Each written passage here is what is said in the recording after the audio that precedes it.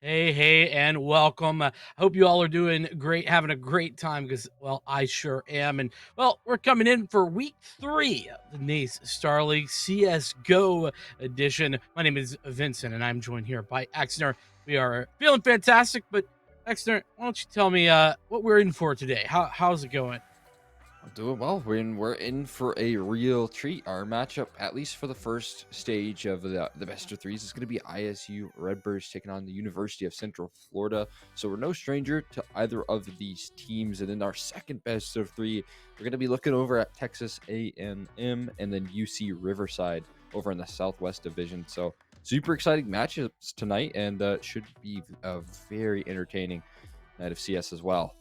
Yeah, listen, a chill in the air here in the early fall, and well, a chill in the server is the UCF Knights returning champions here in from the 2019-2020 season.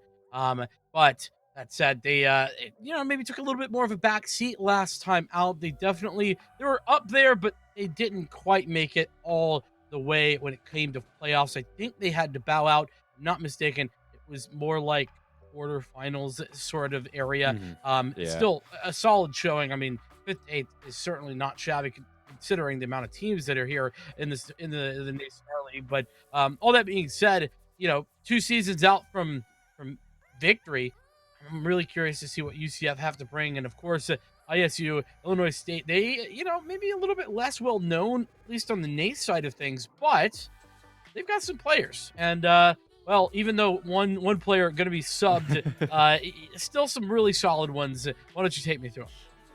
Yeah, so there is going to be a real asterisk here on the Redbirds because we're missing one of their heaviest pieces of artillery in 60. Not going to have him tonight. Instead, I believe they're going to be subbing in Sonius or maybe Platt, one of the two. Is Sonia's, yes. Sonius, yes. Okay, so subbing in him for 60, I think that's going to be quite a rough one for the Redbirds, but still they have a lot of names on this roster, such as Fax, Korn, that have been participating in main leagues, I believe, at least in their past. So they can kind of step up to the plate where 60 has left them off as he's over competing in some other tournaments. So we also have Platt and NDR on this roster as well.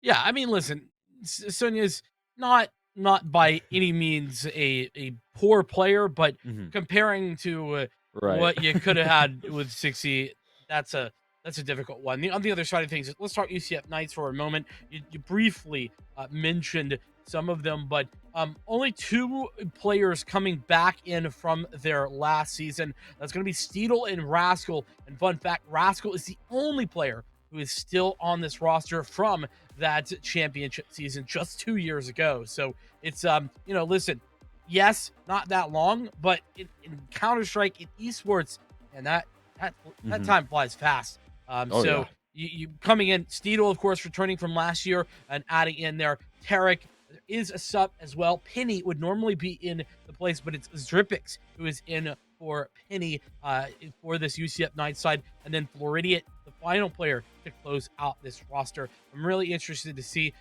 those also are very strong players, but there's Hmm. some ups and downs. I want to say to this UCF side, they have some really strong points, but there's also some weak links in there that I just don't know if they're going to be able to overcome. So that's why I'm really excited. Both these teams coming into 2-0, as you saw before, the Southeastern region, and well, I think this is one of the stronger regions, if I'm not mistaken. That and like Northeast are really Yeah. quite powerful. With the VCU side of things and Hmm. Ryerson and all that on the northeastern side. So I'm really hoping to see what UCF can bring.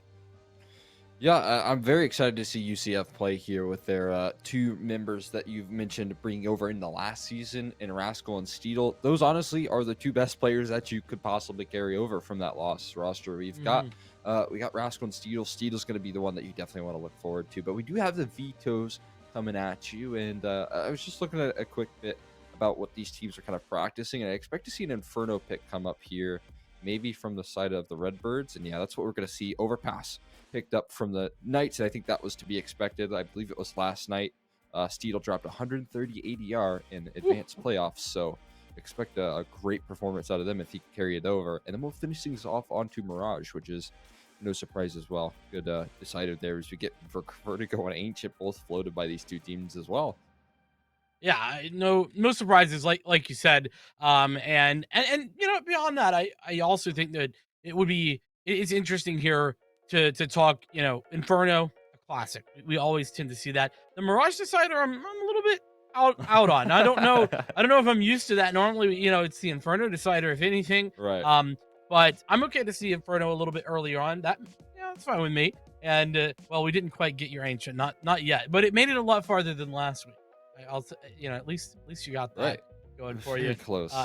So I think, who does this favor? I think is the real question, right? For me, it's a hard sell. My gut is telling me it might be Illinois, but what do you think? Yeah, I mean, honestly, I feel like it's very, very balanced. I feel like we could see a third map. I just don't know how the Redbirds are going to do without 60 kind of leading the charge there in terms Mm. of the scoreboard. That's going to be a big asterisk that we have to constantly look forward to tonight. We're going to see the substitute there and really have to step up to the plate and change the way they gamed it. And I think the whole entire team is going to have to pick themselves up where 60 is going to leave them because, again, he should be that leading performer. He's stepping up ahead of the pack in terms of the players in this entire league. He's the one that I think really should be excited for. And that being said, I don't think no matter what, UCF Knights, they're going to be put in a position to take the 2-0, in my opinion, even if the map pool favors them. It's just worrisome to think what the Redbirds are going to look like without their heaviest hitter. Yeah, well, but listen, heaviest hitter, sure, gone. But the likes of Corn, still a premier level player, playing for Eros currently. So I don't think that there's a lack of firepower in general around the Yeah, roster. I That think he said, is the coach though. I mean, yes, that's true, but So that's maybe he not. can I, IGL. well, okay, but my point being that the firepower, yes, is it a little bit less so? Hmm. Sure, no doubt about it. I don't want to take anything away from that, but you do have that mental stability. You do have the general knowledge base that, listen, say what you will about coaches, but you still gotta know your stuff, You're right? right. Like it's not as if you are not going to be aware of all of the small things that make winning a game come into fruition. So Hmm. um sure, maybe not firepower there, but I still have some faith here for the Redbirds.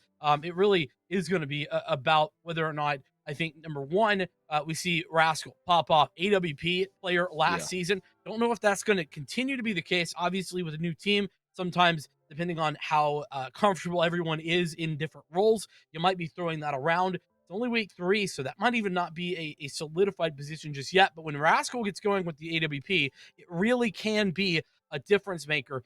And on that roster, I mean, even the double AWP setup we saw with Steedle and Rascal last season was really strong. So those two players in particular are absolutely the ones to look out for, like you were talking about Yeah. for UCF. Because ISU, well, we know what they have. Just can they overcome without their star? Yeah, that's going to be the big question here tonight. They have to make sure that they're stepping into place. And so you kind of mentioned a great shout there. You talked a little bit about how we need that coach of Cord who does have some premier experience that he can kind of offer over to the rest of his team. And I think it is going to have to come into the tactics side of things to overcome a team like UCF Knights right now. That's going to be a necessity. They need to bring it out. They need to make sure that they're using their numbers here, finding man advantages, keeping the pressure on, because if they don't, it's going to be Steedle and Rascal taking control over the game and starting things off on overpass. I honestly think could offer over a fair bit of momentum to the Knights that is going to be hard to overcome. But again, Mm, I will say that the Redbirds, they've been putting in a lot of work on Inferno. It's one of their most yeah. scrimmed maps as a unit, so there's a lot to look forward to in the second map. And honestly, I said it should be a pretty grim 2-0. I think that there's a chance that they could take Inferno. It's just going to require a shutdown coming through from at least in the form of tactics. Yeah, well, tactically, they're going to have to get things figured out, but we're going to have to do the same here, as we're having a little bit of trouble on the server side. So we're going to go on a short little break whilst we get that figured out. Don't go too far, because we'll be back very shortly with Counter-Strike.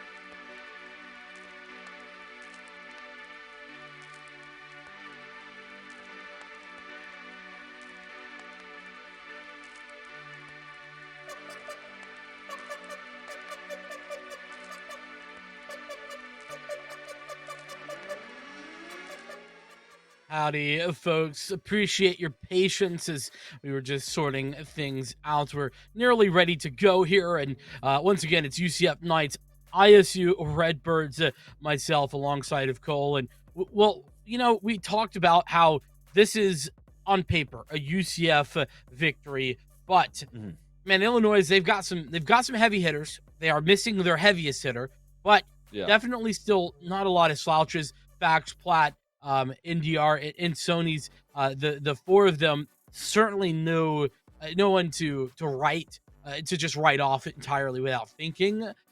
So they're up against it though, and we're looking at Overpass as the first map. When you're thinking Overpass here, Cole, what are the initial strategies that you want to see employed from the very beginning? So if we want to see a Redbirds upset, most of all, we're going to need to see CT side aggression. That's going to be the side they're starting off. I'd have to imagine because it is UCF's map pick, and so most of all, you're going to want water control and A information, and then it all comes down to rotations. You need to have your rotations on point. A bomb site very tricky to hold when you're lacking of control of long or bathrooms, and you Yeah. don't have a third player. So those are some of the small details that are going to be needing to held on to from ISU. And again, you kind of mentioned it in that last segment there that they have Corn that can maybe coordinate some of those rotations. So something to look forward to for Redbirds in that sense. But again, that's going to be what is required if they want to get anything rolling on this map. Yeah, another option I think for them, connector control. Mhm. You see that as something that it's played so wrong. I mean, maybe I'm taking a little bit too far, but I feel like it's often played very wrong, that area of the A side of the map. But Mhm. it's really effective if you don't want to get water control, for example. Or you don't want to like heavy hold bathrooms or anything, you can just take a forward position and like hold connector. Then you got fast flanks towards either side of the map, and it can be a really strong position. You put two or even three players in there. Now, obviously, you don't want to do that every round, but that's another potential option Mhm. for Corn to dial up maybe when it comes down to that CT sided aggression. Because, like you said, water control, a great idea, something that you should definitely look for. But at the same time, that's going to be an early area where duels are going to happen, and if you start losing those duels, that's going to be a problem. Yeah, you're exactly right. And also, if you are going for water control, you can kind of use that connector position to also add a multiple prong to the approach in terms of the aggression that we're going to see on that CT side. You got two players running up short, you got one player coming out of connector doors. And so, what are you going to do? Your crosshair's got to flick 90 degrees to find that trade. And so, maybe that could be something put into the picture there for the Redbirds. And then on top of that, main goal of that water control again is to get that map information. Therefore, you can start to stack up more presence over towards that A side of things, so you can play more passive styles, and that's going to come a lot down to the oppers on ISU as well. If you can try and work that early aggression, and you can rotate a player over towards the A side of things, that could be a key to get things rolling. But I did kind of look at the arrows, the arrows history on Overpass, and it's not looking pretty. So we're sitting at No. 0-5, 0% win rate, but that's in Premier. That's versus some tough opponents. So, Well, you know. and I the ability to put something that you know in your head into the game via other players is also a different skill Mhm. than being able to communicate that in game at the time. So, lots of big question marks there. But I hear that we're almost ready to go. Let's get final. Just you have to give 1-2-2-0. Who's taking it? Prediction. Where do you go, Cole? I'm sticking with my gut here. I think that UCF are going to close this out. I saw the match last night with or Mhm. at least the statistics of Steedle. I got to catch a little bit of that last map over in Inferno. The guy dropped at a crazy KD. He was last night in advanced playoffs. He went on Overpass 31-10. Woo! So he finished that one with 125 ADR. That's something that I don't think the Redbirds are going to be able to handle tonight.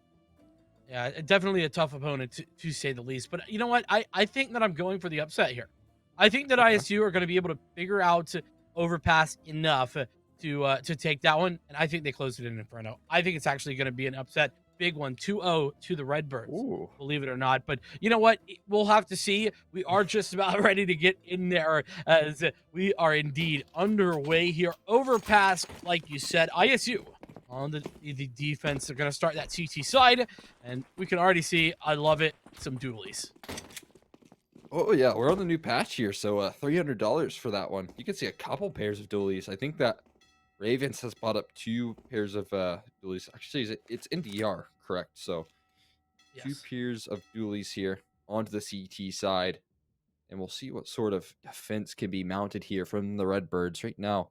The T side is working that water control, like I mentioned, trying to take some early fights and a more passive style approach here. Max is going to get some information. Jump spot's good for a little bit, and now they're going to scale up towards this A site, or rather B. Push and fantastic Oh, opening goodness. there from Drippix and then Steedle to follow up. Now the dualies get involved, but they miss their mark. Again, missing shots there as Taricum does take the final 2 frags on the short area. Torn now left alone. 1v5 before he's shut down.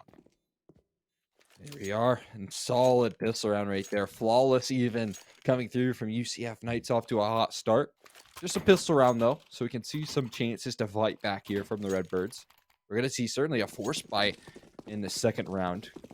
One for the Roke, trying to get some early momentum taken away from the Knights. We saw a lot of these go awry last week. A lot of force buy victories were going in the way, so maybe Redbirds can add that to the tally as well. Possibilities do indeed abound on these types of rounds. I mean, I like the idea, but on the CT side, I tend not to be as favored towards that like force buy. I just kind of feel like you make yourself you put yourself in a position where you're just down 1 round in the overall scope of things. You know, instead of you buying at 3, you buy at 4, and you know, et cetera, et cetera. But if you win it, obviously there's all that big upside. That's exactly right. It can be a great momentum builder, but it can also, again, like you mentioned, start you off quite slow here. But look at this little jump spot from Platt. This is pretty cheeky. Gathers a little bit of information, gets that smoke down as well. But if there is a barrel molly, he could be caught in a trap. So he's trying to play around the smoke, avoiding out on all of the spam, and they've started things off right. An opening frag here in DR is able to trade things out, but actually it's going awry here. They're not able to recover. A reload comes through from Platt, and eventually he'll be able to get it off on the HP bars. It's going to be a trade coming through, and now last alive is Sonius. Needs to get this job done. 1 kill in, and last is 6 HP on the Floridia. Has a chance around this pillar, but who's going to play it better? Oh, Sonius is going to close it out, and that's that early momentum that can get things started early on. Great rotations there on the B stack as well. Indeed, very solid look, and like I said, high risk, high reward. Here we are. They take the risk and they get the victory off the back of it. You love to see it. And look at Sonia's AK-47 in the hands of a CT on round 3. That is absolutely a powerful weapon, to say the least, as we get down to round 3. Another Deagle buy in for UCF. It's sort of the guaranteed purchase, though. If you're on the T side, you lose that round, you're almost 100% of the time going to be forced buying again, aren't you? Oh, yeah, for sure. The force buy wars could be a possibility here in the early stages. All 5 rocking the Deagle. Couple spooks as well for this A-side execute. See if it comes this way. I mean, again, this is kind of what I talked about in terms of giving up too much control towards bathrooms and long. This can come back to bite you. But they are kind of prodding for some information. You can see Sonia's up above the dice boxes is gathering a bit of that. And Corn, he might allow for one to scale up here towards long unexpectedly. Just jump spotting for information for now. I don't think that UCF are really wanting to give that info away. Now they might, as Steedle collects the bomb, and this is if they're going to actually push this A site. Molotov, really pretty well timed, all things considered. Maybe a bit on the early side, but still, with 35 seconds on the clock, you got to make a move soon to UCF. And, well, Illinois, they know that. Sonia's, where are you looking? Whoa. Right time. There it is. Warren veiling Sonia's out. Spray control, not quite there, but Max has the frag. And now damage from every which direction. Ooh. Sonia's a little bit labored on those sprays, but eventually with 2 and the round. You almost saw that fall apart as well right there, but just a little bit of timing going in the way of ISU. And honestly, that was a little bit nerve-wracking as well. The scaling towards long almost caught Sonius off guard, and Terrifying. yeah, I mean that could have been the difference maker right there in that round. Warren, come on now. I know you know that one. Yeah. I know you've thrown that literally 150 times. That's unfortunate. $600 straight down the drain. He was mauling Sands. What are you talking about? Oh yeah, my bad, my bad. Just wanted to make The sure no one classic was behind him. Sands lineup. Yes. Right. Here we go. He said aggression coming through. Corn right around the corner. We'll see if he can redeem himself. Only good for 1 year. That could be problematic. There's inbound. Fax is here. Sonius is still posted up towards long. Good for the first. Good for the second as well. Deegs out. Finds himself a third. And Steedle goes down. Now Florida last alive. And I think mission accomplished here, all things considered, with this bomb plant. Kill on the top of things would be the nice cherry, and it will come in the way. 2 kills and the bomb plant. Mission accomplished for UCF Knights. They get a little bit of extra cash in their back pockets and drop some weapons as well. Yeah, but all the real, like, good weapons, all of the weapons that you would want to collect were indeed collected by the Redbirds. So they're not feeling too bad about that, all things considered. But indeed, a UCF victory, especially with that plant. You have enough cash to buy it in with ease, and it is 5 AK-47s in full utility with all of the armor you could want for UCF in this one. Aggression dialed up here for Sonya, as you talked about it, and there it is. The shot off the back of the AWP, and that flash hits its mark as he falls back to take stock of what's going on now. That was pretty. And look at this aggression. It's not stopping. They're going for long control after finding that opening frag towards A. They set up in a lovely little setup towards long. This is the exact sort of control I was hoping to see from ISU if they wanted to pull off this victory on the map pick of UCF Knights. I want to see the press the issue here. Look at this Corn. Here's a little bit of utility being thrown in Florida. If he's not careful, gets caught off guard with this nade out. That's the case. Another frag goes in the way of ISU. 2 openers here into a 3v5. A lot of chaos is going to start to set in for UCF Knights. Now this is where Corn needs to fall back. Maybe looking to get a little bit too aggressive now. He's getting flashed out, and that might mean some aggression coming back through for him. But to me, as if both players really not going to have an opportunity as UCF fall back and look to rethink their positioning. 3 versus 5. Still 2 players committed here towards B, as the bomb is, well, not been seen. With 30 seconds and counting, Flat is the one to defend. Holding patiently, just going to wait things out. They're going to come his way shortly. 20 seconds now left on the clock. And if he finds 1 kill, that would be the game changer here. He goes down, though, without it. And so now a chance towards this B-bomb site. It's realistic.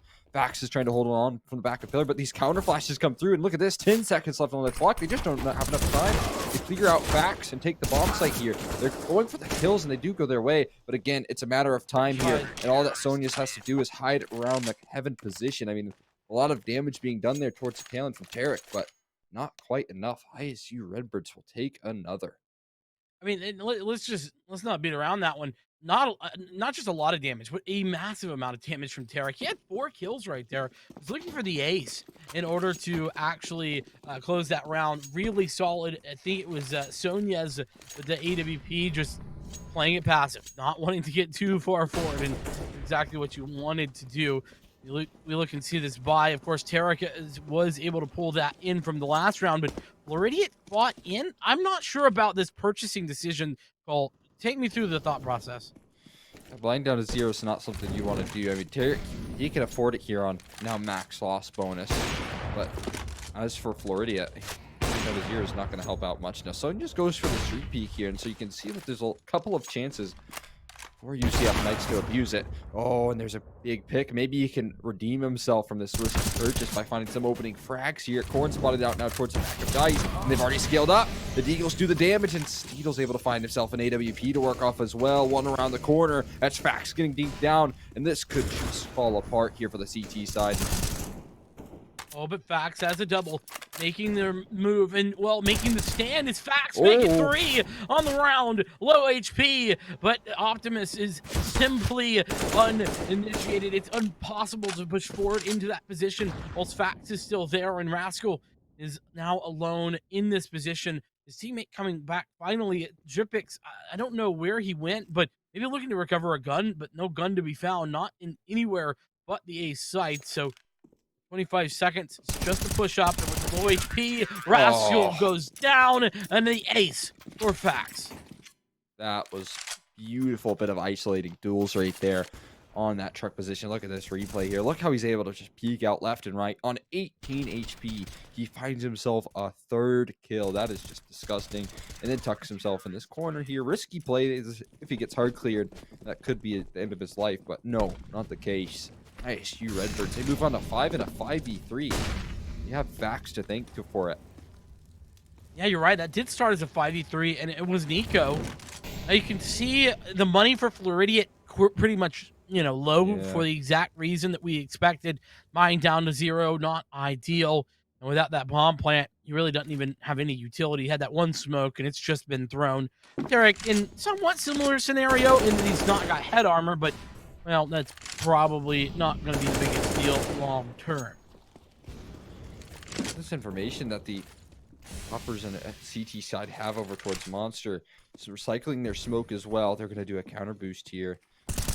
Now sending one up. It's Fax to drop for Bix, and that puts them into a 4v5 with that map control as well. They've got a world of information. They know that there's more presence here. Now going to see a counter boost coming through there. Might be sent up, but I don't know if they're getting quite far enough around that edge there. They're not moving forward. There you go. Rascal's going to inch up ever so slightly. Now a chance here. He's going to jump up on top. And, spotted one out. That's a freebie. Oh, my God. Platt gets him as well. What? Okay, listen, I'll be honest. That shot, the fact that Tarek died there, he's got to be molding, because that looked like it shouldn't have hit. But, I mean, geez, the miss. And now the frags from Floridian on the site. This A site wide open. And, well, now an opportunity. UCF were sort of out of this round at one point, but now they're back. Oh, not going to win the duel is Floridian against NDR. Pascal and Steedle, the dynamic duo, the two returning players taking on the 2-on-3. They pick up the first as they look for more. Now it's Steedle trying to isolate these fights, playing that headshot angle with low HP, and Rascal tucked in towards the planner. NDR's going to catch him off guard. Now it's just up to Rascal. He can't find anything. 6-1 is what we move on.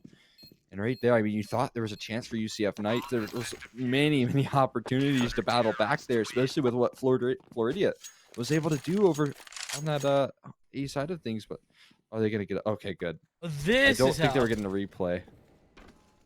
That was that first initial kill. I don't know. I feel like was it Platt that was getting shot at there? I thought it was Tarek who died for a second. I thought that it was a boosted player that went down. I didn't see a wall bang. Well, I don't know. Maybe not. I don't think it was the boosted player. I think it was actually just the player who was on the site who got taken. Who was behind the boost got taken out, and Platt obviously got away with his life. So either way, it was a devastating affair. Now this is just a very basic popper into the B site. That pop flash misses his mark. Sonya's with the frag, but he's quickly in the R for the trade. Sonya is now smoked off on short, and in fact taken out through the smoke. Frustrating, yes, but not quite over yet, as Platt still on the site finds success and make it a double. As everyone going down, ISU still in their winning ways. 6-1, now 7.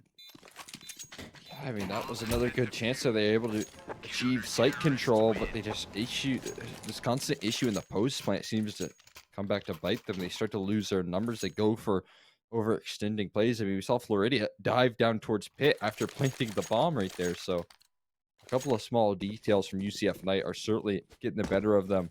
They need to try and recover here soon, because ASU, they're not quite building a bank here on that CT side just yet, but they're starting to get a nice and healthy lead that can really pull away from the pack here.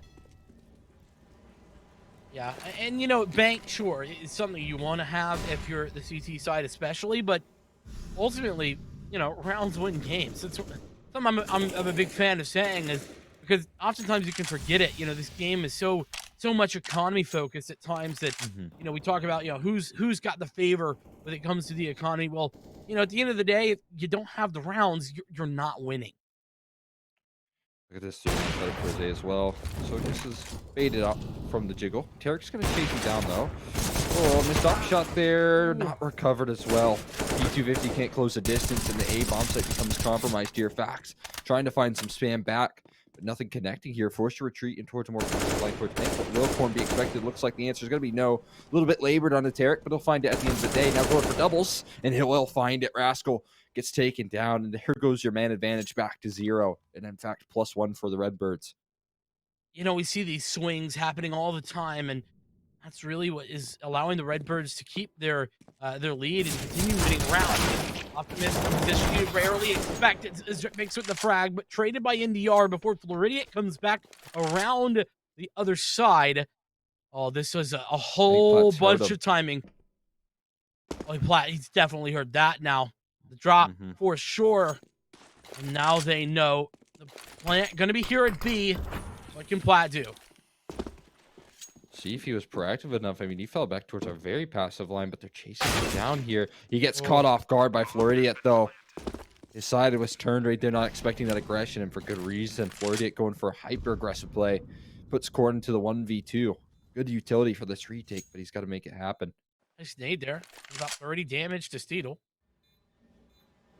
Here, oh, catches Steedle off guard, but oh, okay, the trade does come through. Floridian's able to find the frag, and UCF Knights will double down here. But again, that bank that you talked about, it's going to start to dwindle. I mean, Corn, he has good money. But other than that, it's not the best. And right now it looks like we might have an internet problem coming through, as it looks like Steedle, the one who's disconnected for the time being. But you know that's a good round to kind of talk about though, when we think about it. So I think the big issue there for ISU is Sonia's place. Sonia's has to find a kill there. That's just the reality. You don't get 3 opportunities with the AWP to miss all 3. You have to hit one of them. And even more so, I could have argued that Corn should have been a lot closer. Once they got the information that Sonia's was being pressured, let Corn get up close and personal, be the trade. Even, you know, if the miss comes through, just be that player to follow up. You know, ultimately he did bring it back, finds a double kill there by waiting, but I think it would have been a better play overall because it would have kept Sonia's alive.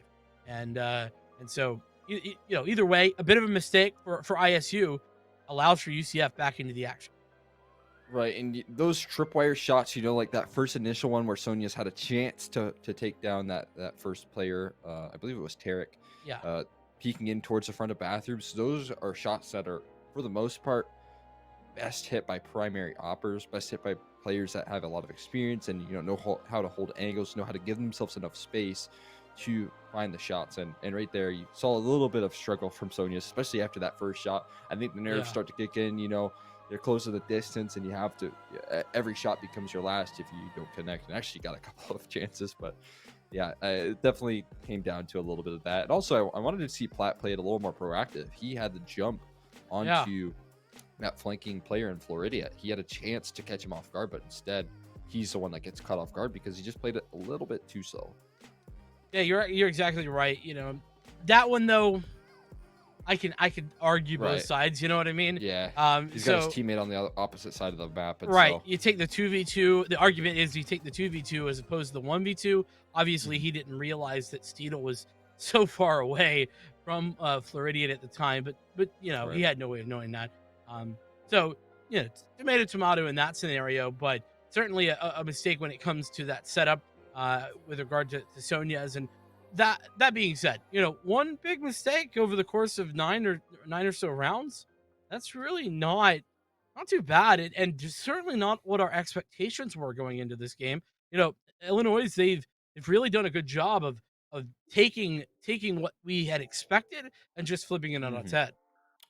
you're exactly right there. I'm very impressed with what I'm seeing from ISU. I love the aggression that they're putting forward here. I love that, you know, even when individuals are required, we saw that Fax, if he didn't find that ace on that A bomb site defense, it would have been a round win, a eco round of all things as well from UCF. So what's really impressive is that they are able to keep up this good fight. You got individuals stepping up, and we're seeing a lot of cool setups. We're seeing a lot of good rotations coming through from the CG side. So more of that, and we can see your results and your scoreline, like you mentioned, become a reality.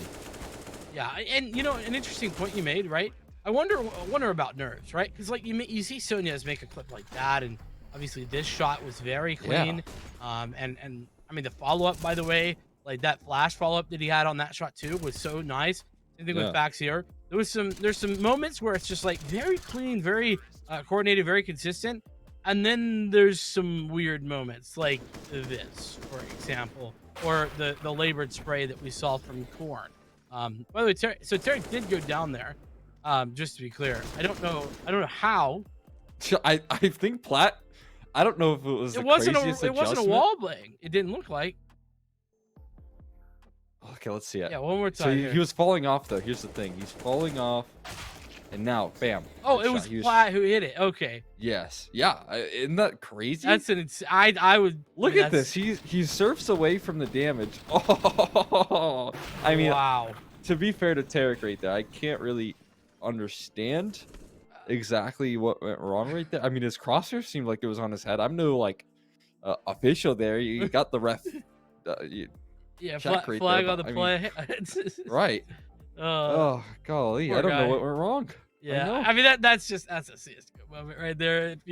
I mean, realistically, like you Mhm. think you have it, you line it up, and then it's just He like took no. his time on it The, too. the Oh, server's just like no, that's just not okay. not happening today. Also, I Sorry think about your luck. when you're surfing like that, you're Your hitbox or something's yeah, probably has it's messed up. definitely off by a little bit if I'm not mistaken. That could have been it too. So Yep, people that play in that position are the most bold players right there because they're almost like sitting they're ducks, exposed from especially when everywhere. you peek towards monster. But I mean, in tier one, you see like Kyojin play that position. He's a straight turret. He'll find three every time he gets challenged. I mean, that's an exaggeration, but he's able to make it work. And I cannot fathom a consistent Pretty sure player Olaf being able used to to play work off that there. a lot. Yeah, it's incredible. I can't do it myself, but when I watch other people do it and succeed, it's like how do they get away with it? Good aim. I mean, do what Platt did. Yeah. Just shoot the Just man slide around. around. Yeah, just go whoop, and then shoot the guy around a wall. That's how you do it. I listen. Right. I'm not saying I know how to do it. I'm just saying that's how you do it. That's how you do it. Right. Like Execution is, we'll see if that can happen. But yeah, Plat, once you start to take some fight, you just slide down and you're a moving target at that point. it's true. Yeah, I mean, it makes it hard. Definitely a good one. I will say it is a little bit frustrating to see though some of those moments uh for Illinois actually where they seem very much like they might have a little bit of those jitters, that you were talking about. Right. And then they pull off those crazy moments like Plaid or like Fax or Yeah. like we've been seeing. So maybe there is something to that. Obviously don't know for sure, but definitely could be the case as we're back underway. 7-2. Remember, UCF just now picking up that second round. And if you look at it, Illinois, they're going for the full save. Oh, look at this here. And Fax is trying to catch them off guard with this boost. It looks like Rascal's at least clearing for one of them. But see you later, Tarek. Sorry about your luck. Once again, Poor the guy. boosts are going to get the better handle of you. This time you're on the receiving end of it, and Fax is going to take you down. That's exactly what you want to see to start off this deco coming through from ISU. Yeah, I mean that's just dirty.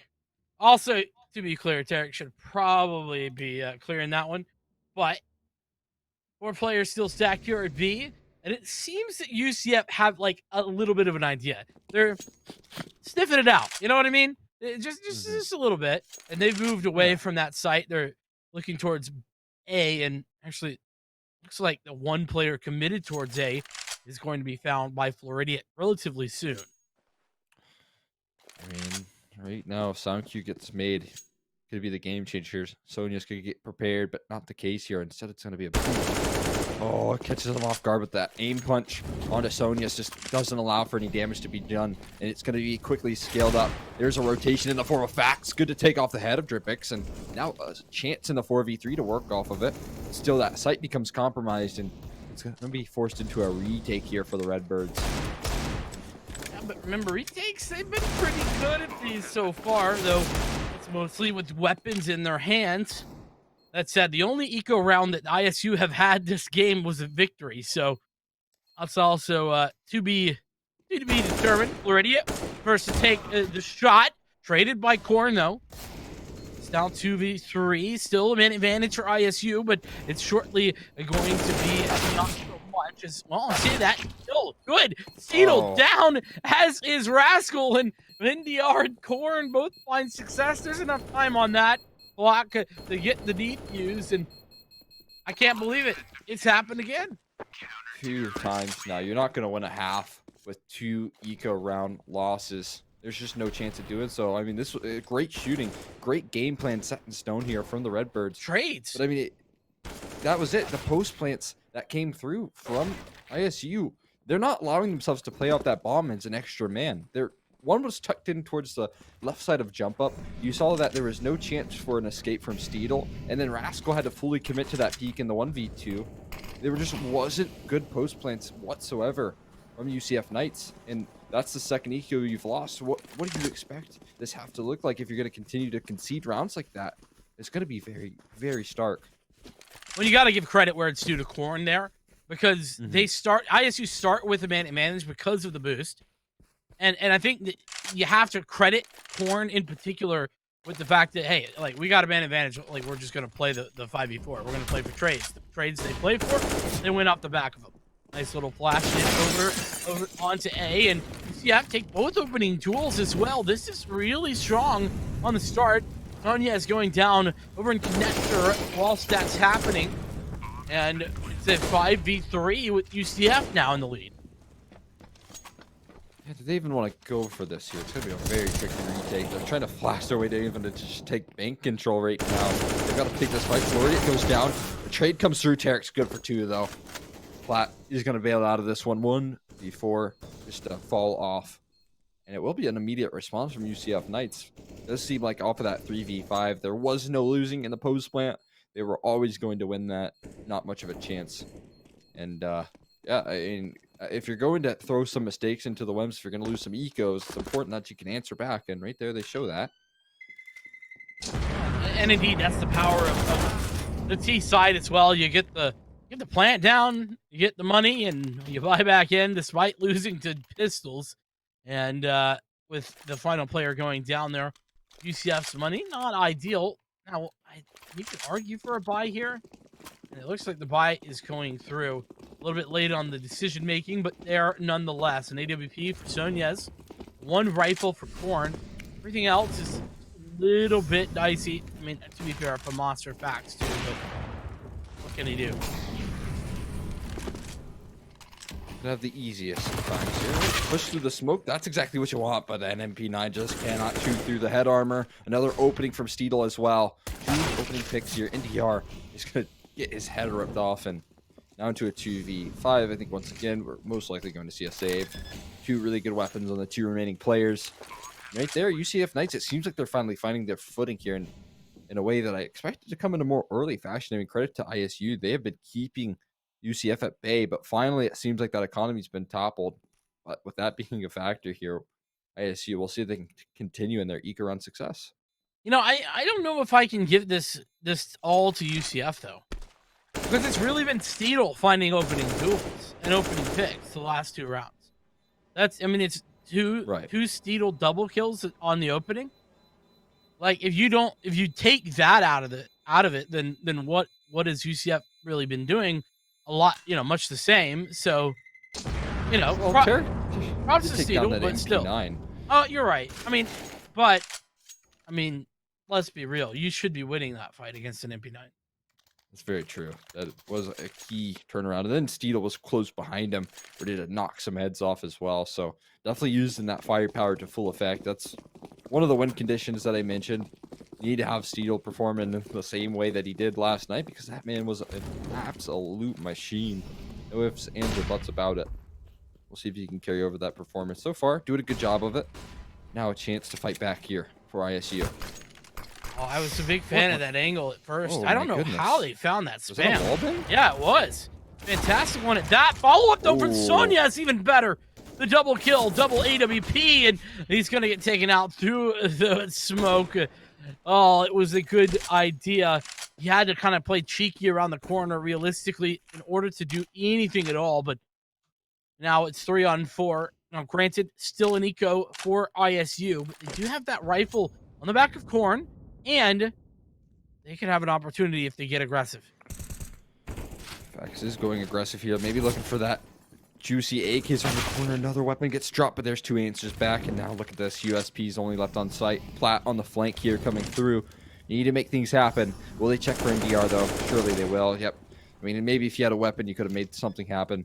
But now it's all on the Platt to get the job done. We'll be able to get himself a rifle on the retake. So there's a realistic opportunity here, but it's going to need to require some lovely shooting. Indeed, and it looks like UCF kind of have an idea of where this player is coming from. Flash, but a good dodge, even better. So for Platt, and the shot is connecting. He knows he's looking all the angles. The spray doesn't get there. Oh man, I thought Platt had it for a moment, but just misses his mark. And Tarek with the victory gives UCF 5 a comeback for sure. For UCF, how far can they push it? He did get spammed on the initial inbound there, but look at these 2 openers right there. Unfortunate that he gets spammed through the smoke as well. As if he could have had some more impact with that op. It's exactly what you want to see from your heroic op. And now he's going to try it once again. Sonius hopping in towards connector. We talked a little bit about these positions. It's going to be Tripix trying to get some aggressive play. Catches the head off of Corn here. Now there's a boosted up op right around the corner with no head Kevlar. This is juicy targets, easy pickings. But now this aggression coming through. Sonius doesn't know where to look. I mean, it's so hard. It's right. Really, really difficult. So I Ugh. think now maybe he can be a little bit safe. Obviously, we know that there's nobody coming from below at this point, but you gotta try and find an opening here. Do ISU? They're in a tough spot.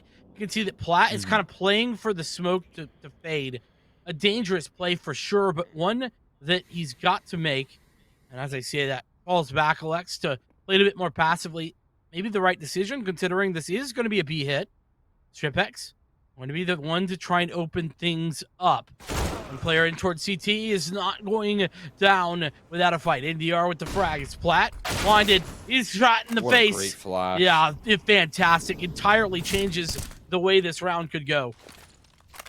That was just perfect right there. Thrown over from Tarek. Huge flashbang to allow for an entry on towards that site.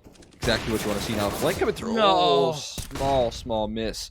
Just a little bit of overextension there from Tarek is allowing that up just to slip by himself. And NDR, he's forced to fall off here and give up another one to UCF Knights. So a nice resurgence here coming through from the Knights is looking so key. And whatever happened to that DC? I mean, it just entirely, it's entirely destroyed the Redbirds' mojo. It has. So unfortunate. Yeah, I mean, they're losing a little bit of a grip. Now, an 8.5 isn't the end of the world and still workable. We will need to see some T-side depth to come out from the Redbirds if they want to take down UCF Knights. Well, you're not wrong. 8-7 certainly not shabby by any means for this map. But from 8-2 to 8-7, that's certainly not great. Right. That paints a different picture, that's for sure. All right. Got the MP9s out in play here for the Redbirds. See what they can get done with it. There's a chance jumping up here. This time, Sheetal's making sure he clears out that boost. Doesn't want to get caught out by it twice. And he's hearing all of the footsteps here. Oh, that's a rather large one to give away. Knows that you're in that cubby there. And NDR going to reverse nonetheless. Looking for an opening frag. And yeah, that gets punished quite easily. Really frustrating position to be in there. And indeed, yeah, NDR going down. These MP9s, it's just not a good spot to live with these things. Especially not here. And, well, I mean, short answer is, I guess, anywhere it'd be, but still, you gotta hope that UCF go that direction. And, well, I don't even know if UCF know where they're going. 45 seconds on the clock, they're so spread out. Yeah, I mean, bomb, if it's going to be a B-side commitment, you need to see the players group up. But if it's going to be an A-side commitment, you need to see bomb start to head over towards A. And if they do hit that A-bomb side, it'll be the exact right read. Now Sonius is stuck between a rock and a hard place here. And yeah, the op's going to catch him. Tarek finds that frag. Ace super compromised right now. In fact, no one left to meet the defense. And you can see that Steedle's just keeping the rotates all over towards B. They can't rotate off A. They have to worry about Steedle. Black can't even cross towards this rotation. He's stuck in position as Fax is trying to recover this A bomb site. Look at the time, though. 10 seconds left. They have to clear out Fax, and Fax knows it. He's going to play behind the truck here. Time's running out, but Fax goes down, and that's the game changer. Plant does roll on off. And UCF Knights, they have a chance to take 7 here in this half. And that got way too close for comfort, but this is still a big advantage. You see that 4 versus 2. And there we are. Ooh, not sure how that shot missed, but covering the op is flat. He's quickly down and out. Trade for corn, but not much more. 8-7 is the solidified half. UCF make the comeback off the back of a, well, inopportune pause time. Yeah, you're exactly right. There's a nice recovery coming through from the UCF Knights here. Still in 7 rounds, though. You know, still a lead for ISU to work off of here. And they're going to get a nice bit of armor, a couple of the utility belt thrown over from Fax here. And on the opposing end, 2 kits being brought out here from Tarek and Floridian. That's not something you see every day. I don't think that was on purpose either. Yeah, maybe a little bit of miscommunication is more than likely. 3 flashbangs, though. A, though. Speaking of the stack, yeah, Steedle. Take the first duel, and that's just such a nasty shot on the retreat. Fortunately, Corn does trade eventually, but you're right. Stack still very much looking good here at A. 4 players there, and, well, looks like might be falling back as well. They say that UCF actually doing the falling back. A huge pause into this round right now from the Redbirds. They're huddling up in connector, trying to decide what they want to go for.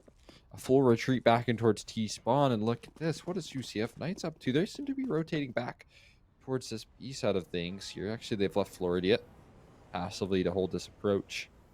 They've got to rotate in towards Heaven, and just one fake in Corn. He has to bait out all of the attention here from UCF Knights. We'll see if he's up to the task.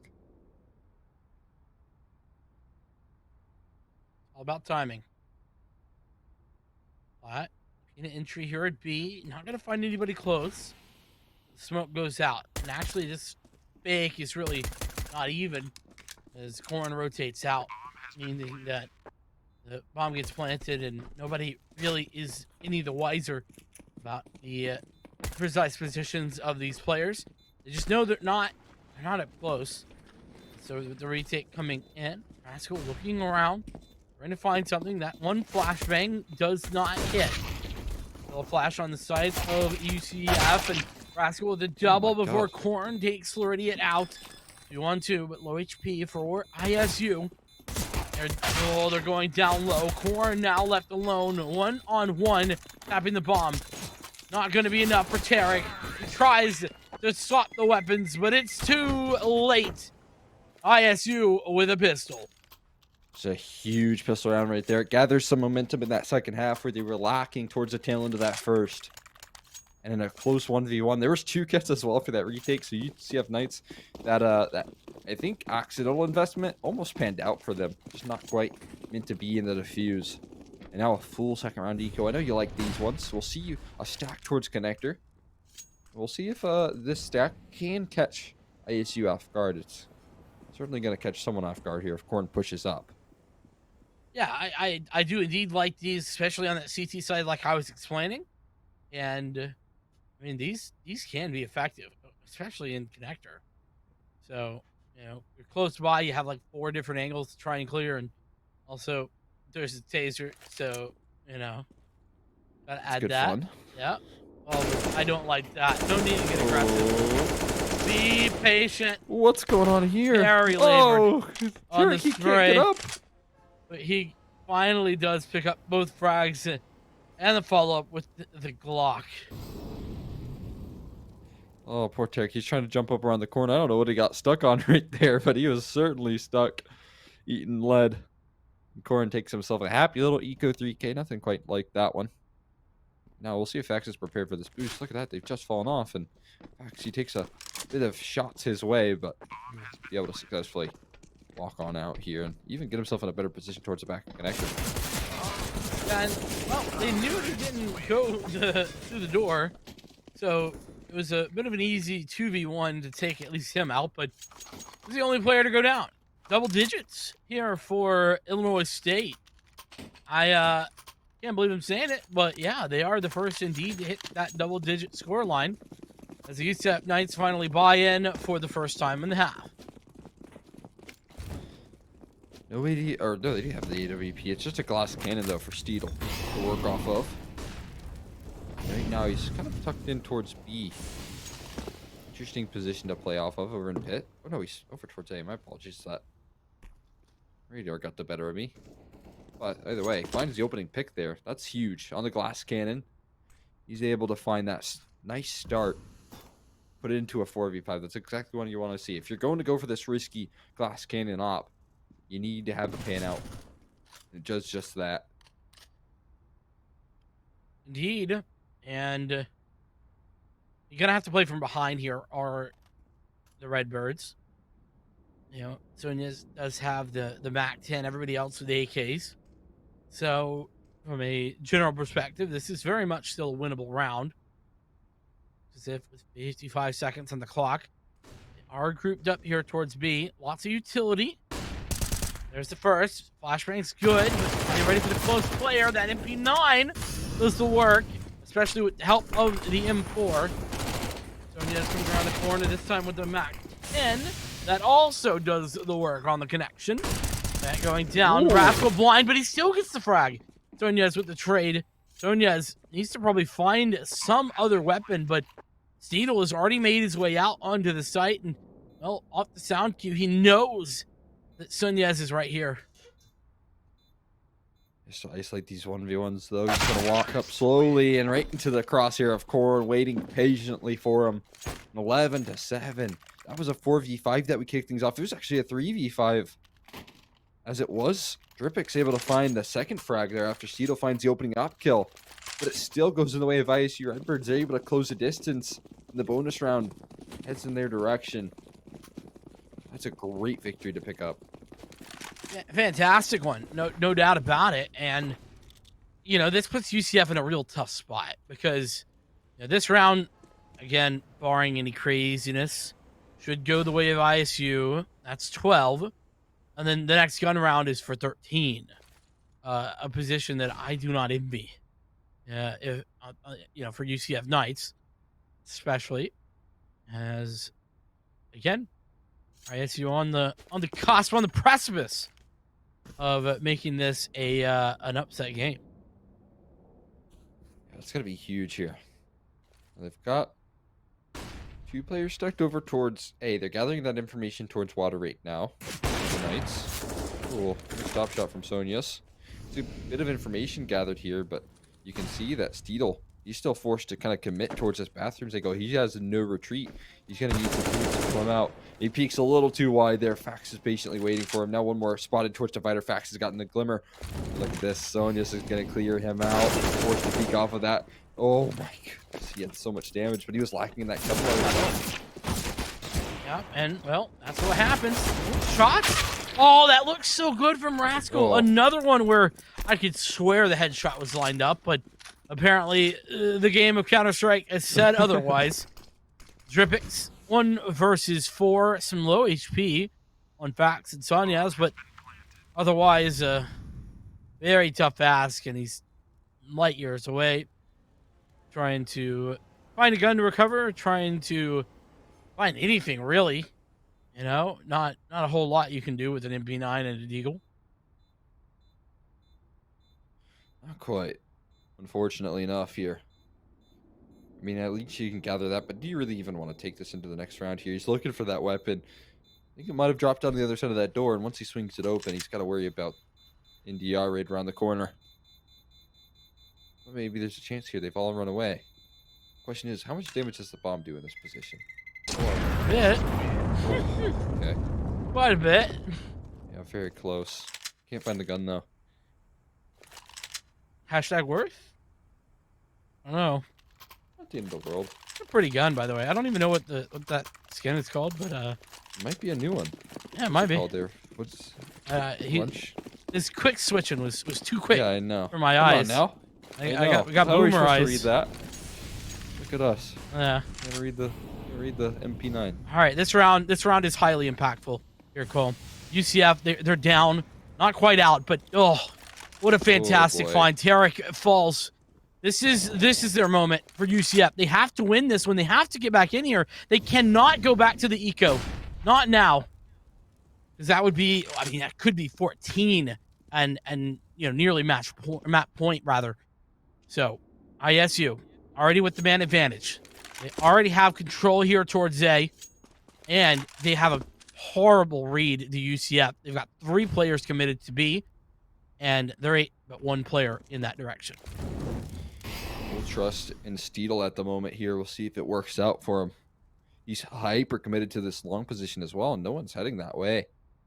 Everyone's inching up forward and closer towards this A bomb site via bathrooms, and so there's a chance that he could get caught off guard, especially now he's going to start to retreat here. He has to worry about his retreat as well. I think he heard the audio cue in bathroom, if I'm not mistaken. And indeed, he's looking for it, and he finds the shot. Great start right there. Steedle jumping, though. He's got to be careful about this player. He's posted on that right side peak. So Steedle oversteps his bounds. So he'll be taken down surely. But Sonia's missed shot, and Steedle's going to recover. Puts the man advantage back in his way. Now he's mollied off towards Dyson, forced to retreat here. How far will he go, though? Back in towards the bank. Floridia's committed towards this A bomb site. He needs to mount the defense here. They start to scale up closer and closer. He's able to isolate those duels. He relies on Steedle's help, and Steedle's going to bail him out. But look at that. 2 quick kills backwards, and now the last 2 flanking. It's going to be the first. Platt finds the second as well. There's not enough time, and Rascal's going to win it off of that alone. Ops retrieved, but not the round for Platt. Steedle, the hero that was needed. By 3 frags on the round, AWP comes up clutch. And the missed shot from Sonias. What a fantastic start from him, but when it matters the most, it's just a bit of a whiff. And Steedle takes just that advantage away, cashes it in to the bank for a round, and they're right back alive. The UCF Knights low buy, but it's still there. Much needed recovery here for UCF Knights. I mean, it came down to the wire. It came down to that very, very close 1v1. Now they need to string 2 together in order to alleviate some of that economic issue. Look at this. Tarek, all a matter of timing here. Is Corn patient enough? Is he diligent enough in clearing these corners? Tarek, he's going to peek out. Oh, just a bit of timing works out in his favor. That's an AK that he's able to achieve. Great start right there from the defense.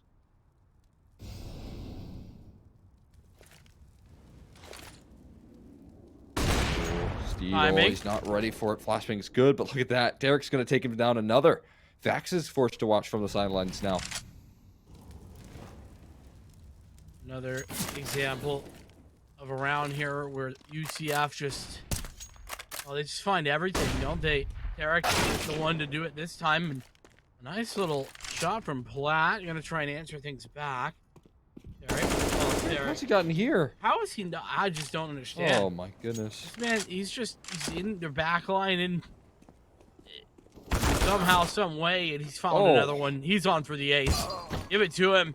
NDR does deny it, but he's won the round for UCF at this point. It doesn't really matter. 18 seconds. NDR, you'd have to just run knife out to a site if you wanted to get a plant. That was such a great round right there from Tarek. Steedle, it's only a matter of time before he finds this frag. Why? Maybe I've spoken too soon. Why did he swing? Why did Steedle swing? There's no reason to swing there. Steedle's just given NDR an opportunity. This could be disastrous here. This is not a round you want to lose. Tarek's watching from the sidelines with his head in his hands. Knife out for NDR. Catches a glimpse. He's going to find himself another. And the 1v3's on. It's a 1v4, actually. Rascal. He's got an A1S left to defuse. He's got a kit to work off as well. This cannot go wrong here. Surely not. NDR's going for the jump spots. He knows he needs to play the bomb. He knows he needs to play it passive here. And look, he's done it just to perfection. Back's turned. Rascal gets a gun. He finds the 1v4. NDR pulls off the impossible and keeps UCF at bay. What on earth was that? It's Steedle playing the hero and the villain at the same time. There's no reason to peek here. No need whatsoever. But NDR, what a fantastic find. Caught with his pants down, knife out, still finds the frag and plays the 1v1 to perfection. So much in just one round. But UCF, what we are left with is a UCF that is just broken. Yeah, to say the very least. I mean, that is a round that it's going to be near impossible to bounce back from. They're going to have a hard time doing that. Now, this phasing of the smoke, it doesn't work out for anything. Korn finds himself to make matters worse in a 2v5. I mean, ideally, you'd be able to answer something back, but I mean, you have to just imagine how frustrated Tarek is. Could you even imagine? Oh, God. Oh, my goodness. I'm mentally out of this round, and I'm not even in the server. That's the level of tilt that you have to surely be feeling as a UCF player or a UCF fan, for that matter.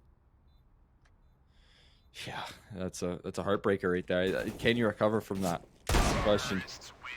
I'll have to find out here in this round. They got guns out once again here at the very least, but that one was a sure win. I mean, you mentioned the time. There was like 20 seconds left. Yeah. When we saw NDR find that kill onto Tarek, finally have an answer. Spawn, by the way. In T-spawn, where they buy guns almost. Yeah. So very close. Unreasonable. It's broken my brain. Yeah, no, I mean, that's just that's an NDR clutch that is not only fantastic, but something that should never happen. Never in a million years, but it did. And here we are, Steedle. AWP in hand. It's a double op, by the way, for UCF. And you can tell why.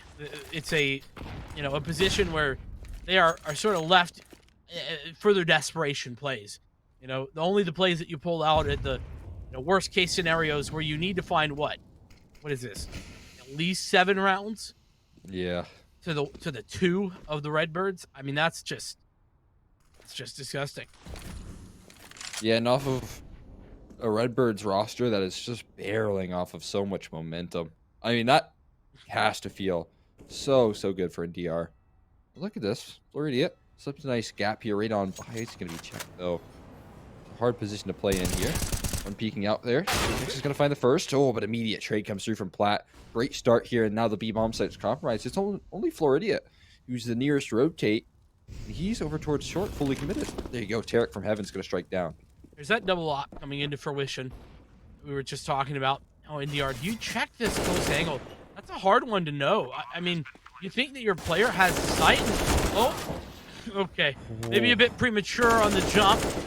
That reload, also a bit premature, but now it's just facts. 1v3.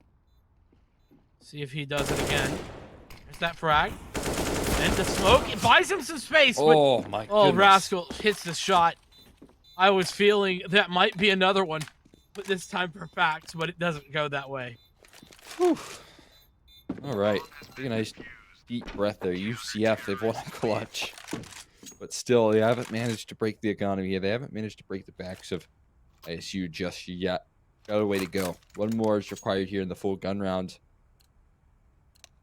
UCF Knights able to avoid some of the issues there.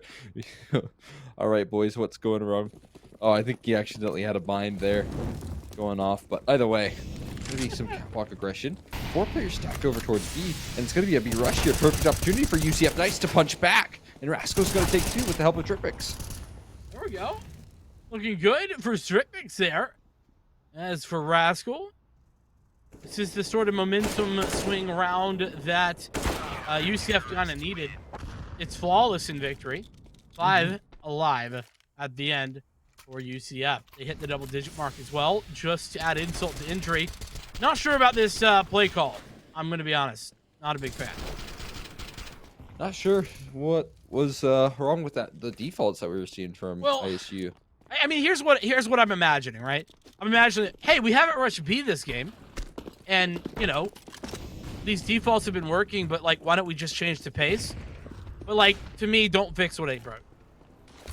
Yeah, that's it. I think that was exactly all right. I mean, if they would have just destroyed on that B rush, it could have been a great bit of momentum to work off of. Now look at this, Steedle.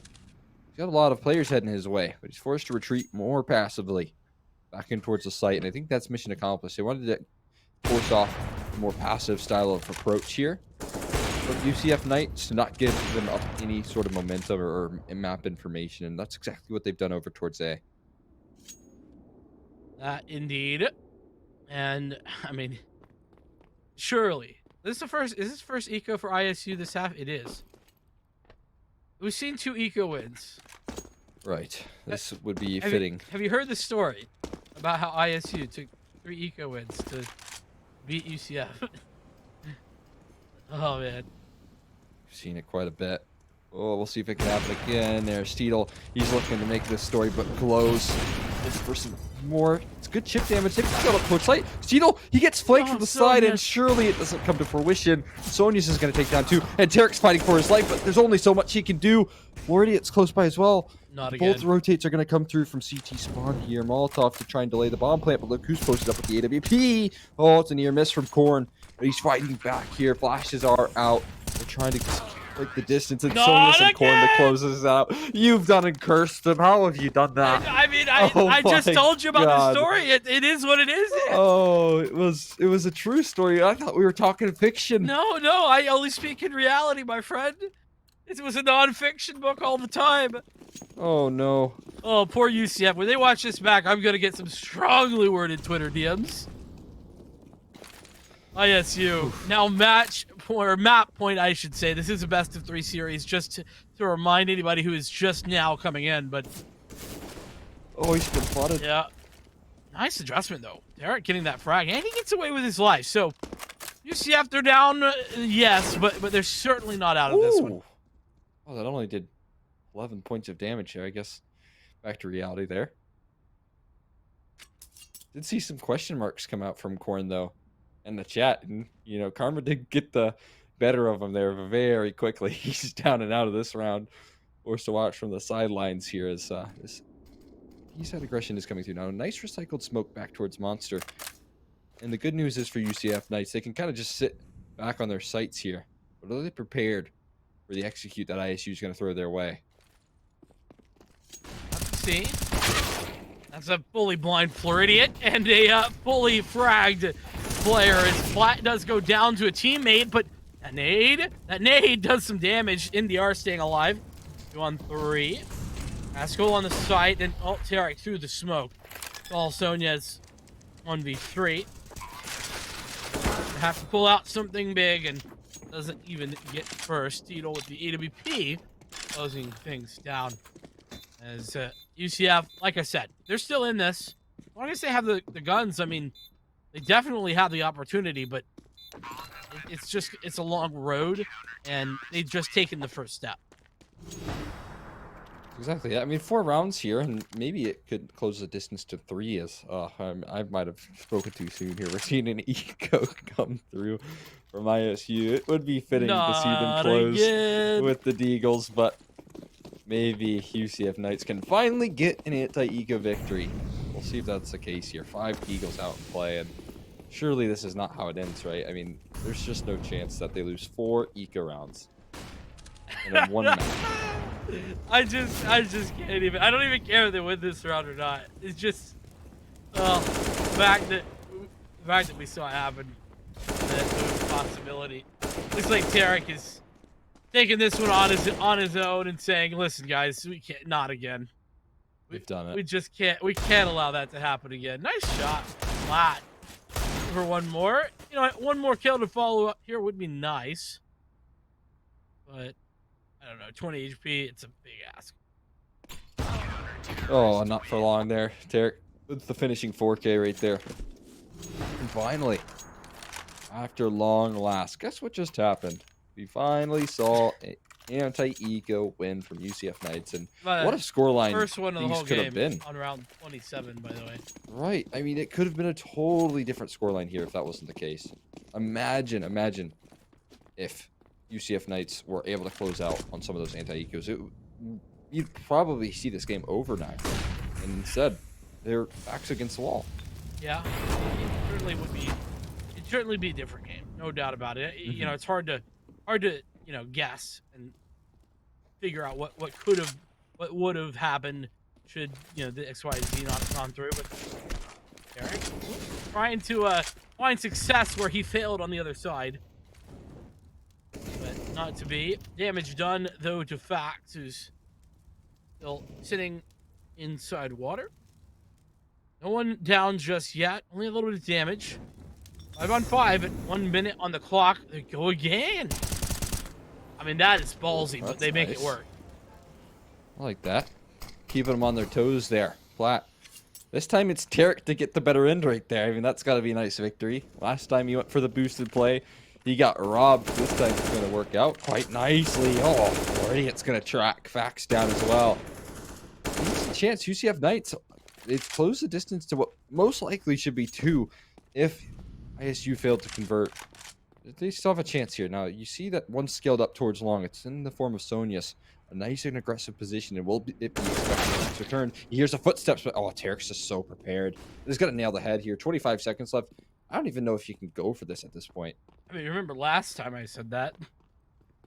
There was a 1v4 clutch, so... And that was a long distance away from them. Yeah, that was even further than what they are now. Yeah, but now this is a decision to save for the Redbirds. Makes sense logically and economically, especially. For them, 1 second ticking away, and UCF take another one. Road back to victory, potentially, for the Central Florida Knights, because, I mean, this has been it's been a bit of an interesting storyline the whole time here. But all they've got is 2 rounds to go, and we're seeing a pause being taken. The Redbirds want to think this one through, and I don't blame them. This game has certainly been delivering here. Yeah, you're exactly right. Need some time, talk things over here. Figure out how they want to try and close things out, because UCF Knights, again, are getting closer and closer to taking that overtime. Getting us that distance. All 30 looking a good possibility if UCF Knights can string this round together.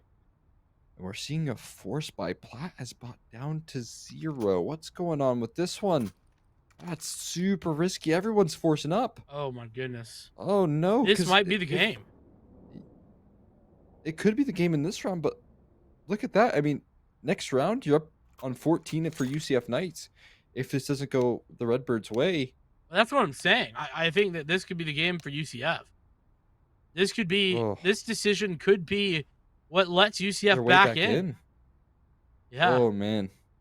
I'm not liking this decision. I mean, you've been so good on gun rounds. So good. To be fair, they've also been yeah, but this is I mean, this is half by this is not pistols. They've been good on the full pistols. Right. You know, this is just a risk that you don't need to take. You save one, you buy next. That's very true. No, that's exactly right. This is certainly a high risk and low reward. I mean, I guess it is a high reward technically. They could close it out right here. We might be speaking too soon. Now, Steele's caught a glimmer of a player here towards bathroom side things. But they've already scaled up close towards long. Steele's good for the open here. NDR is forced to watch from the sidelines as the rest of his team is going to try and take this A-bomb site, and they've done just that. Yeah, but it's great that Steele got out of there. Oh, what a clothesline. Yeah, that was nasty right there from Platt, but he's going to get shot in the back by Floridian, and, well, at least that gives them information that there's a player coming that direction. Now, it's all about the post plant. Floridian has already found another one. This not looking good for the Redbirds is 1 versus, well, I was going to say 1 versus a million as Floridian comes back in, but it's actually just a 2v3 now. And Steedle, what a fantastic position. This is the difference between Steedle on the op and anyone else. He's just so consistent. And despite a nice attempt from Korn, it's not going to be the frags. And you have to ask the question, if you had the better weaponry, would that have gone a different way? It's a good question. Now, that bomb plant isn't going to be the end of the world now. They will have a little bit of cushion to work off in this next one. And Steedle with a really, really important round. You mentioned just game sense and knowledge should jump on top of those boxes, use that smoke as a one-way. Exactly what you want to see Steedle do in those positions, because you know he's going to be the man, the difference maker in this game, and you want to see him, you know, not on the bomb, not defusing. You want to see him taking the fights here. And now a B-rush in the 30th. We'll see if they can close out. I'll be honest, I gave UCF a lot of shtick for doing this before, and now it's ISU to do the same, and they're going to get the same shtick from me because this is not what you Ooh. want to see. Not in round 30. Not like this. ISU down on the low buy, spammed all to hell, and it is pretty much over. 2 versus 5. And yeah, I just Oh, I don't know. really feel like that ISU have given this game away. They take there's just so many weird decisions there in the last like 5 rounds. The force Right. bite, the B rush, the 2 B rushes. yeah, 2 B rushes for that matter. You know, the long rush as well. Like I could get behind that one a little bit more, but just a lot of questionable decisions. And On top of that, now I it's mean, OT. you know that Steedle's getting so much information with the op over towards A. You know that they're comfortable leaving him alone. So rushing B at the start of the round doesn't work for you a lot of these times. And look at this. Finally, in overtime, they start to get opening frags. Finally, they start to feel some pressure relieved right there. And taking down Tarek as well. A heavy hitter on UCF Knights. Definitely a good way to start, right?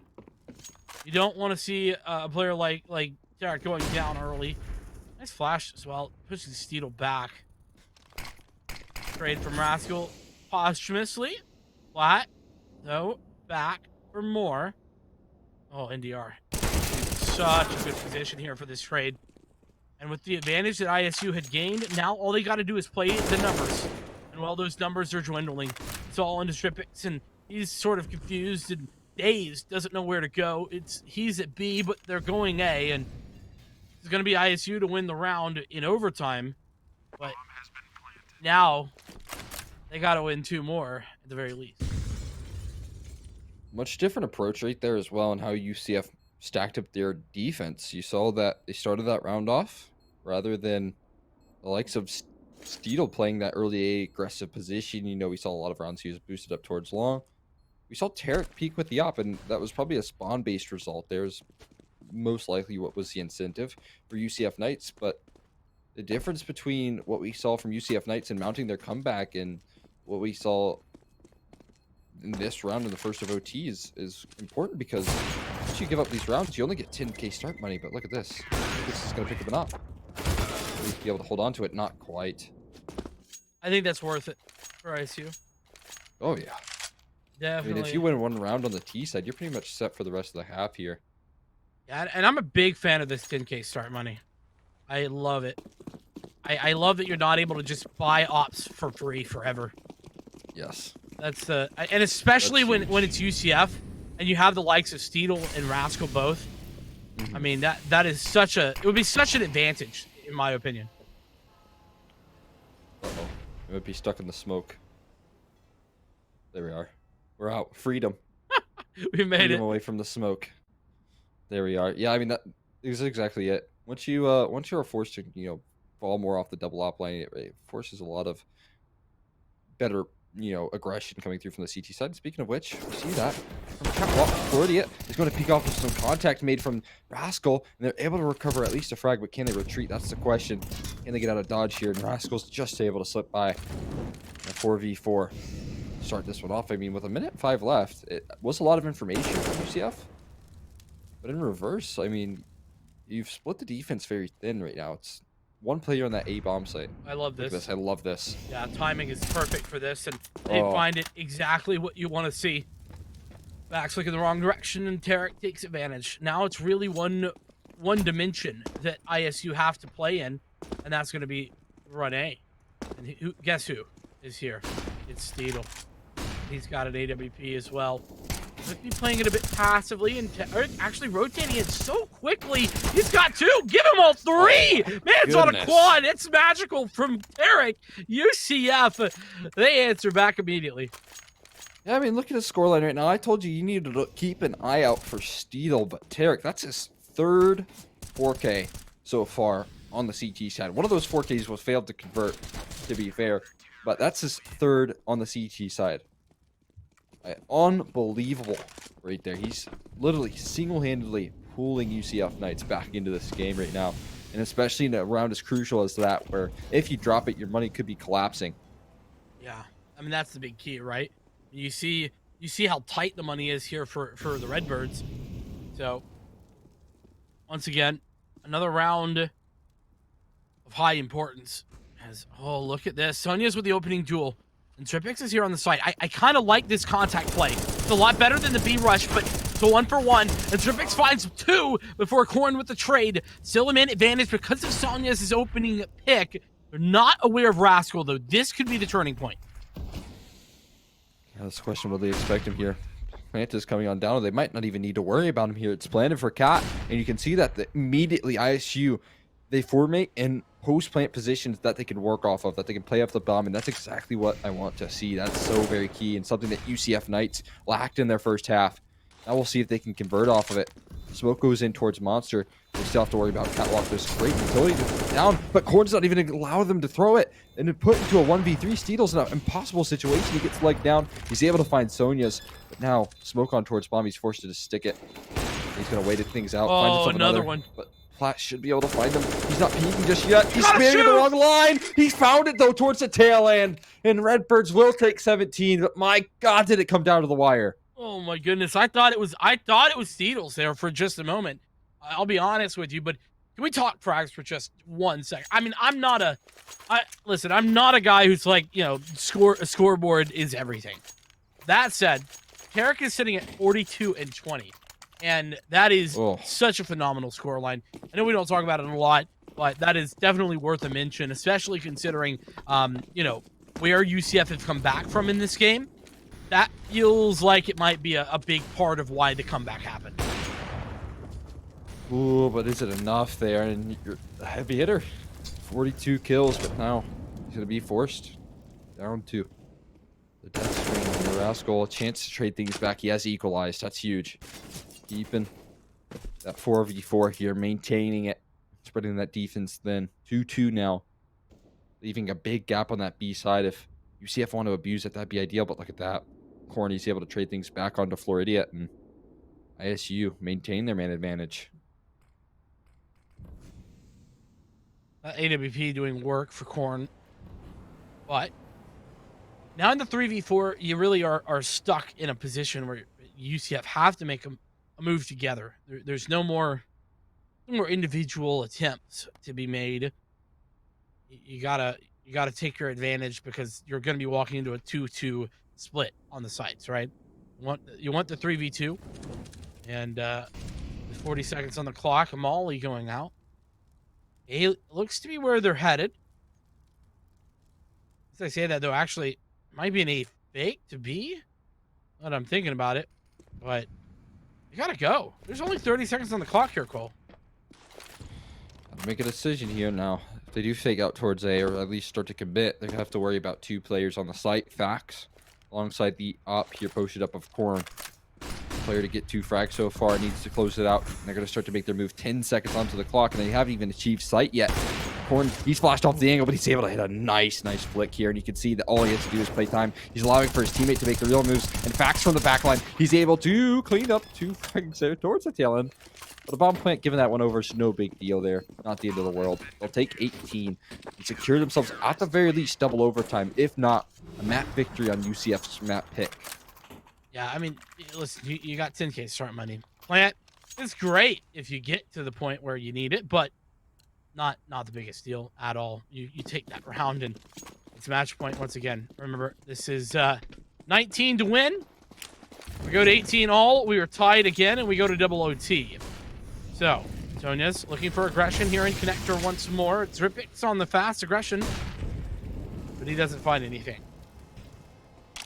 Stuff towards short right now. So, oh, that spam is so very close. Plat's able to almost trace it as well. Tarek, he's been aggressive here towards Catwalk. We'll see if he can find an opener. Certainly not expected here. Oh, and he just lands a beautiful headshot on the Plat, putting it into a 4v5 and a chance to fight back. They've fallen off the boost as well. And they use all of their utility to fend off against this aggression. Right then and there, they get the molly and the smoke down. So with 1:10 left in the 4v5, that B-bomb site becomes super compromised. Compromised indeed. Especially now with Fax's position. These are horrible NDR and Fax. And I think they kind of were aware of that and as the UCF gear up for their push. It's a little bit better. One player there in towards the pit and one in towards the graffiti. Graffiti guy going down. That's Fax and now NDR. All alone. First, the double swing. Good for Stripex on the frag. And now AWP coming back in, but it's 2-on-4.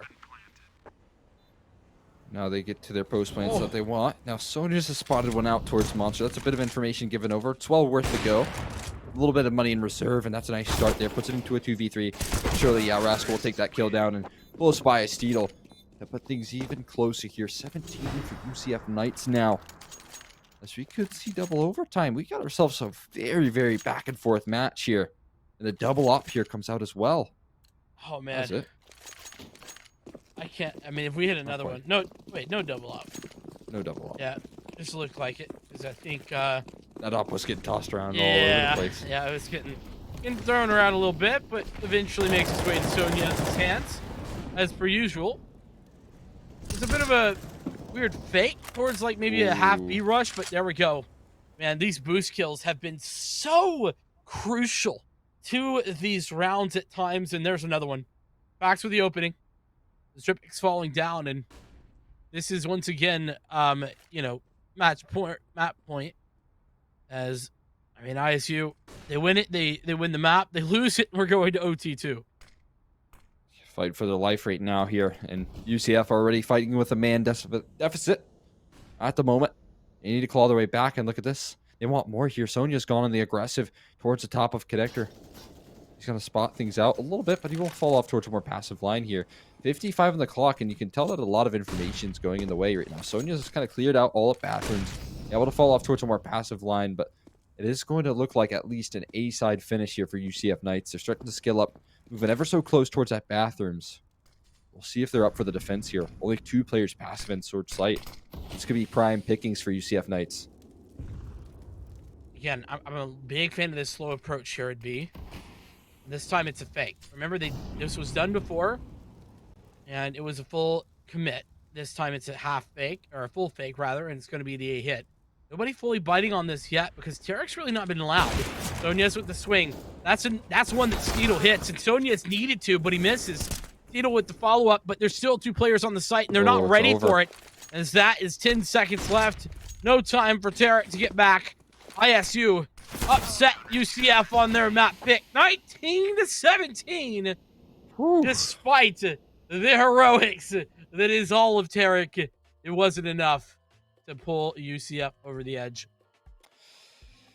Yeah, that was quite a game right there. And towards the tail end to close things out, you could have asked for a better read from ISU. They do not bite that fake. Tarek was causing so much pressure on that B bomb site. He was able to sneak his way towards the opposite barrel. And not only that, but he was spotted out as well. And it's not even the case that they rotate over that third player back down towards B after Tarek makes his position known. They keep 3 players on A. They commit to that defense, and you couldn't have asked for it. They just were not prepared, UCF Knights, to find that third player. No, not at all. And I mean, listen, ISU first map, it's certainly an upset no matter what. An upset in series for sure. That map was UCF's pick. Overpass. We are going to be headed to Inferno next. That's the pick of Illinois State. And then, of course, Mirage should we need it. But, man, the setup is here for a big Redbirds upset. Can the Knights buckle down and turn the tables here in a third map of the series? Well, they're going to take some time, think about it, try to figure out what went wrong, and, well, congratulate Tarek on a fantastic fragging map at the very least. We're going to take a short break. We'll see you here on the other side.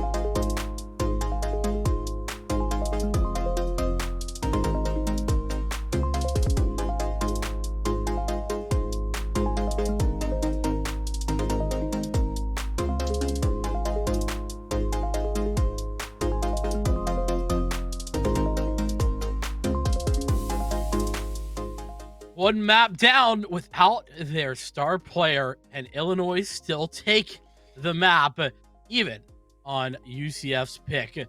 We are here back again. My name is Vincent, joined by Cole, and I mean this has been an interesting start to our day for sure. ISU, you thought they had it in regulation. Little did we know we were headed to OT, and well, it was an electrifying OT for sure, but take me through some of these highlights, Cole. How did we get there, and where did we end? Yeah, so we saw a very, very early side start here for ISU. They were on a roll. We saw that little pause come through as well from UCF Knights about halfway through, and that kind of changed the tides. And then, kind of towards the tail end, with some back and forth momentum shifts, a lot of ecos going wrong. Here's the 1v4 from NDR that really changed the tides. That one, I almost knew that it was going to go their way here, and Vax finding those labored sprays, get some 18 as well. So great game, great start from ISU, proving that they aren't that one-man show. And honestly, surprising me, it was Sonya's having so much impact with that AWP, a lot of multi-frags, a lot of potential there in that opera alone. Super promising from the Redbirds. I loved what I saw from him, and honestly, the rest of the team showing up as well. Yeah, it's both the subs playing pretty darn well, in my opinion. Zerpix on the UCF side did not do too shabby, subbing in for Penny, but the other big talking point, we have to talk about it. Tarek. I mean, the man he had 40 something frags, if I'm not mistaken. Don't know what the exact number was there Something at the very end, like but that. it was a lot. And he was definitely putting the team into his backpack, trying to carry them over the finish line, but ultimately not enough. And so we're headed towards Inferno. There's two big questions for me. If I'm not mistaken, I think 60 just probably finished his game. That Yeah, he was there. So do we see a 60 sub? Is the number one. I don't know. Second one, that though, would be for a game me changer. is can we see the same performance for Tarek here in Inferno that we did over on Overpass? That is a good question here. I do not know if he can continue that sort of form, but now we're heading into ISU's map pick here, and we will be heading into the pistol round as well. We're getting the ball moving, and right now I do not see 60 in the roster, but honestly, off of defeating UCF Knights in their map pick, ISU Redbirds, they're planting themselves firmly in the driver's seat here for map number 2. That they are. Will we see the 2-0 for ISU as I predicted, or will this go to 3? That first frag for Platt certainly setting a tone as UCF are looking to have to retake. But Steedle is very quick on this. And, well, Steedle, by the way, fantastic on pistols. Another part of his game that is absolutely phenomenal. He's already found one. Looking to retake here. A-bomb set, one of the harder ones, especially with the crossfire that we got rolling right now from ISU. We'll see if they're able to find the shots. It's going to be required there. Ripix is trying to find some headshots, but there's so many different angles. You can see that this crossfire is getting the better end of him. Too many shots, too many bullets there, but Rascal, he's going to recover that sight, going to recover a frag. Now, it's still planted for Pit. That's a worrisome factor. Bomb's going to tap, but it's a full 10-second defuse. And Tarek, he's going to force to be turned around right there. ISU close out the pistol with some really perfect post-plant positions. I didn't notice. Did you happen to notice there was a kit for UCF at the very beginning there? I don't believe there was. So it certainly wasn't retrievable by the time that diffuse was rolling off from Tarek. So, Well, rough stuff. Either way, I mean, I do. It does leave the question like, hey, pisses around kit definitely is something you want to see.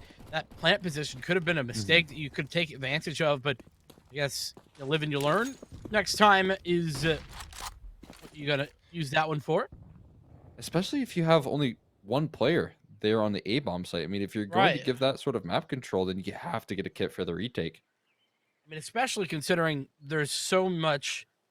This map is so much about retakes, or I mean, you could say the lack thereof too here in Counter-Strike save, but it is what it is. UCF, maybe a mistake, maybe not. We'll have to see as ISU just kind of slowly but surely investigate the apartments area. It's actually a little bit of a stack here in the bracket area, but well, I don't know if it's going to come to fruition. Could be interesting here. Now, they need to see some good utility thrown out from Redbirds if they want to void off this stack, and that's what we're kind of seeing getting lined up here. No flashbang to counteract this utility. So Floridian, oh, it's a swing and a miss there with the Zeus. But can you blame him? Had to close the distance. There goes the 3 entries. A complete collapse as you'd kind of expect. But in this best of 3, with what we've seen so far, you know, who's to say how that round could have turned out? Yeah, I mean, also such limited investment. It's like, Mhm. you know, a kill or two that would have been ideal. And I liked what UCF did. Their setup actually was pretty intelligent. I think it made a lot of sense. But this nice win, Tripix. Like I said, has really showed himself on that first map. And you know, despite being a sub here in for Penny. So there we are, 1 kill on the board for UCF. But that's it on the eco. Now they buy, and now's the time for them to step up. Nice opportunity here for the Redbirds, especially against the bonus out from ISU. See what sort of measures this T side goes in terms of closing the distance here with the MAC 10s, because that's what's going to be required. A lot of them out in play right now. 3 in for the Redbirds here. Horn's got himself in towards apartments, and they're actually going for a slow approach here. A little default action. Derek's flashbang through. Luckily wasn't blind there, Sonya's, but he still gets immediately deleted. And so all is well that ends well here for the Knights. It's exactly as planned.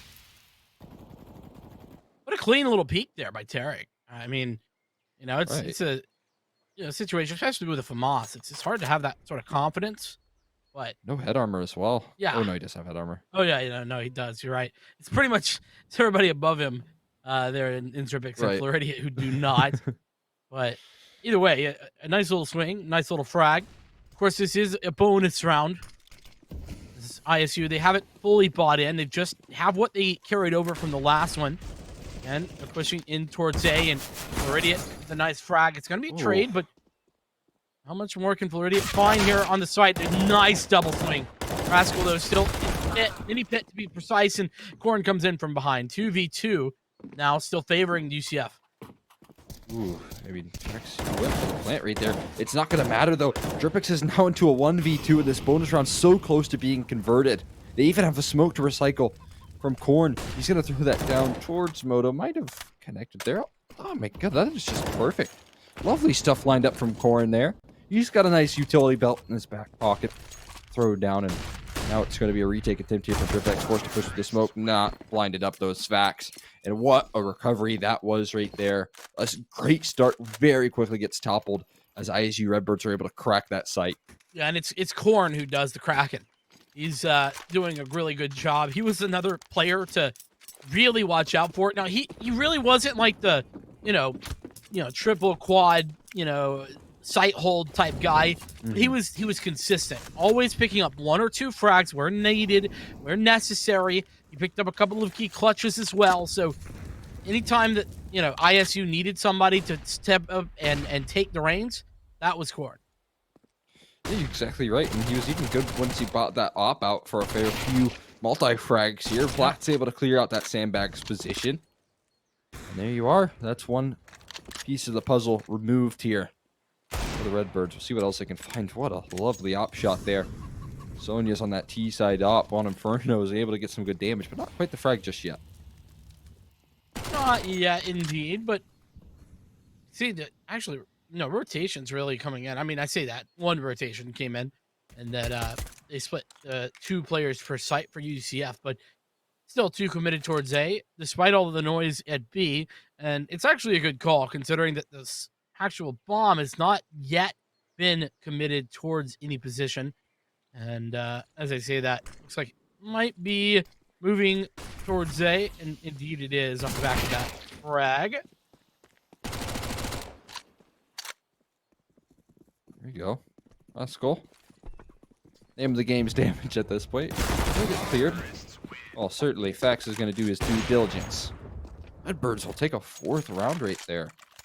Off to a very, very strong start. And we saw that UCF Knights, they were particularly slow to start in that last map. We'll see if that same thing continues, because they did kind of dig themselves a little bit of a hole there in the early stages that they were able to climb out of. But that was off of the back of some pauses and some momentum that started to build. We'll see if they can continue it in this one. Yeah, it was 8-2 at one point in favor of Redbirds, and the Knights came back to that half ending at 8-7, just barely favoring Illinois. So some grenades on the buy, flat, a little bit damage, but overall comes out relatively unscathed. UCF, they are playing this quite passively. Sometimes you see on this gun round, the CTs get very aggressive, have 2 or 3 go down banana, or potentially have a double push in apartments. But UCF, they just want to allow for the Redbirds to do whatever they want, and then handle the push as it comes in. That's really worrisome. That's a scary style to play at. I mean, right now you're seeing that all apps control and all banana control is in favor of ISU here. And that can very quickly, if you allow the T's to execute, can go wrong.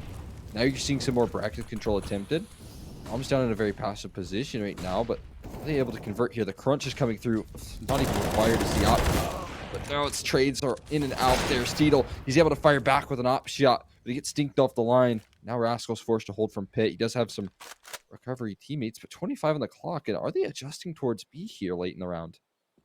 Looks like that might be the case. The rotations are good, so UCF still have 2 players here. And well, with the few of those footsteps, they're going to be well known. Nice frag. Oh. Korn was holding it with the AWP, but it doesn't work out in his favor. And Tarek has them all, and Drippix was waiting in the back site, not making a sound as the silent assassin comes out at the last minute to close the round. UCF pick up everything, and they're on the board. Super solid stuff right there from UCF Knights. Again, I always worry about the passive holds on the CG side. You'd never want to allow for T side to execute into you without having any sort of counter utility or time pressure to worry about. And UCF Knights, luckily they had both. They had a little bit of time pressure. They also had that molly around 20 seconds or so that was thrown down. So very ideal scenarios. And this time they are taking a little bit of initiative towards banana. Huge stuff. I like to see this from UCF Knights. They are kind of smoked off the line, and they do rotate a player back over that A bomb site. A does some damage. Ham does even more. Derek's like, all right, get me out of here, dude. That's too dangerous. No, thank you. Steedle's AWP, and he's so consistent with this AWP, isn't he? It's been such a fantastic thing to watch. That said, Fax on the reaggression finds Rascal, and the lurk smoke comes out just to add some threat on this side of the map, but that threat is now dispatched. No more players here as Floridian picks up that frag. Now it's very clear where the bomb is going. And towards that C site, but look at this, no CT smoke. They don't need it. Platt's able to just decimate Tarek and into a 3v3 we had. All they needed was that coffin smoke. What a read from the Redbirds there. And now they're able to get themselves a good post plants. That op is posted up towards new box. Only one Molotov is now going to be thrown down. The boost is coming out as well. They know where 2 of these players are, forced to fight now. NCT spawn. Sonya's missed an op shot. So the distance starts to get closed, but still no frags yet. And somehow Platt behind this fountain is still staying alive. This is an absolute miracle before he gets bested there. Now holding the line is Sonya from CT spawn. Good for the burst. Going for 2 seconds and he will be punished. Steedle's going to find that one. Now it's up to NDR with another nice clutch attempt here to come on out. Oh, he's this sticking Steedle, it's a full stick, and this is lovely stuff. Inside the smoke. He's found out, though. NDR's able to take him down, and Redbirds move to 5. Another clutch from NDR. Unbelievable. You know, and here's the thing. There's players who would have taken so long to make a decision right there. That play from Steedle was probably best case scenario. I mean, he had to stick it. There wasn't really time, but he made the decision so fast that he gave himself a great opportunity to pick up the round. But NDR, equally as decisive, makes the better decision, and comes up with the victory. Steedle again, standing tall, but it's just a tag, as he was not able to hit the full frag. There it is. Follow up. Touchdown from Tarek as he puts the nade straight down onto Banana. There we are. Finally a main advantage here, but still nothing to write home about. Still have to be a little bit worried at the moment. A lot of these main advantage rounds have gone awry for UCF Knights, so still not over the hill. trying to recover this bracket control as well. I mean, they're going on this bit of aggression here. Rascal's tucked himself in towards this cubby. They're going to commit to this double porch setup. They're starting to head their way. A fourth player rotates as well on UCF Knights, so a good read on the situation for the defense. So just with a pistol, is Rascal going to be effective in that spot? Have to see. Meridian goes down, and Rascal as well. Tarek following. It's a bit of a massacre there in the mid-bracket area. Dripix is the one on the site, trying to play around this. Oh, he's made a sound cue. That's unfortunate, that sound cue. Does NDR hear it, though? NDR committing to the plant. That's so dangerous. What a decision. And he's going to, in fact, find NDR as well. Really good stuff from Dripix. Really keeping UCF Knights in this round. But can the retake happen? Steedle with the frag. Sonez goes down. It's all in the facts.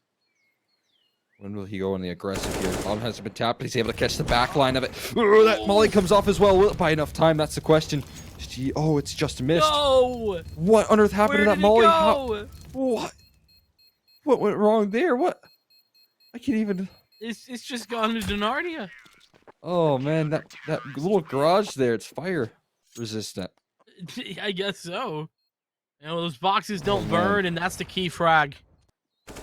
Oh man, such a good opening. And I love the idea from Fax. You know, let me ask the question. I can see it there. It went down the box. Yeah, it went behind. You can see the. Oh my goodness, that is unbelievably unfortunate. Just Counter-Strike things. Look what it's done to the economy. The Redbirds down to just a couple bites. And they pick up the pace, make it really fast. Caught out in the open there. It's Floridian. Black going down. Still on the site. Has to pull out the pistol, and he's down too. This is turning into a tragedy for the UCF Knights as ISU, not only the man advantage, but the site. This cannot keep happening. Not again here. So far, they are 4-1 on eco round victories. Jesus. Or the Redbirds. It might be 4-3, actually. I think they won a couple towards the tail end when UCF Knights was coming back. Either way. Disgusting. It can't be another one. They can't afford more. They're going to try and dive out of Palace. Here, Eric's holding the line, ready on the aggression, and has a chance on Asonias. But they haven't made their move just yet. And time starts to tick. That Molotov is so good. They've already called it off. Oh, my God. What is going on with the Knights? I mean, that's just... I mean, I understand it's 2v3, and I understand it's Inferno. Asonias, you needed armor to win, to like stay alive in that angle. I hope you know that, but learning lesson. No hop for Sonez, not this time. Good news is it's T-side Inferno, so that's not necessarily a big necessity here. And he buys the AK, but yeah, I mean, I get I think the save call is a fine call as well, but you should have probably made that call a little bit earlier. Maybe they're just looking for, you know, options, possibilities, early kills that could have given them an opening. Oh boy, this is tough. This is tough. I mean, what can you do when you're unable to convert on all of these anti-ecos? You're already now a man down. That's one of the rifles dropped as well. Oh boy.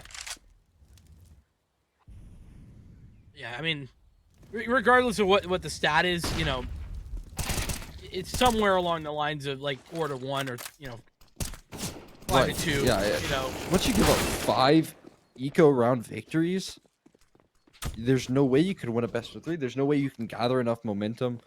Your economy get is into the game. Broken. Right. Especially CT side here. I mean, for UCF, at least last time they had the favor of being on the T side where, you know, a bomb plant and they were still in things. But I mean, this time it's just brutalizing. That's exactly right. Super, super brutal.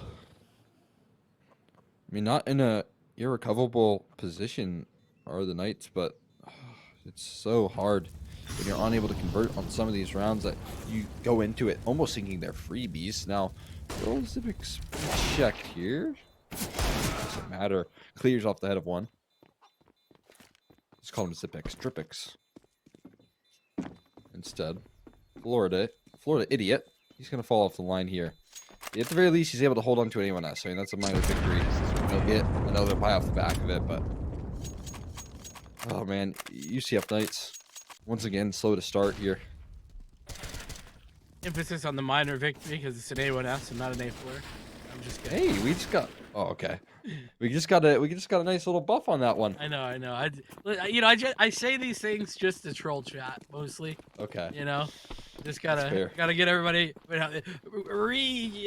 said bad things. Oh, yeah.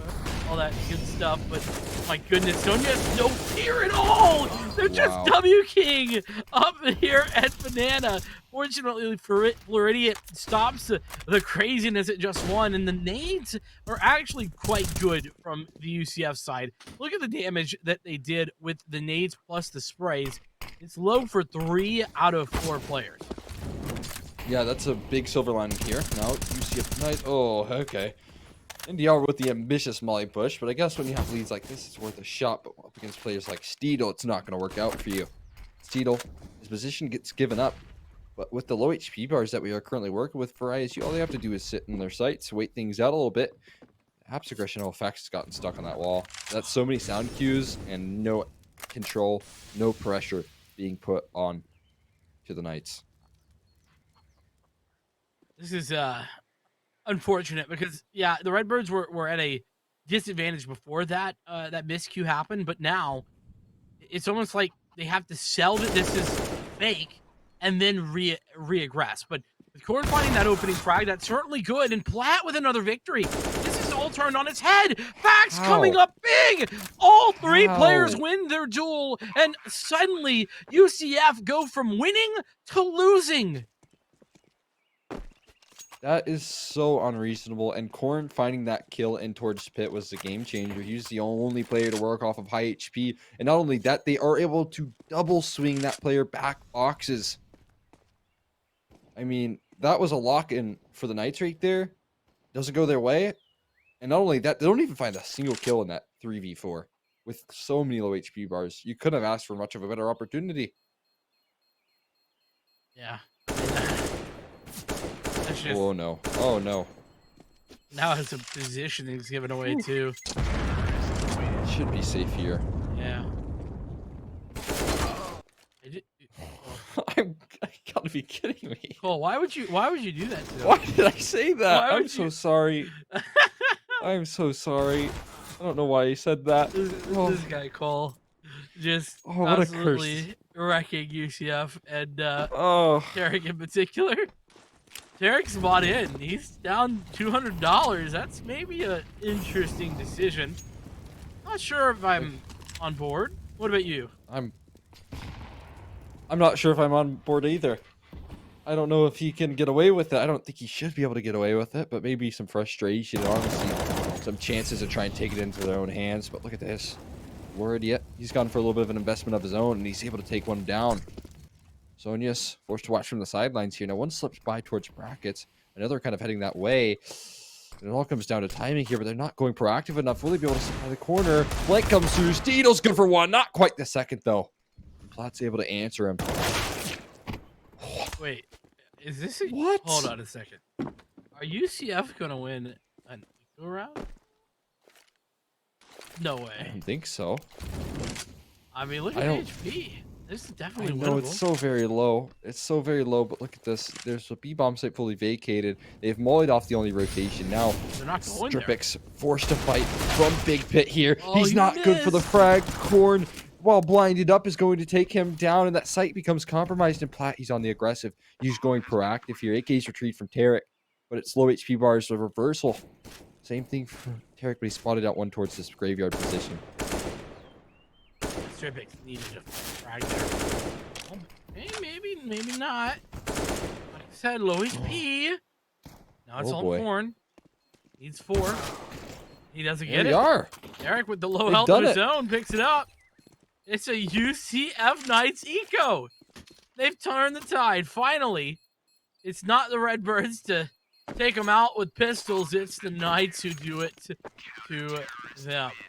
Big victories in this round, but you got to turn those into consistent ones. And that's sort of been UCF's trouble the entirety of this series. Yeah, you're spot on here. Consistently stringing rounds together for UCF Knights is going to be a key here. They've got a full investment back. You can see that Rascal and Tarek are the only two with a bit of cushion in their back pocket. So making sure that they can clean this round up and in clean fashion is going to be ever so key. As the nades rain down towards Banana, they're trying to take this map control pretty proactively. They're going to continue to throw Util down range. Will they be able to successfully take it? That's the question.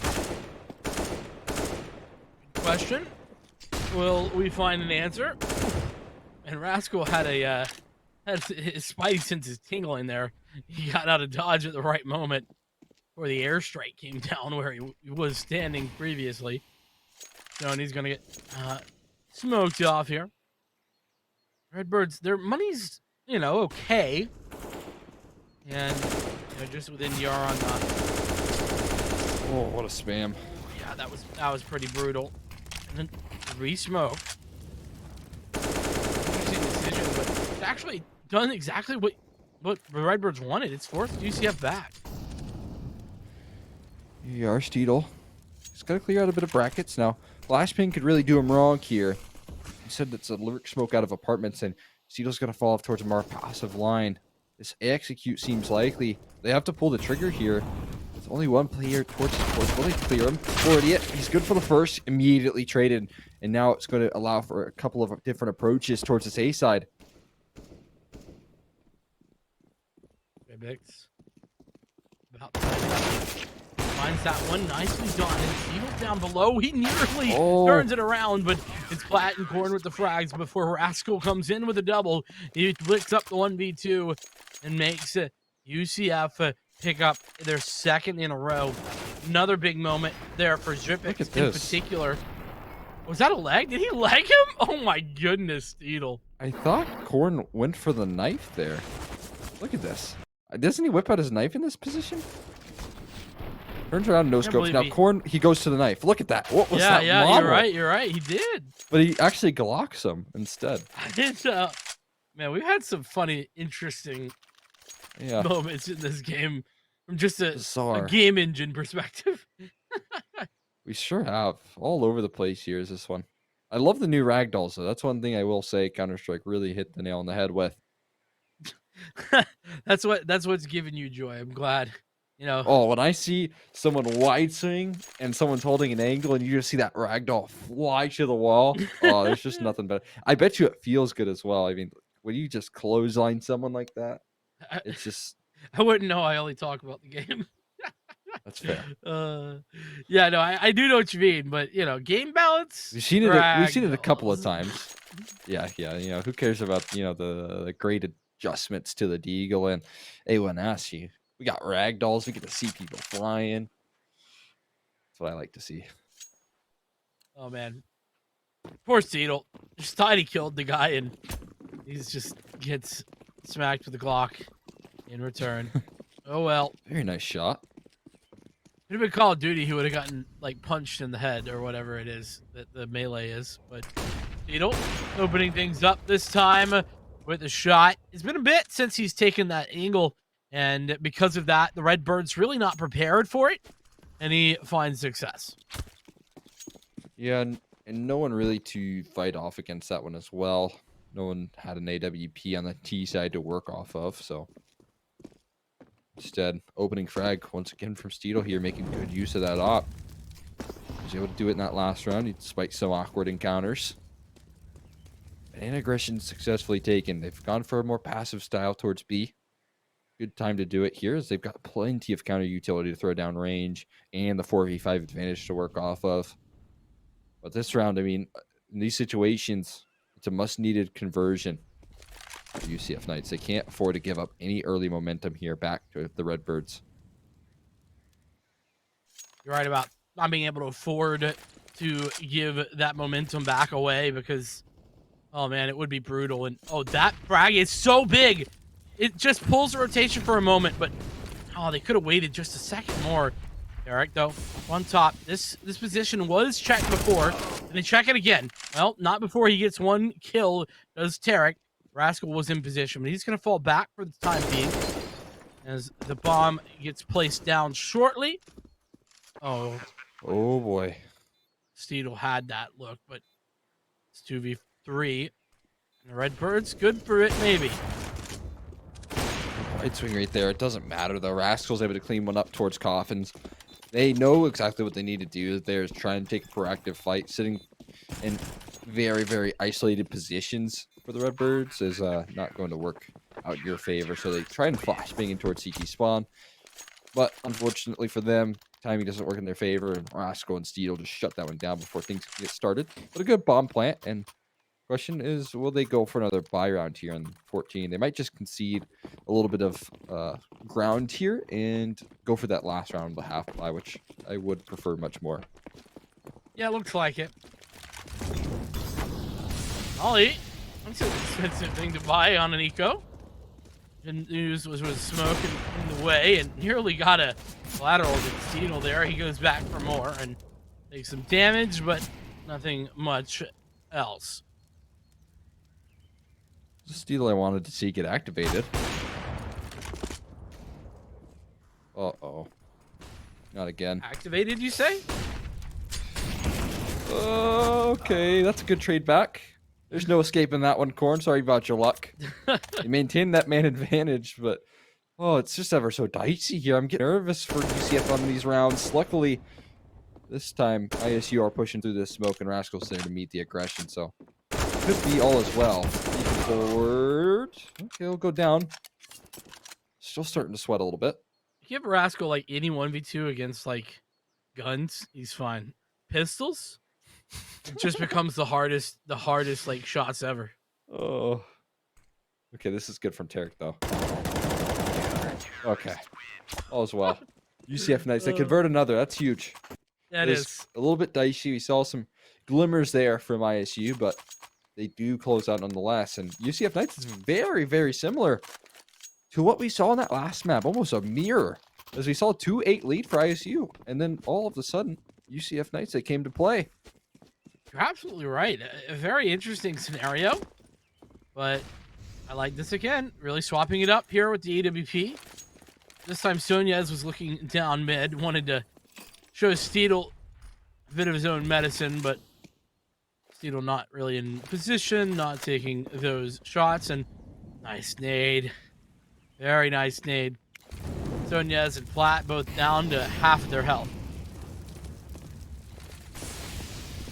This is just a full-on B-side aggression. They smoke their own Molotov to push on through, and it will not be expected, but still, Tarek holds the line for 2 frags. They're trying to find the recovery. Sonyas takes his time with that op shot from the top. What? He finds himself 2 entries. One was a no-scope. Both were headshots now. It's Floridia trying to find an answer back. He will find it onto Sonyas, and bombs yet to be planted just yet. Finally to punch in those numbers. And Fax and Corn on low HP into the 2v2. Fax now isolated from his teammate, but they go on the aggressive here. They go and try and press the issue, and Corn is such a nice little gap here, catching the back of Steedle, goes for more. He finds out a second. They know exactly where these last 2 players are. They know where you're coming from, and all they have to do is wait. Fax is crouched in towards Pool. Biding time here. They're going to aggress further and further. Smoke for the bomb to allow for the defuse to come through, but Corn catches him in the back, and they've been spotted. Fax is going for the spam and land the headshot, and ISU pull around out of nowhere. What on earth was that? Oh my goodness. I love that Fax pushes up there. As soon as Corn gets that positioning, he pushes up into like right near barbecue, and it's the perfect play because then it allows for Corn to stay aggressive over there in the CT spawn area and apply pressure from the back, whilst at the same time allowing for Fax to deny the defuse. And it really confuses UCF because normally Fax would have been further away, maybe playing the retake from rather, you know, maybe banana, maybe playing on site or whatnot. You normally wouldn't have 2 players playing barbecue. Yeah, I mean, that was just a great recovery. On top of that, the crazy 2K entry. Now look at this. UCF Knights catching the backlines here. Fax to the long range is going to close that distance, though, with Dripix finding that frag. And he's just one lonely player in hit here, and not for long. NDR gets sideswiped. Recovery's looking unlikely, and a pistol round chance here for UCF Knights to gather some momentum, gather some steam in this first half. But a kill back from Platt to keep things in close contention. Tapping away, Platt. That's a hard angle to hit. Yeah, I mean, you gotta feel for the guy. That really is one of the most difficult shots to hit in this game. Oh, Dripix, impossible. I mean, he just hit Smalt. That's a much needed round for UCF. They take that pistol, and Well, the last time we saw UCF win a pistol, Redbirds won their force buy. Another force buy is here, and we'll have to see if that occurs once again. That's just it here. Oh, look at this boost. Facts going to get above the smoke here. Hello, crispy little headshot. Not quite hit, though. One more chance, and oh, man, both missed. Risky position. I mean, it's a bit of opportunity, but it's all missed shots there from Facts. And so, unfortunately enough, they'll walk away from things with only a little bit of HP taken down and 2 sad missed shots up against the wall. I like the idea on that boost from Fax, but like you said, it's a bit of a missed opportunity. Horn boosted. Not sure that UCF really know where they're headed just yet. I like that they're playing very slow. They're playing methodically. They're looking for openings, waiting essentially for Illinois to give them an opportunity at a frag. And to their credit, the Redbirds playing incredibly passively, not really giving anything away. A bomb site would be their most opportune position to hit. They've scaled up towards brackets. It all seems to be a bit of a ruse here. 30 seconds left. They're going back towards B. They're going to go recover bomb now. And it seems like ISU just have not bought this fake. They're committing 3 players. This could be so very dicey here. They've got a player boosted up.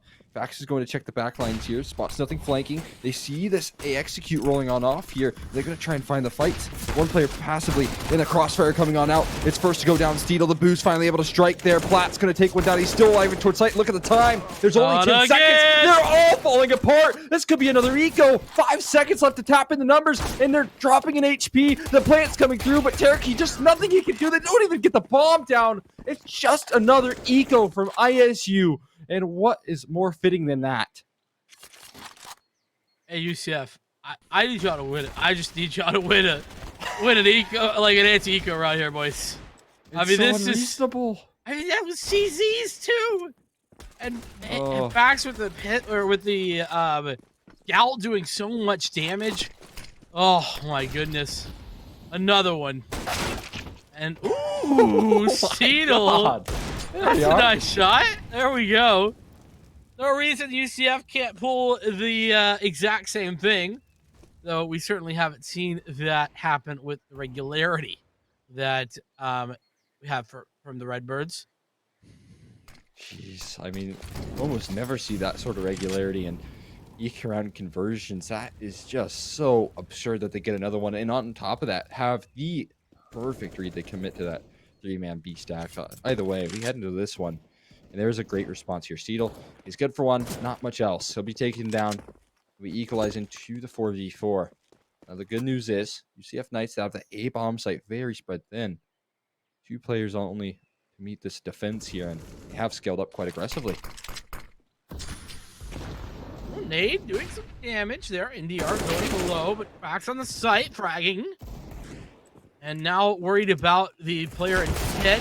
This push is a little bit stalled, but Derek finds the success as well before NDR comes back. Bomb going down.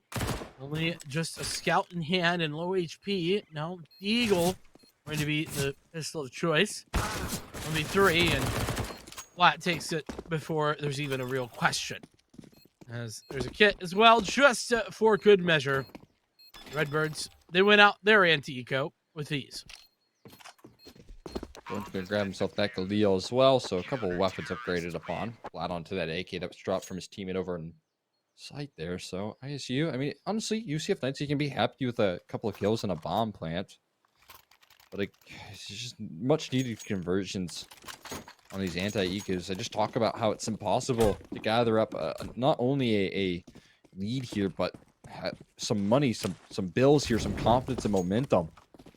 After losing so many ecos, what are you going to do? How are you going to get yourself into this game if at every wall here, when it comes to the pistols being brought out from Redbirds, you just fail to convert? I mean, I got to give UCF credit, by the way. The fact that they have stayed so, apparently stayed so mentally strong. Now, obviously, we don't know what's happening in their heads, but I haven't seen any signs of mental instability or frustration from UCF.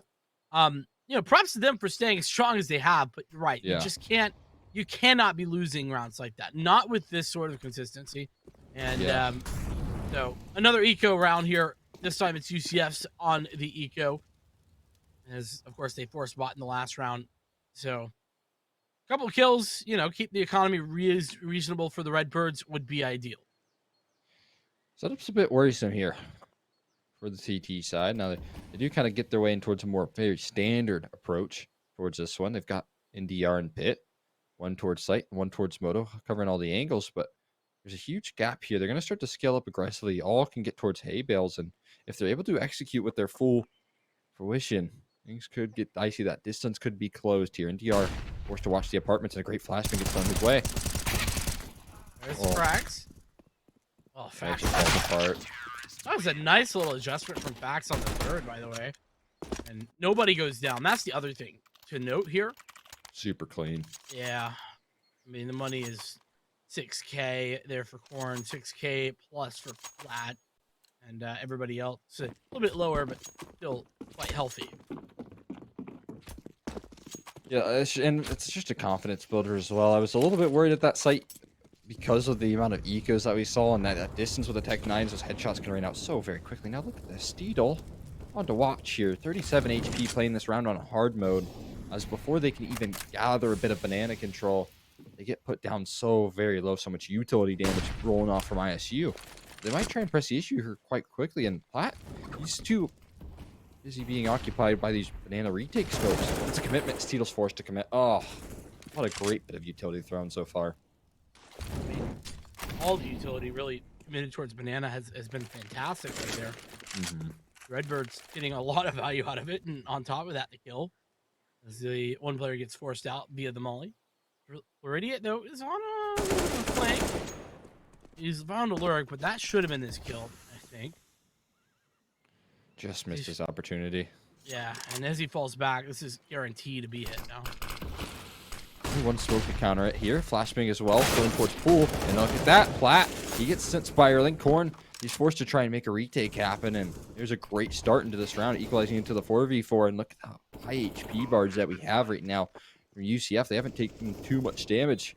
Not much resistance mounted from the 2v players. Now it's forced to be a retake. But excellent bit of utility. We'll see if they can have what it takes to get the job done. These flashes. All but one now thrown for the Redbirds, though. Warren loses the first duel, but it's traded. Another trade coming in, and it's Floridian and Tarek who both find frags. Now, the R1 spray, a labored one, doesn't connect the second. And there we are, UCF. 1 round and a victory. Super solid one is that. Started off in the 5v4, and one of your heavy hitters in Steedle gets taken down in an unfortunate circumstance with the molly ice you throw their way, and still not a worry. UCF Knights are able to find that one player on towards site, isolate that duel towards Corn as well, and honestly, there's so much utility thrown from Redbirds, but there wasn't much proactivity off of those flashbangs, so nothing put forward over towards Coffins to help them get that distance, to help them take down Tarek, push it up, and a great answer back from UCF Knights. 100%. Yeah, they didn't take advantage of the flashes. The flashes also not really very effective either. So lots to be wanted. And oh my goodness, Floridian and Tarek both in position.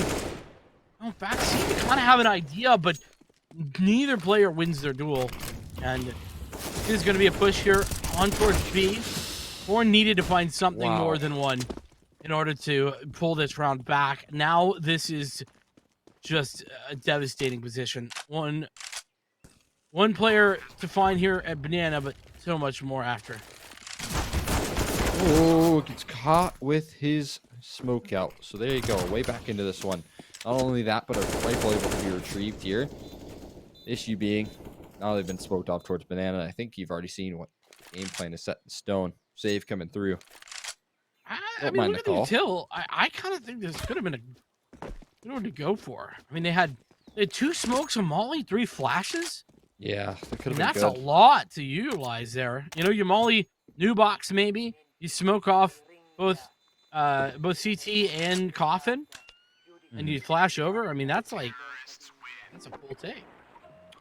That's exactly right. Yeah, they can make a great bit of retake there. You could be looking like a T-side execute on the retake, but I think the issue was they might have not known the low HP bars that were on to the UCF Knights members, so go for the safer option. We'll see if that comes back to them. A couple rifles saved over. I mean, we know the eco round success here for the Redbirds is quite nice, so maybe they can just make it more so, but there you go. Starting things off, dropping one of those rifles is Tarek. What is going on here? Oh my goodness. Not Okay. not yet. All right, Tarek's we're holding good. the line here. Platt, he's gonna find himself another. Oh, can he find anything else here? He's committed to the angle here. Floridia's gonna find him. And Sonia's, he's on the wrong site here. I think they'll just walk up Banana. Likely to think it's clear. Sonia's is committed towards A. We'll see where they head. Okay, now on the mini map, you can see they're starting to head over towards that B side of things. And Sonia's likely forced to give up a 10th here. Yeah, you say that, but look at the little thing right beside his head armor. Yeah, and Ooh. Yeah, it's smoke. 1v2. He's got the kit, got head armor, got an AK,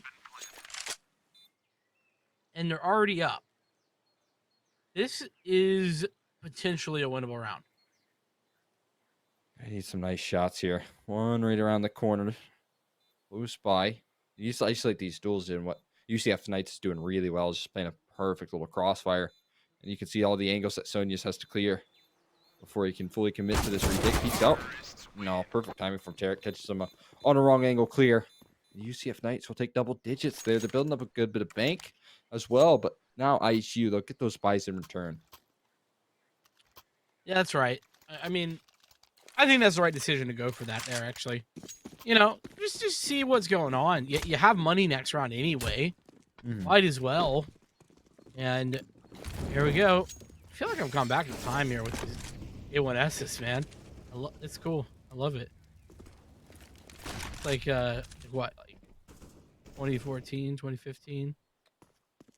It's certainly nice to see at least some options here, some variety, and especially some cushion to that CT side. I mean, it's not much, $200, but over time it can stack up here. Sonius, I mean, this is an unbelievable angle. And he gets away with it. He takes down Tarek and is able to stay alive as well. I mean, what a perfect bit of play right there. And he gets out of dodge. Indeed. An opening pick for the Redbirds is something that they've sort of lacked here on the CT side pretty often, I find. And with the UCF Knights kind of creeping in here round by round, getting closer and closer, that opening pick is definitely something you want to see. Gonna be an full B execute here. That Molly gonna try and hold off the push towards Coffin for the time being. Good flash. Platt taking an attempt off the back of it, but he's not gonna hit the shot. Oh, to deny the Molotov, but he's forced out regardless by the shots from Floridist. And now retake has to come in, but it's still even here, Cole. Sure is. They need to try and clean up some frags soon. There you go. Sony's going to double down. Finds himself the 3K. This is unbelievable. Going for the fourth and pool. Backs turned. Strip next with one, but surely he'll be traded, and that's the case. Enough time to defuse here. Fax is on it. It's actually in DR. I think if he's on it here, he has plenty of time. Should be the case. But honestly, ISU, I mean, it's a great retake. Your B holds are super uninspiring. You can see what they're doing is one towards Cobb and one towards Nubox. They're totally isolated once those executes from UCF roll on out. So even despite the 4v5 that you got, how much value does it offer when immediately it's Corn or it's the other B or Platt left alone on the B bomb site? Well, they have to kind of work together as a unit. Well, and the fact that Platt is literally just there on an island does nothing, by the way. It's nothing done at all that round, and it's still a victory for the Redbirds at the end of the day. That's the other thing, that Platt can afford to do literally nothing at all and still have a victory at the end of the day. So, a situation that UCF Knights have got to remedy. Nunez trying to throw some shots through, and he's just split the difference through two players, at least beside two players, and he's actually the one to take the spam, falling back now. Nunez, and he's unfortunately down to Floridiot, who finds the timing. Certainly a bit bold, but he's certainly feeling himself. You know, an off angle from Fax nails the headshot on the Tarek. That's a reliever. Now there's more aggression coming towards A. Fax is going to scale up towards hay bales, and yet found out from Rascal. That's an easy pick. Now it's up to NDR alone on this hay bomb site. One drop down on his head. He hears the sound cues, and he's able to keep things into contention here. Two players to fight against. One towards the backside. Rascal, he's going to find him, and he turns around. Tripix is going to find another frag, and Horn, he's forced to save onto his AK here in the 1v3.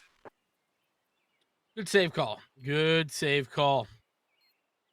And this is another key moment for UCF.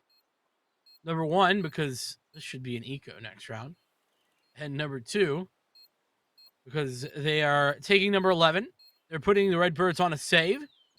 They could be fighting for a tied game if, and it's a big if, they can sort out their anti-eco issues. Yeah, you're exactly right. That was always the issue. On overpass, so many anti-ecos. Failed to convert. Now, I mean, they're getting distance closed here. ASU yet to hit that 15. Again, it's very similar. He's trading in momentum here, but ISU starting to give one round and then lose a couple in a row as they were forced to save. And now they're forced to save once again. You don't want that back and forth when you're on the CT side. It's a very comebackable scoreline for UCF. Will the ISU eco trend continue, or is it done for now? I have to see. UCF need to win this map in order to send us to Mirage. That is the third map in this series. Other key, of course, remember, there's 2 subs in the server, Zripex for the UCF side of things, and, well, Nunez for ISU. The key big fragger in 60 spot actually here for the Redbirds, so big loss to them. Either way, we are into this anti-eco, and I don't want to say it, but it's a man advantage. Quickly going to be dispatched. Still one player on the backside. He's got an AK. Oh, Horn making moves, doing damage. His Fax as well. Should be a conversion, though. I mean, it was a little bit dicey. Horn needed to double down there, maybe. Spoken too soon, though. Fax able to find another. Tarek down on low HP. He still has to have an answer for Floridiet. And Tarek's on a little bit of a tear right now. Especially with that bomb plant, time's going to slowly start to tick, and there you go. Floridiet's able to find himself a frag. So now the gap closes to 1 here, with another buy to come through for ISU. Question is, will they be able to clean up their defense? They're able to find opening frags, it seems, quite often, but they just play in such a passive 4v5 style that UCF Knights are able to execute, get their execute off in however fashion they want to do and isolate those duels on whatever site they're taking. So certainly needing an answer here soon because this gap's very quickly waning. Sonya is taking lots of damage, but Fax does bail him out, but the follow-up from Sonya is not good enough. If Sonya finds just 1 out of 2 shots there, I think that's really over. Rascal, kind of aware that NDR could be here, and, well, indeed, NDR giving away his position now for sure. Only an MP9, though, and that means the threat is somewhat limited for this position. Retake, gonna have to come in. It's 3-on-3, but again, NDR is kind of behind back lines. And what a nice little Molotov. Dispatched quickly. Korn. Spot Steedle. And it's 7 HP for Korn. Great crossfire as well. So hard to crack open. He's going to start to push in, and there you go. Rascal's just going to take 2 down. Actually, Tarek finds the last headshot. So we see a tied scoreline right there, and a surprising factor as well. I mean, we saw those 2 great spray downs come through in the initial stage of that round. And a couple of missed shots from Sonyas. 13 for UCF Knights, and we could be taking it to a 3rd as well here shortly if ISU can't recover. I mean, imagine if we have 2 map 3s in a row. They're all season. Be an absurd scoreline. We would need.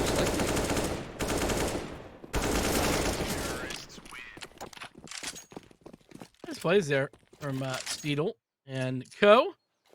For the eco, they finally It's finally shut down. These Redbirds anti-eco rounds, or the UCF anti-eco rounds, they finally got those on lock, and you can see what it's done. Now a lead for the first time this game. I think so. Yeah, I mean, so far it was so much momentum handed over to the Redbirds early on. You saw that 2-8 scoreline once again.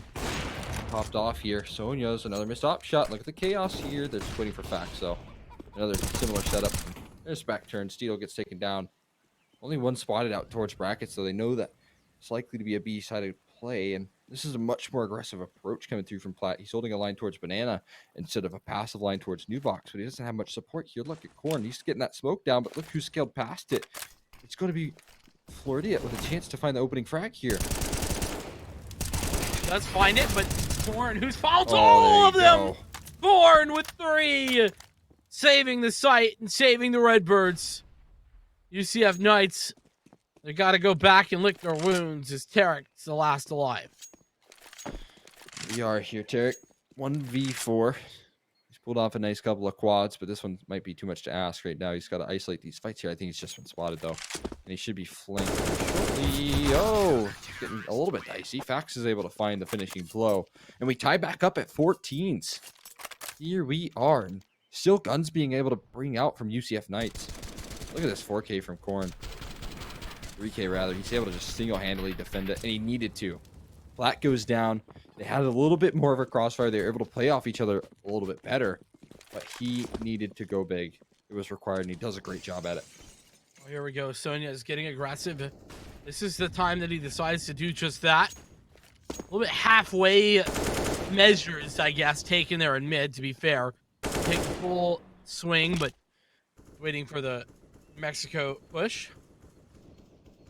Does it come to be?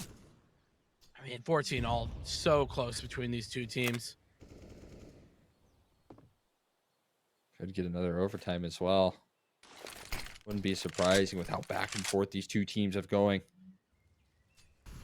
Much needed conversion here for ISU Redbirds. That'll give them a little bit of economic security here. Platt spotted one out towards Banana. He's just going to throw his smoke down now. There's retake utility coming through as well. What's going on here? They're going to flashbang through this smoke. Platt, oh, he's got to retreat. You can't go for it. And he will call it off. But he was blinded up by that flashbang. I want to say probably for the best. Steedle Yes. was in such a fantastic position. There's just no way he finds anything but a 1-for-1, and that isn't a favorable trade for the Redbirds. 40 seconds on the clock right now. They've got to make a move, and it seems like they're heading in towards B. They're stacking up a third player, but more of the same issues can arise here. This very passive setup, we've seen this come crumbling so many rounds before. We'll see if it happens again. As 25 left on the clock, they're going to commit to this A side of things. B, rather. Oh, frag there for Corn. This time he can't do the magic. It's only a good for 1. 4 players alive on the site. UCF ahead by a mile. Retakes coming in, but it's coming in slow. Vax trying to spam his way in, but so many smokes. And this is a save. There's just no way back in. You can't do it if you're the Redbirds. You got to give UCF a map point. And I can't believe I'm saying it, but UCF take map point here on Inferno. It's pretty surprising for sure. I mean, again, B side is so lacking right now. They need to make an adjustment to how they're defending it. I've already seen that round before, and it hasn't worked. They're committing to the same old here. And the Redbirds are just playing far, far too passive for them to get the ball moving. I mean, Platt swinging straight through that smoke. Corn is able to find that first. It started off so nice, but they've got to find an adjustment here. They need to do something different. They almost had that third player rotated over as well, but just not quite. It's about timing on that. And instead of Platt flashing for himself over Corn's head, it should have been Corn flashing for Platt to come through that smoke. That's actually what needed to happen, but double op setup. Guns for both sides. Corn and Sonya's with the AWPs here for the defense. And oh, a great bait shot there. They find out that Corn has the AWP, or at the very least, Sonya's might be here. One of the two. As minute 20 is about to tick away. Banana control has been gained for UCF. So check that one off the box. I mean, a minute and 15 on the clock to work with as well. If anything, these patterns continue. More of the same could be in case here. This time, the corn has the AWP. All right, Derek. He's ready to take it over into Mirage with that shot. That was a beauty. And that could be the difference maker as well. There goes that B bomb set getting cracked open again. And now Rotates. UCF Knights, after the rotates come through, they're going to hit double back towards the A bomb site. Perfect read and perfect frag there from Floridiot. Floridiot fragging. NDR. Oh man, NDR been in this position so often today, hasn't he? Yes. He's just been getting spammed, naded, hit every which way, but he finds two! NDR doing the Lord's work on the back of the site. The rotates, they've come in. Now an opportunity. All players have a kit. 3 players left alive here for the T's. One more on the site. Swing good from Tarek. Not a trade, but Fax has the frag. It's low HP for Fax, but still 1v1. Smoke goes out. And Tarek, he's looking the wrong direction. That's Fax with the frag. The Redbirds send us to overtime once again. I cannot believe it. Fax. He's able to throw the smoke, not even on bomb, but it's enough to bait out Tarek's position. What on earth was that? How are we even here on top of that? NDR 2K from this position. We talked about how he was in this spot all day. That anchor, you know, you're alone in pit. You have to make a miracle happen. And with 2 kills, he does. My goodness. And Fax to close. What an unreasonable position to be in if you're UCF Knights. You thought you had that one in the bag. The bait with the smoke was so good. Perfection. I mean, talk about big brain plays. That's a good example. I mean, that is certainly a big brain moment. And yeah, NDR certainly needs some credit. Picks up 2. I mean, he was what? Molly double naded, 3-man spammed, and he still finds 2 kills. I mean, that is classic. That is just the classic, you know, site anchor guy. You know what I mean? Who else but your trusty pit player? I mean, like I'm like taking crims when I'm saying that. You know what I mean? Like that's, man. No one else you can run. When all else fails, trust your pit player to just find 2 kills in the most unreasonable fashion to keep yourself alive here. Redbirds, they're feeling some heat here, but that one could be a little momentum builder. We talk a lot about it as well because this game has been so back and forth here with these rounds stringing together. Look at this NDR. He's pulling a little bit of moves here in spawn. Look at that. Like it. He's very happy about that last one. Yeah. I mean, hey, you do you, man. He pulled it off. You got to give him credit. And we are in a pause just if you didn't know. Not sure if we're tech. I assume it's a tech issue. Considering we haven't seen anything else, and Sonyas hasn't bought the other thing. So, either way, a massive victory, and honestly, probably good for both sides. You know, it was a maximum high, high tier moment, where everything's going on the line, and now you could take a second and calm down a little bit, Sure. I mean, you have to make your a little bit of a break here in between these because it has been so very close. Back and forth here. Now into our second overtime so far. I mean, first map overtime, second map OT as well. Man, this has been an incredible game here to start us off. So much fun between these two teams. So many crazy moments that should not have gone either way, but it's just miracles start to happen here, and it's very, very entertaining. Oh, that is certainly an understatement, my friend. We're back into it, back underway. Overtime in the second consecutive map. Last time it was the Redbirds that took it in OT 1917. Can they repeat the performance? Or will it be map 3? It's Mirage, a destiny that awaits us. For the UCF Knights, they have to pick it up if they want that to happen. See if that's the case right now. Banana full control once again. What's new here for the UCF Knights? They take that map control very, very early on. Talked about how much of a problem that was. Now, this is great. Retake utility comes through. Will they retake banana though successfully? That's the case. Bruce comes through in a counter response. Plat, he's taking down a high HP, low HP rather. And Tito's even able to take down his teammate in Corn there. Still standing tall here on the retreat. Plat's able to somehow duck by. So he maintained a 4v5 at the very best. And now Plat's been boosted up. The secondary player in the form of Fax is rotated over as well. Yeah, Plat very fortunate to get out with his life. But his life he does have. But UCF have the advantage. And with their advantage, they rotate. And they rotate towards A. There's really no one here in the bracket area. So as long as UCF are quiet and they just, play some contact, they really could take a lot of information for free. But the big problem is there's only 30 seconds on the clock. So they've got to really turn the timetable up just a little bit if they want to make this work. Need to scale up here pretty quickly. Now they have to worry about Sonya's nade stack. There you go. NDR, he's going to start to eat it. That's unavoidable conclusion. He's put up a lot of great fights there, as we so well know, but this time not the case. He gets bombarded. UCF Knights that continue with winning ways. They did concede overtime, but they find their footing in the first round. You're right, and concede overtime, maybe I don't know, not fully telling the whole story. In essence, two huge plays from two big moment players took overtime and forced it down their throats. It's a much better way to approach that situation. I mean, man, that was they finally have an answer for him though. They just nade stack him again. This time it works out for the kill.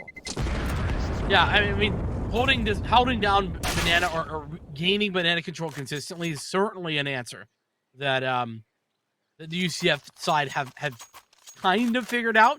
They've been consistently looking for that control regardless of whether it's early or late round, and it's given them a lead here in OT.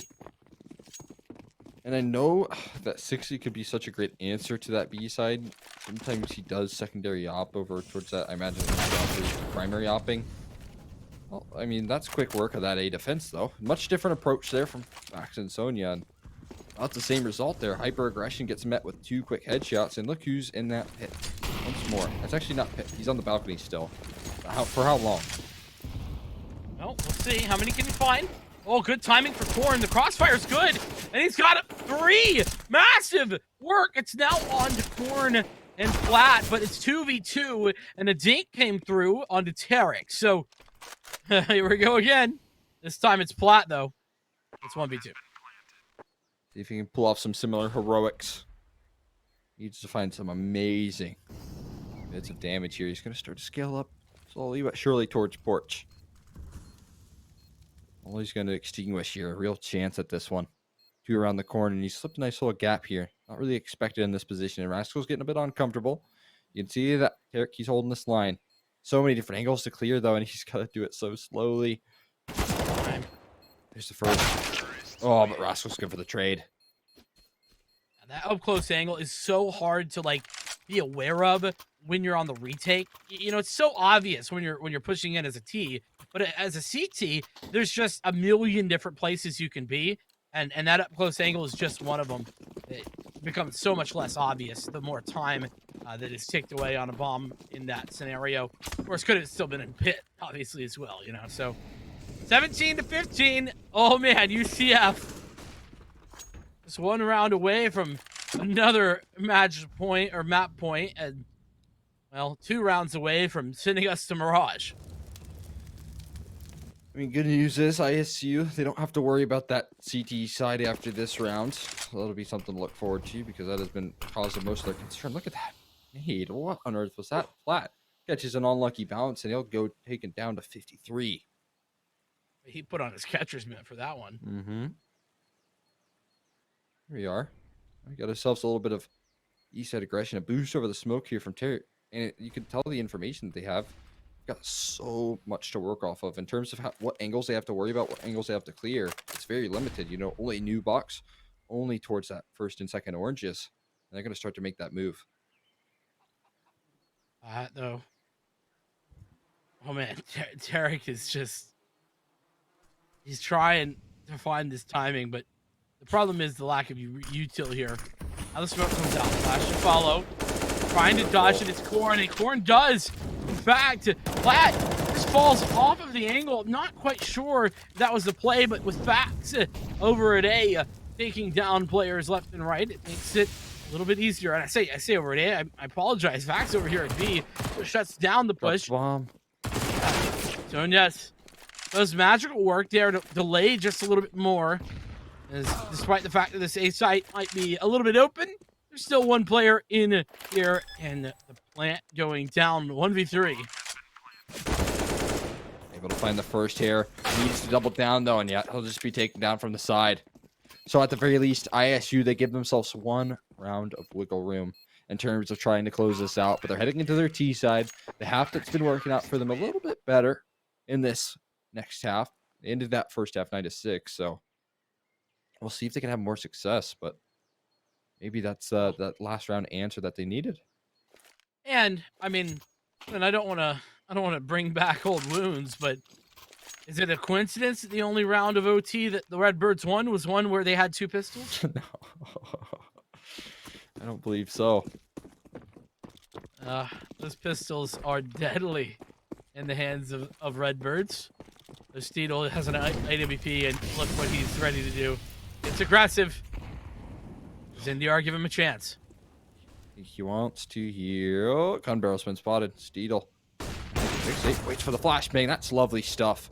Perfectly timed right there. ISU. They're checking all the boxes right now, and even that follow-up nade to add a little bit of chip damage onto him. Great start to be in for ISU, scaring Steedle off the line. He's also taking some damage, so that's another additional positive to take away. Still hanging on a little bit of an angle there. In fact, just repositions. That Molly doesn't even push him back, and he's got the frag. It's away with it as well. You had a collateral? Oh, you might have. Might have legged NDR. Obviously didn't see it from his perspective, but either way, big opening and lots of damage. It's quite nice here. Now it seems like ISU are relegated over towards that A side where 3 players can just lock things down. A nice triangular crossfire. Ready to hit this site. Only a matter of time. 35 on the clock here. There's still so much Molotovs. Look at that. They've thrown one down towards apartments. In fact, he tries to bait out some sound cues, but where the real play's happening is over towards B. We'll see if that's to effect. It seems like Steedle is going to fall off the line here just enough for them to start to scale up. He's going to make his way through coffins. He gets that molly down. There's still a boosted play that they haven't checked for. And finally, the strike is Rascal. He'll drop down as well. The site's been compromised. Not before Dripix is able to find another frag over towards A, though, taking down that lurker. And bomb now being played. The double push. Oh my god! There's 2 kills back from NDR. He might just save them again, but Tarek is looking to make it not so. And it could be at the very least double OT secured, but he's not out of it just yet. Oh my god! Couldn't get an ace here. One more raid around the corner. It's Florida, but he finds the kill. He saves the day for UCF Knights. It was almost another clutch, but not meant to be. I mean, I just gotta take a breather. Oh my goodness! He nearly put that together. But that is not gonna work out. Despite some fantastic shots. UCF Knights still have a map point. And they could be sending us to map 3, Mirage, to come. Should UCF confirm number 19. But the Redbirds have guns. They have enough where they could stop that from happening. Alrighty. I mean, double op here, rolling on out for the Knights. This could be their lockdown right now. They can breathe a nice sigh of relief for what feels like for the first time in forever. It's always been the pressure from ISU. Nade. Let's telescope onto that nade. He got some good visual on that one. He's going to be forced to retreat. As Derek throws a follow-up molly. Controls gathered here. Right now, a very, very slow style coming through from this T side. They cannot afford any mistakes. Yeah, their back's against the wall. There's certainly no room for error. Still smoke. Steedle's gonna push forward. And Tarek, the other side, finds the frag. NDR goes down. That was the hero from last round. no longer available. And actually, this rotation towards B sort of being read by UCF. One player kind of pushes out, gets taken down, and I think that suggests that, the Redbirds weren't going this way. But nope, here they come. Execute is forward. Rascal behind the smoke. Gonna take his timing, take his moment, and he's got a double. Somehow finds two. Should probably not have been able to find that, and Tarek wants the timing through the smoke. He's gonna miss! But it's Corn. 1v4, not to happen. UCF. They pull it off.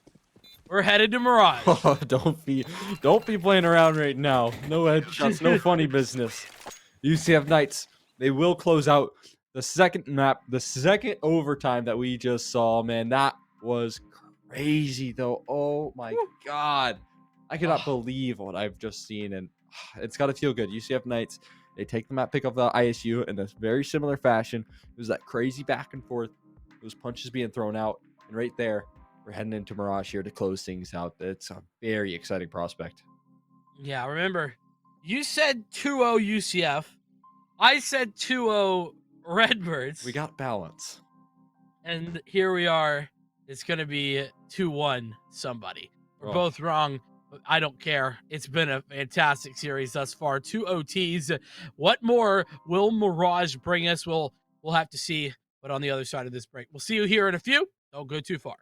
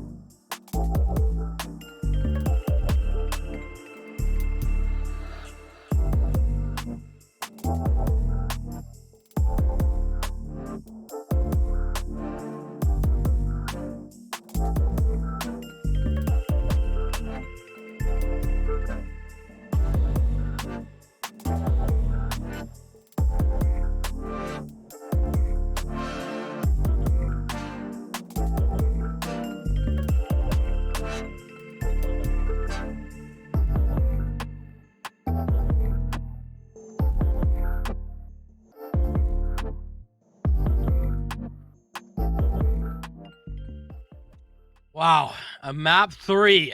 Here we go. It's just the first series of the day. We got another series coming up after this goal, but oh my goodness, UCF and ISU, two powerhouse teams coming together. I said before the break, I thought this was going to be an ISU sweep. You thought it was a UCF sweep. It turns out there's no brooms here. It's actually just a brawl, and and everybody's thrown their glasses at each other, and every broom has been broken across the knee. And we're here for map 3, Mirage, forthcoming. Who do you give the edge to in this map? I mean, I have no idea who I should even try and predict who's doing better, who's outpacing, because right now we've seen unbelievable plays. I cannot believe with what I've just seen from the Redbirds that they failed to close that one out. But Steedle was much better than what we saw on Overpass on Inferno, which is a really promising sign. If he can continue that form over into Mirage, that's going to be something to look forward here. In this third map, I think that you really need to look towards that, because Steedle was completely locking them down. And from the tail end there, it came down to some defenses. It came down to some crazy plays, but UCF edging that out just barely might give them a little bit of momentum. Yeah, I hear that we're ready to take a peek at the knife round, though, as of course it is map 3 of the series. That means that nobody gets to pick sides. We knife for the sides, as per usual. I don't think it matters really who starts where as much on Mirage. I don't know what your take is, Cole, but for me, it's preference. Yeah, I know you're exactly right. Either way it goes, for the most part, ISU probably getting that CG side start. Maybe a little bit of a comfort, but like you mentioned, not the end of the world there, whether you start on that CT or T side. So we'll hop into the first half here. Pistol rounds underway. I mean, this is a real brawl between these two teams, and now we get to close things out on Mirage. 2 overtime so far in map 1 and 2. You couldn't take these two teams any closer. Indeed. It's 2 overtime maps in map 1 and 2. What more do you want? Also, each team won on the opposition's map pick. Like, that is classic Counter. I mean, this isn't why you fell in love with Counter-Strike. I mean, I just don't know what to tell you. Some classic smokes going out here today. Unfortunately, it's been a whole lot of aggression for the Redbirds, so they know exactly what's going down, as this push into spawn works out in the favor of UCF somehow, some way. And well, I say somehow, it's Steedle. Who else? As this Onias and Fax duo come back through. It's not quite enough, as Tarek takes out one more. It's Platt all alone, and he's quickly dispatched. That is a strong start for UCF, and that's a strong start for Steedle as well. Exactly what you wanted to do. And on top of that, you could have seen very quickly that CT aggression could have been punished. ISU, they were falling back more passively, slowly but surely, trying to close the distance and utilize those Glocks to full effect with those flashbang pushes towards CT spawn. And Steedle just immediately takes them down. Very strong stuff coming through from him in an early fashion. Now, Sonia, so what do you got going on here? A peek towards underpass. No, it's just perfectly baited out there. Dripix is going to find him. Now a chance for UCF Knights to double down. Chance indeed. Man, this will be the first time that the Redbirds don't win their force buy. They aren't able to pick this one up. I mean, Feels like it. I'm saying that maybe prematurely, but it's 5v3 with the bomb planted. I'm hoping that's not premature. I don't even know if they have time to even try at this point, but yeah, I mean, that was kind of the story of all of Inferno and all of Overpass was just constant ecos. It seemed like it was never ending. Somehow ISU were always able to pull out the upper edge, and the fact that both those maps headed into overtime is really telling of what could have been the difference maker for map number 1. So let me ask the question. Was that okay, Floridian? That's a bit of a problem. You can't shoot bullets with your knife out. What is going on there? Clearly just accidentally hit his hotkey, but there we are. Oh, that's pretty funny. Floridian saying he has the fattest fingers in North America. Unfortunate. You hate to see it. But what I was gonna say, to pose a more serious question here on what is really an eco round, despite a couple of saves, is that by the end of that Inferno game, it seemed that UCF kind of had a handle on that. They were winning out their anti-ecos. The last 2 or 3 went their way.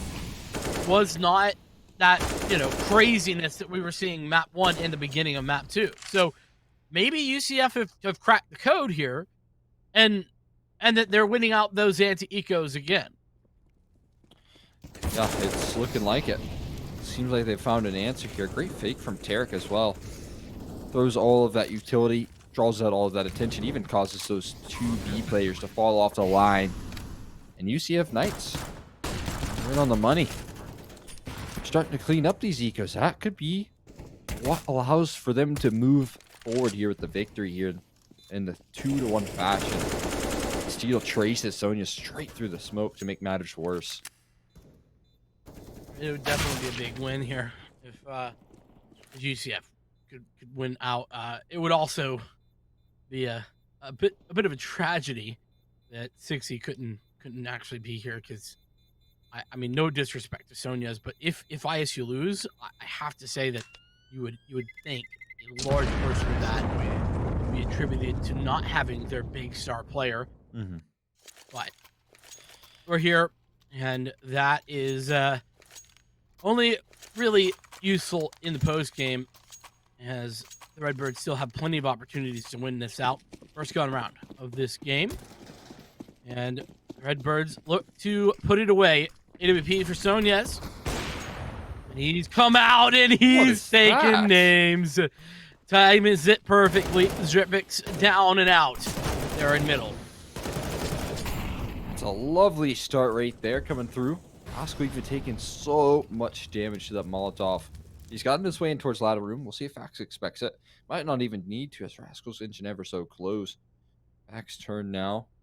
And the question is, does Fax want to go on this aggression here? Being watched, shadow advantage. He catches it, but it doesn't matter. He's still able to find it. The low HP bar and the really hard off angle from Fax is going to catch Rascal off guard and double that man advantage up to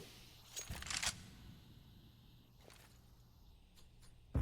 Already it. All about timing. On Platt. Oh, Platt.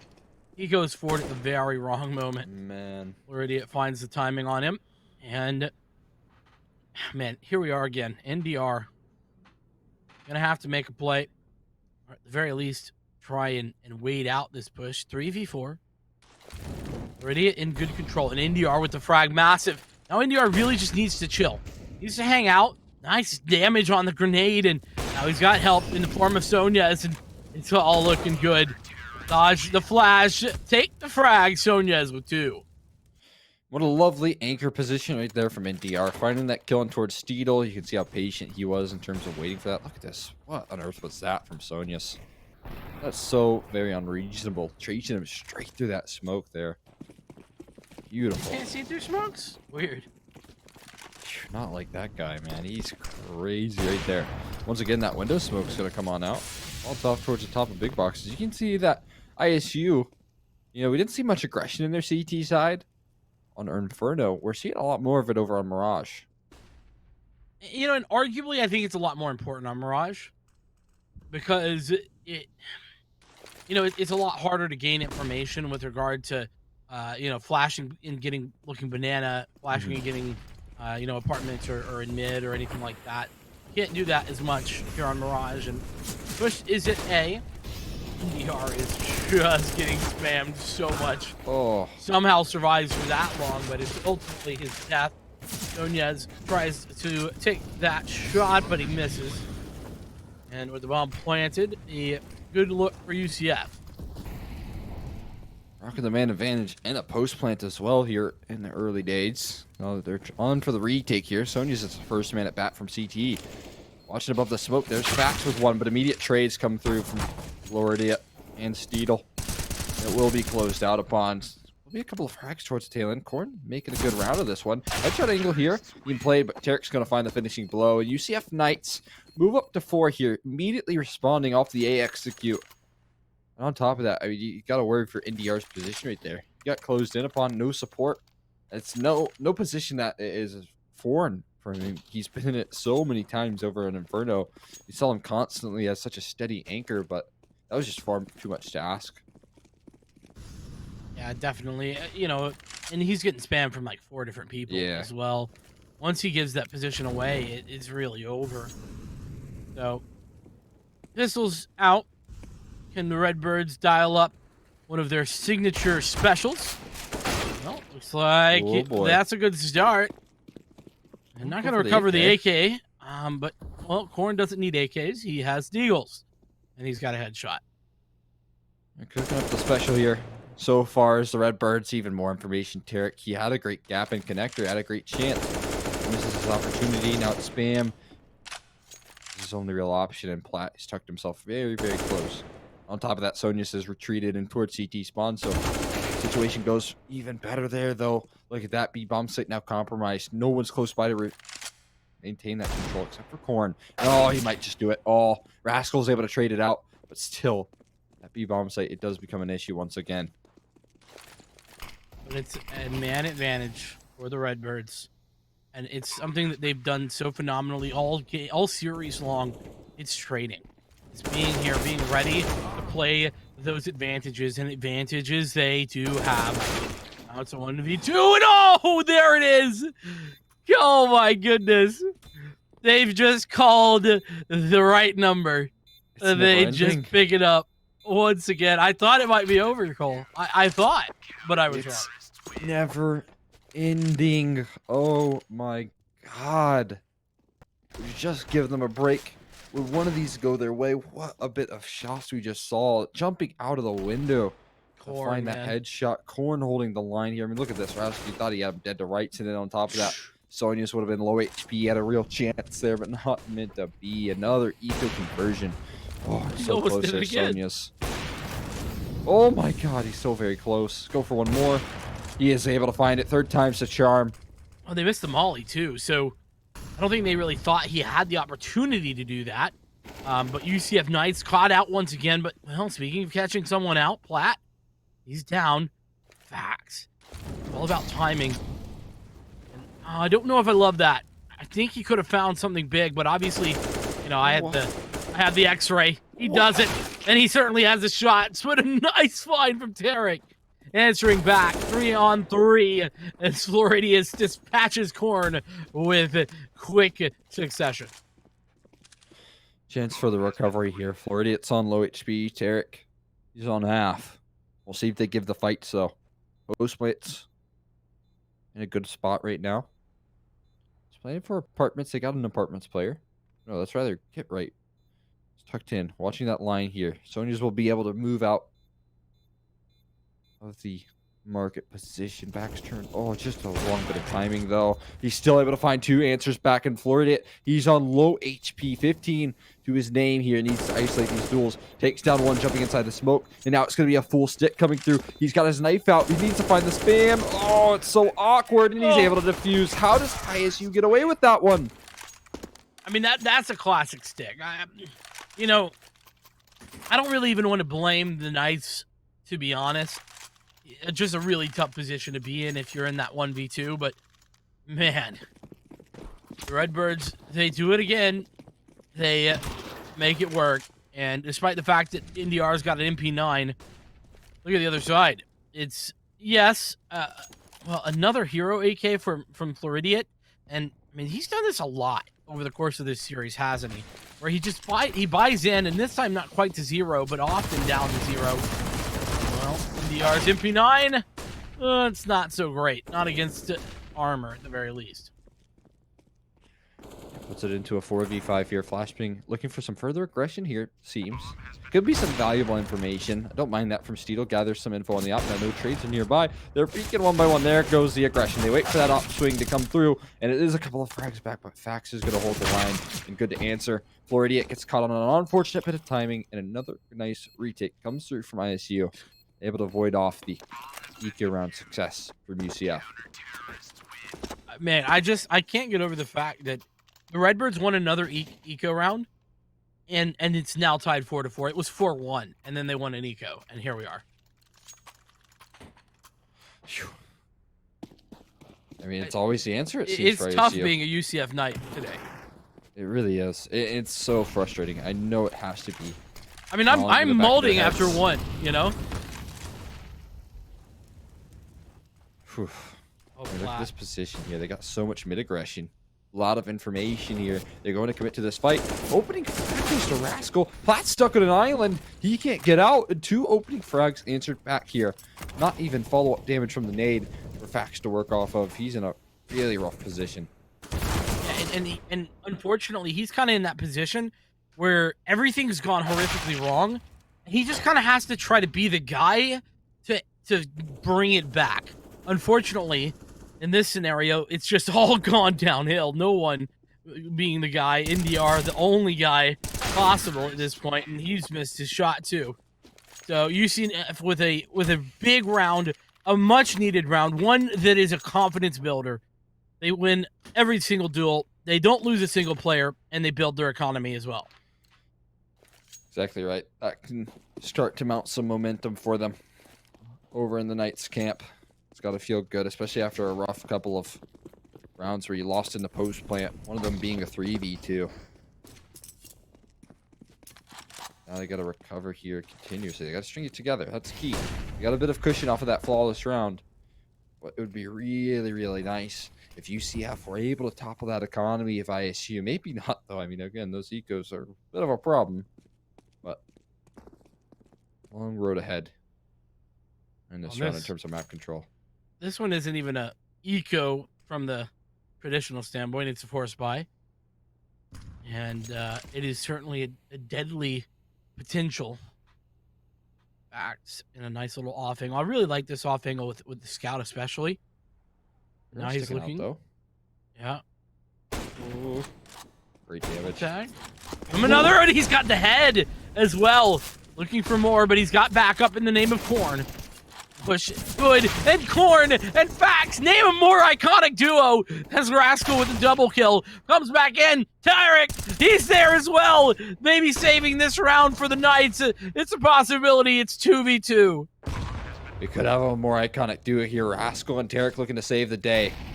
But if you can see here, Rascal, he's locked into position, can't move away from that van. It's up to Tarek to make the real proactive moves. He's watching around the smoke. Shadow advantage. Oh, that's beautiful. Lovely little bit of angle. Now it's up to Sonya's. I believe he's just been spotted, just barely. And now it's Tarek playing off the angles here. 70 HP to his name. Needs to pull off a 1v2 and time's ticking up against him. He gets found out. And Tarek and Rascal, 2k and a 3k apiece right there from the duo. Keep ISU at bay. Oh, man. I thought for a moment that was another one for ISU. But here's the thing. You know, I think that was just such solid play from the likes of Rascal and Tarek. You got to give it to them. They really played that perfectly, played it passively. You know, after that one peak, Rascal didn't have like any sort of swing at all. Did not give any opportunities to UCF, or rather to ISU, and that's perfect. That's exactly what you want to see. Exactly right here. Now an eco, but this one has much less firepower to it. Not much to work off of. Rascal, he's already slipped out of the apartments. That's step number 1. Step number 2 is clearing out Corn, and they've done just that. So unbelievably gets himself a dink, and more mid-aggression comes through. Steedle's only good for 1, and that AK may be to be held onto from Sonya's. Seems like a likely prospect. That'll be a nice one to bring into the next round, and UCF will move to 7 here. I think a big difference, though, between what we saw from the last 2 maps and this one is that we actually got some early momentum from the Knights, which is much different than what these last 2 maps showed for us. Yeah, it's something I noticed and didn't mention at the time, but you're absolutely right. You know, a 4-1 start for the Knights, that's been impossible. You know, prior to maps, it was what, 8-2 for 2 maps in a row. That's the sort of additional rope that the Redbirds have had at both maps up until this point that now they don't. You know, you got to wonder, okay, so now is this going to be a UCF 8-7, you know, sort of position, or you know, maybe something even better, but still really solid stuff. I think you got to give UCF credit where it's due in that respect. Exactly right here. Now still money once again for ISU. Get another chance here on top of that. They've gotten up in Corn's hands, I believe, for the first time so far in this one. Quick boost up. We'll see if they can hit it. Oh, lovely stuff there. All the boost that everyone can do as well. They make sure that they nail that one down. It's good for the opener there. Wonderful. Find Give him yourself another. a double. I love that. Really good adjustment there from Corn. And Steedle does fight one back. That's Sonya's going down. So, not still alive, but the Opper down. As Redbird's going to have to... They toss a utility around. Yeah, I think so. Hey, take a flashbang, would you? Yeah. Hey, could you flash me out? Thanks. Imagine Tarek then is going to be first at bat. Okay, so they're not allowing for Tarek to go first. Instead, they're going to send up the guy with the full belt here. I imagine that's going to change here shortly. Yeah, they're going to boost up Tarek here. And towards window, Platt, yep, he's going to catch a little bit of a glimpse before he peeks up there. Extends that man advantage to 2. It's up to Steele for the most part to make things happen, and he gets taken down immediately, so not much to work off of. I don't know what the plan here for VCF has been, but it's a little bit interesting. Their plan seemed to be, to me, just everybody run out, try to find a duel, and hopefully you win it. I mean, and then they didn't win any of them. So Yeah. I mean, hey, I guess it is a plan, but not the plan I would be looking into. This, though, fantastic plan, and a plan that had success as well. Yeah, it was really lovely. I like that they sent him up early on. I like that they were able to successfully pull off that boost. You know, that's +1. And then on top of that, that was partially the reason why some hesitation kicked in from the Knights. You can see that they did have an initial plan. It was to try and aggress quickly towards that B side of things, at least take early apps control, but it got swiped away with Corn's AWP play. Here we go again. CF's still up, but this gun round's pretty impactful. The money's going to be at least lower. They lose it, and nice grind. Warren met with a lot of players in mid there. And Tarek as well. Platt is crucial. Needs to win this duel and more. He finds the first. There we go. Tarek the next. 2 fine for Platt. It seems that Platt has a general idea about it as well. He swings and he finds it. Massive. It's now an equalizer. 2. Oh, I was going to say, could be spammed. And he is indeed. Steedle with the spam, but Sonya's finding success elsewhere. Still an even 2-on-2. Question is, will Steedle be prepared for this position? Oh, there's just a slight timing and a perfect headshot through the smoke there to work off of. Now 1v2 for Rascal to play. He needs to get activated here. He's able to punch in the numbers. Maybe he can get himself a good post plant. But again, it's all down to isolating these fights here. And he plans for Cat, but he positions himself over towards this opposite pillar here. A chance to isolate this fight onto NDR. Smoke for that bomb. Gives up the position here. He's playing it so smartly. They expect him to be catwalk. In reality, he's right in your back lines. He takes the first down. Gap in the smoke. But Sonya's once again is good for 3. And ISU, they are able to recover that round. Great stuff coming through from them. Yeah, that's a big victory as well. Like I said, it doesn't really break the economy of UCF, but what it does is it applies pressure and it keeps things reasonable. And as we head towards the end of this half, it also just keeps the scoreline pretty darn close. So we can see the Redbirds stabilize here, maybe tie the scoreline up. It's anybody's game. Warren once again posts up towards me. You see a little gap that he's working off of. He sees the feet, rather.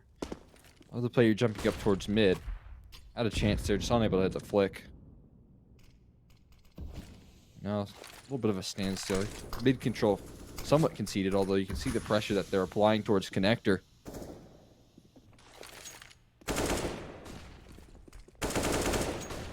Need that control, or rather that pressure, certainly being felt by these Redbirds. And Corn. Okay, I thought maybe he was going to go for a little peek there. No, not this time. Platt has himself very much in position. He's ready, but Tarek has the advantage when it comes to the vision and takes advantage of just that. Flashbang in, doing good. UCF push here onto the A site. It's really up to Fax to try and deny everything here. And, well, NDR is still on the site. So, my apologies. NDR as well on this. He just has the MP9. That's really the difficult scenario. And now Fax has made himself a threat. NDR the same. Both with one. Advantage still here, but, well, it's quickly dispatched. Steedle and Drippix both find their frags. It's all on to 2 for the Redbirds. They're holding this line towards CT spawn. Steedle's got so much information towards jungle, so they know exactly where these 2 remaining players are retaking from. And look at this off angle. Still not good for the kill, though. Corn able to adjust in time. Now it's planted for them over in connector, over in jungle as well. So it's up to tapping the bomb. There's no smoke for it. You're exactly right. One tap goes forward, but they're able to win on one of these fights. Flashbang comes through. Steedle's position given up. The push comes through. He's able to isolate one of those duels. He needs to fall off the line. All he has to do is play bomb. And Corn, he's just running out of time here. Steedle is going to peek off. Knows he's off of the bomb here. Tapped once again. Corn's going to commit his life before he runs away. And I think he should be safe in this corner here. Yeah, he gets away alive, but concedes an 8th round here to the Knights. Yeah, and that's the victory here in the half, at the very least, for those Knights. Even worse for the Redbirds, or it may be better, depending on your perspective, is that their money is not precisely great.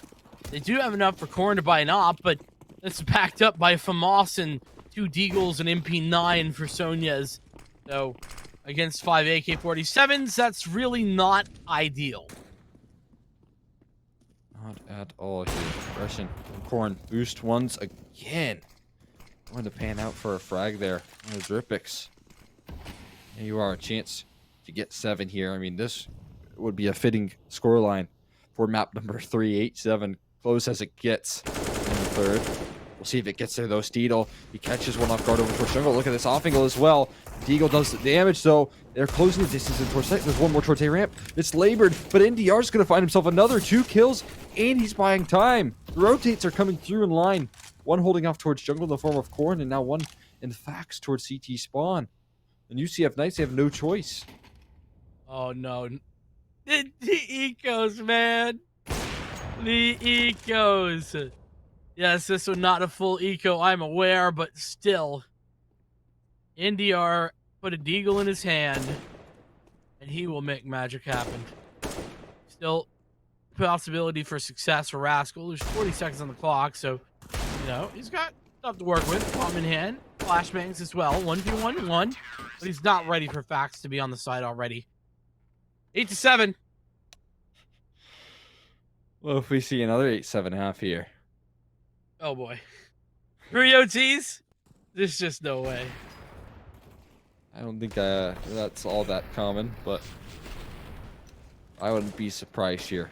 It's constant back and forth between these 2 teams. So very balanced, so very competitive between these 2. Look at this utility.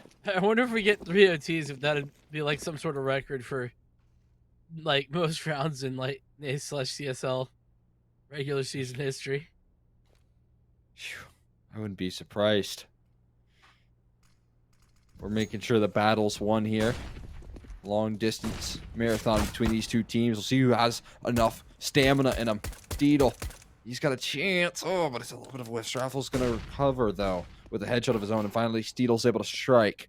So we got ourselves into a 3v5, and seems like UCF doing a great job of defending. ISU are struggling a little bit here in the early stages of this pistol. Man, Steedle a break, dude. He missed a shot on a jumping guy looking the other way. You know that's the hardest shot in the game? Very difficult. Yeah, that's very true. I mean, if he's not looking at you, you know how it goes. He's b-hopping all around. It's similar to that sliding, what was it? Who was it? Sliding Plat? Over on Overpass way back when we captured that one. Yeah, exactly that one. So, you know, I'm just saying, you know, give the guy a little bit of a break. But here it is, the most dangerous round for UCF. The good news is it's not a force buy. It's only Glocks and 1 extra gun. So. Oh, they didn't quite get that run boost off. Oh, there's a frag, though. They tried. That's what's important. London taking away that ace there. Almost a chance to stack up some checks for Floridiot, but instead Rascal going to take that one. And now here comes the real action here. ISU getting that 3rd round buy-in with a good bit of utility. I mean, only that Tech 9 was invested in that prior round, so they're going to have a lot to work off of in terms of throwing some utility, trying to work the map here. And well, the good news is for UCF Knights, they've got 3 A1Ss, an M4, and an auto shotty, so a lot of weaponry to counteract this aggression. Yeah, but well, a lot of money to lose if they aren't able to get it. But that's a nice little shot. Easy does it. Kobe straight down the middle, and one player down without even seeing anyone. That's NDR gone, and well, Platt as well down a lot of damage because of some grenades. Yeah, they're forced to set a bit of hesitation, and I mean, you can see that they want to utilize this underpass lurk, but Sonius doesn't want to overextend his welcome here in his position. Steedle's got a fixated position on his inbound here. We'll see if he goes for it. Not quite. Instead, we see a little bit of a fake out here. Some smokes towards window, putting some pressure towards mid, draws out Steedle away and back in towards his A bomb site, but it's an excellent read coming through from UCF. You're right about the read. That read, fantastic. And Rascal, take your gun out, dude. He's good for it. And he's got both. Grace ray transfer. Platt didn't know what hit him, and Sonya's thought he had a timing. This is looking UCF. Steedle making a statement there with that final frag. That is dominant. I mean, 5 alive. We talked about the emphasis of the 5 alive flawless rounds, especially on the first gun round. And CT UCF side. mounting a perfect defense. Yeah, I mean, that's economy built up right there. You can see Florida, he's not going to get off of that auto shotty just yet, and I think you and I both love that quite a bit. Yeah, I mean, look at, there is 0 armor for the Redbirds, and so even at some range, that auto shotty can be deadly. But token AK-47s, and Rascal, he's got 4! It's once again stolen away, but hey, that's okay. Or Steedle and Rascal getting their eco ace spray downs taken away from them. But it is what it is here. And honestly, again, back-to-back flawless rounds here. Look at that money. It's going to start to rise. Give them so much cushion. That's lovely stuff here. Max is going for a boost here towards the A-ramp. There's no one, not even a single bit of utility. Instead, it's all put towards mid. Look at this. Offensive line from Platt. He's not able to convert, though. A chance, but Steedle's too quick. Good read there. I mean, UCF getting a little bit lucky that they don't run into that op, but still, you know, they dial up aggression, and it just happens to be the perfect aggression that entirely counters out everything that the Redbirds are doing.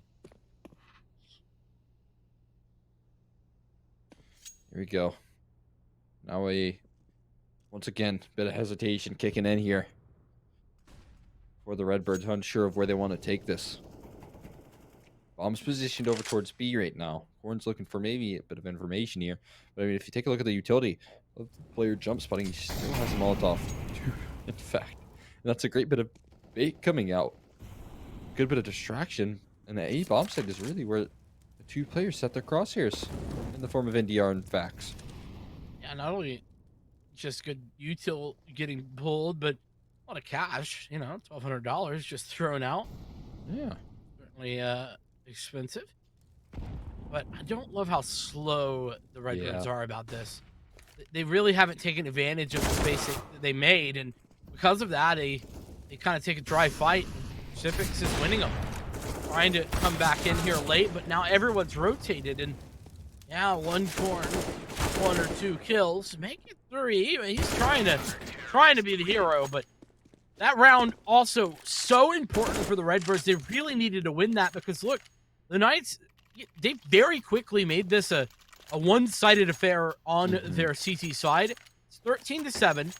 You got to pretty much go back down to, you know, purchasing everything in here for the Redbirds.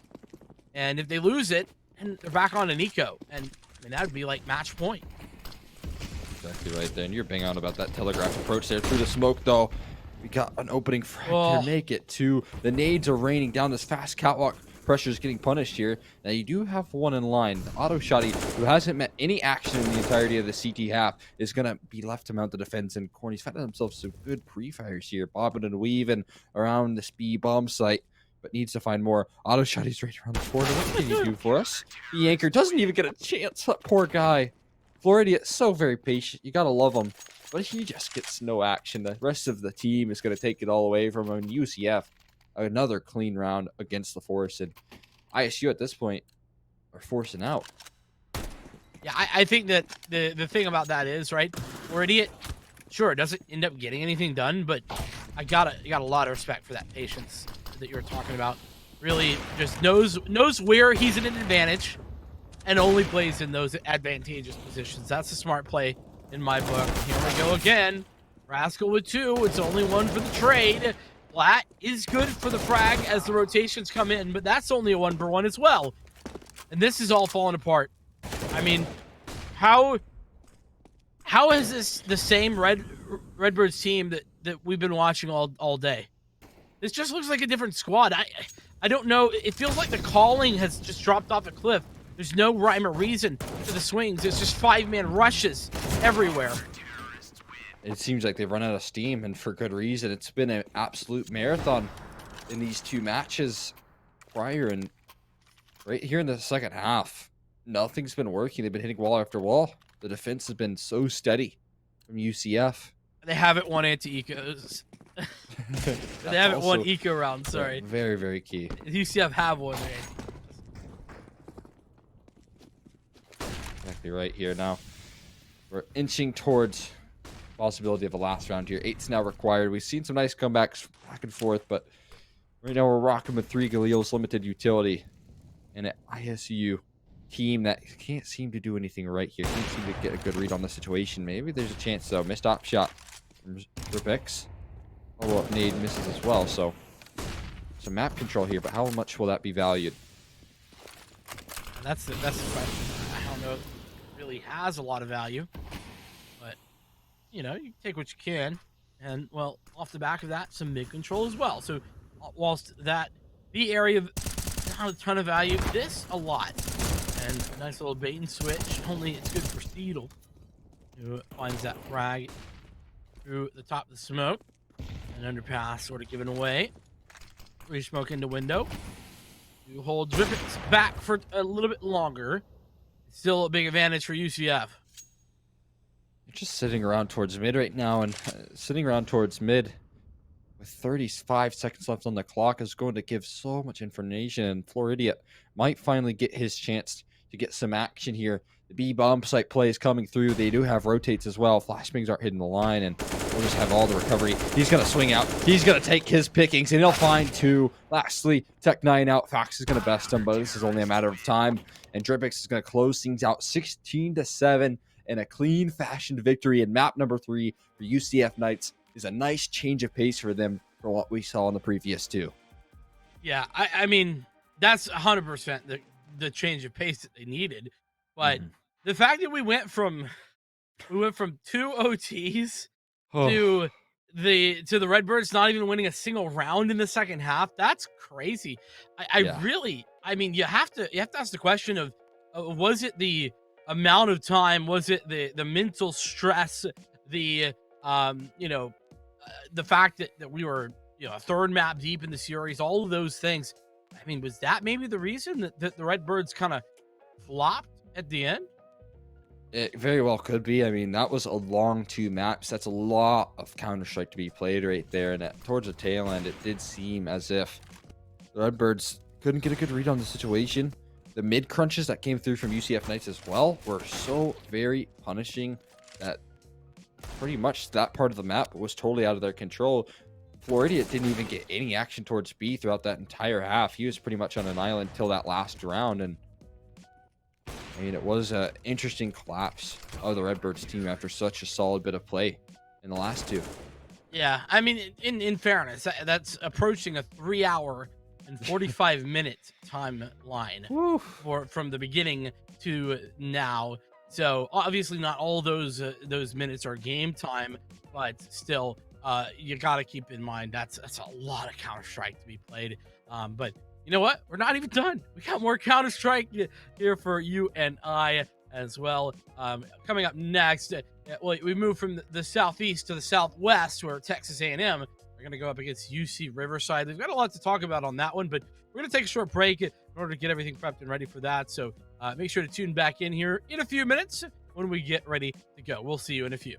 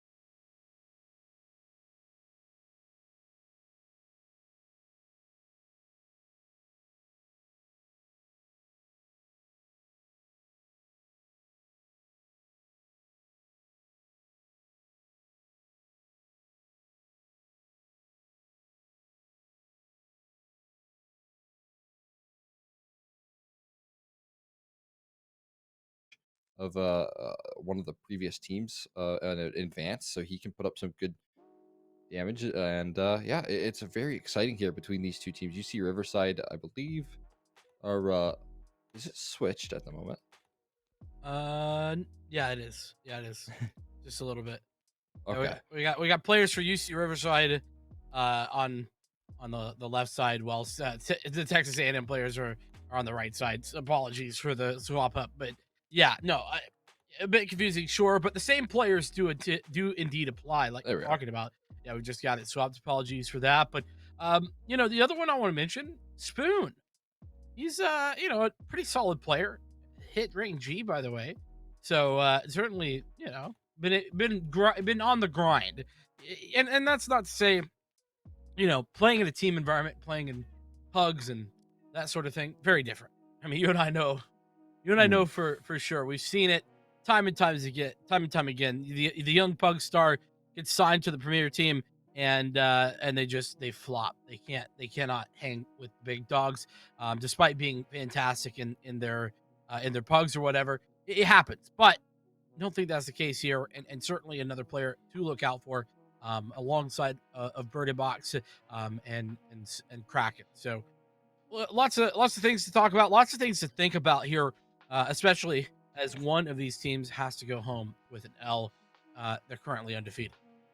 Yeah, I mean, it's very similar to what we saw over in our last best of three. Both teams are sitting at 2-0, looking pretty so far in the season. And honestly, it'll be kind of a battle of the Titans in Southwest there, and it's Yeah. a very exciting prospect. I mean, so far we do have two forfeit wins from Texas A&M, so that's Oh, is a it? little bit of a buy right there. I believe so. Yeah. Okay. Well, Um. eh, I was gonna say I think we have maps ready to go. So let's go and take a look at those while you continue looking at where the UC Riverside side of things have come in. So we got an immediate ban there for Texas A&M. Dust gone, and Ancient to follow. We got Inferno, the pick for Texas A&M, and Mirage, the pick for uh, UC Riverside. Thoughts on that? Well, do you enjoy Inferno, Mirage, and Overpass? Because we're getting it again here in Oh reverse, boy. or at least different order here. We saw Mirage as our decider, but we do get the same maps here. And I did take a look at the results of of I believe it was, let's see, Highlander, and they haven't dropped a single map. They've been able to have strong results, 2 zeros with multiple 16-11 victories, so not really breaking the sweat too much against SMU as well. They were able to pull off only 5 rounds, give it up to that side of things, so that's an even more impressive feat. So a lot to be excited about here for both sides of things, and yeah, that map pull seems all too familiar. Yeah, it's flashbacks. Definitely are aware, but hey, this is sort of classic North America, isn't it? I mean, Inferno, Mirage, Overpass. That's kind of the bread and butter. You throw some Dust 2 in there to spice things up, and Mhm. well, the rest of those maps we just sweep those under the rug. Those aren't here, not here in the North American region.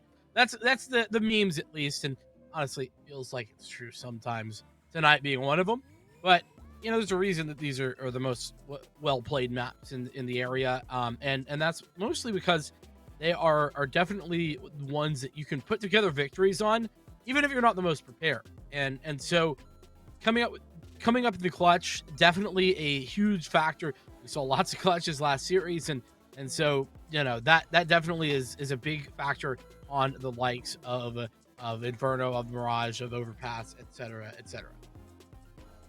Yeah, I mean, we're starting things off on Inferno, and we've seen these sort of the issues already arise in that last best of three. So now, heading into Inferno, I want to see a lot of good banana aggression. That CT side for both teams in that last best of three were Hmm. super lacking. A lot of issues that needed to be ironed out there, and I mean that's why we led to 2 6-9 halves in the beginning stages in favor of the T side. And honestly, it's not all that common, but what we didn't see a lot of is some aggression down banana. For the most part, it was very passive plays, especially with uh, Corn and ISU side of things. They were oftentimes playing very relaxed, and despite having man advantages, they were having issues defending that bomb site. So, if we do want to see some solid defense over on Inferno, that's going to be the name of the game right there.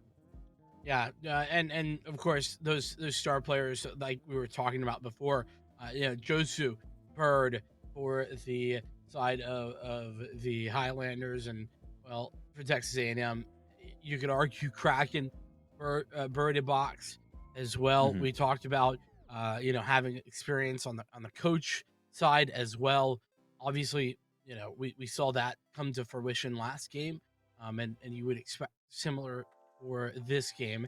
And same thing, Spoon, like I said, has the potential, has been up there on the upper echelons of the rank ladder. And well, now moving into some team play, definitely want to see that. But Cole, we're just about ready to get in here.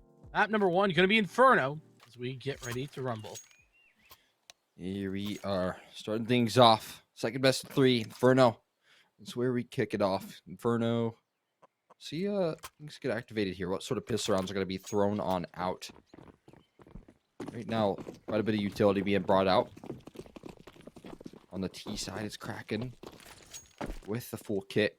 Throws that smoke down. I believe that's going to land over towards Porch, and so maybe some fast start trapping is going to roll on out. I don't know where that landed. It won't matter. They're just going to run straight through. And Dante's looking for some freebies. He's found himself one and not traded just yet, but bomb's dropped, and that's going to be a hard recovery. And yeah, they're just tapping away here. It's off to a good start for UC Riverside. Yeah, no way back in for TMU. And that is Texas going down to the aggressors over at the UC Riverside side of things. And I start, just who had the kit, not even needed at the end of the day. And if we take a look at the buy here, it's, well, you could hardly call it a buy for Texas A&M. They've got some utility, but otherwise it's 5 blocks. It's a really interesting amount of utility being posted up here from Verde Box. You think they dropped a few bits of utility as well to it, because it looks like Squirt, he only has Glock in his hand, no utility, and he's down to 1600. So maybe some new patch uses coming into play, and Verde Box, he quickly goes down with that full kit. So I don't know, not quite the best. A bit of tough luck, maybe. UMP spraying wildly. B9 to help. No, Red Spoon does find of his own. That's only one, though. Glocks? 5 Glocks. I guess 1 kill is kind of good with 5 Glocks, wouldn't you say? 1 kill on a bomb plant. That is quite nice. Lovely stuff rolling on out here. You'll take that one. A little bit of extra bank for your first buy round is going to be very solid. We're going to see 4 MP9s in play. This is a lot of times where this third round buy can come back to bite you. Talk a lot about how it's a good opportunity to get the ball moving here for Riverside, but if it goes awry, they'll be stuck onto not the best economic situations here. I don't know you say that, but you look at the money, I actually disagree. Their money's looking good. No matter what the outcome, Joe's the only one who's really struggling, and he bought up Moss, so I don't think I mind this. Oh. And well, here we go. Quick upgrade to an AK, and see you later. They get out there. That is exactly what you want to do. That's what I was talking about in the pregame. Banana aggression. We see it with 3 players. They invest the utility, they invest the manpower. And not only do they get out with minimal damage taken, but an 8K to boot. That's quite nice. Certainly a very positive interaction from the UC Riverside perspective, of course. And one bird, I like that off angle as well. Trying to just play a little bit, weird, a little bit up higher than you would expect, and use the AK if you have the opportunity to find success off and back. We're going to see some aggression rolling off. It's been mollied off. Josu's got a smoke for it, so he's able to get away from it. The nades are following up, and now the crossfire on towards this A-bomb site. Smuds is having a rough time of it. He is able to get the Glock out in time, and Redux is going to bail him out of the situation. It's only a matter of time before the cars come collapsing. It will close things out with a headshot. Quite a major victory there for the CT side in terms of not only winning that bonus round, but denying a bomb plant and doing it in clean fashion as well. You live with 2 and you upgrade onto those AKs. That's lovely stuff. I talk about it almost every time we see it, but I'll mention it one more time. You know, AK-47s on the easy side, a force to be reckoned with. You know, that headshot potential, obviously, but you know, that's your advantage if you're a T, and just having it go the other direction, never ideal. Texas A&M, this is their map pick, and ooh, a nice adjustment. Not quite the kill, but a tag from that op. So it's feeling pretty good about that. Falling back with his team, and going to be another regroup here for Texas A&M. See if they can work off of this 4v4 though. Very low HP on the squirt. It's not fun. And they're not going to hold back on the site. They're pressing the issue right now towards brackets, taking some early aggression. Here we are. Redux has a chance to find some success right now. Waiting things out. Yep, that's the case. He's able to line up one frag, but it's only one. And look at this. It's left the op solo on this A bomb site. So many different angles to worry about as well. Oh, but he's going to hear him. Information's going to be his way. First shot hits. There it is. The frag. Out. More to follow. Oh, Suds with a miss. No snow. I thought it was going to come in, but now it's Kraken, who has the opportunity. With Dante only having MP9. This is very, very dicey. Needs the quad, just Kraken. Plant allows for Dante to get into position. He has a defuse kit, should he need it. This duel is the key. Oh my goodness. What a win. Dante, MP9 long range, just takes the ego duel and wins it. No head Kevlar. Undoing of Krakens. Oh, so unfortunate. Towards the tail end right there. 4-0 is what we move on to, and a solid victory. I mean, it did come at a heavy cost. It was a pricey round from UC Riverside, giving up a lot of deaths here in the bomb plant as well. You can see that even if Texas A&M loses, they got max loss bonus, so should be able to string a couple buy rounds in a row. But unable to close the distance, it seems, in some of these close rounds. Especially if they get bomb plants, TAMU are going to still be feeling good regardless. That nade is perfect. Echo tagged down heavily. 49. The health left, and Squirt's going to get all of that information. He knows that there's two players on the left side of bracket now. What can he do with that info as he gets smoked off as well? Bit of a tough position. You see Riverside in good spots.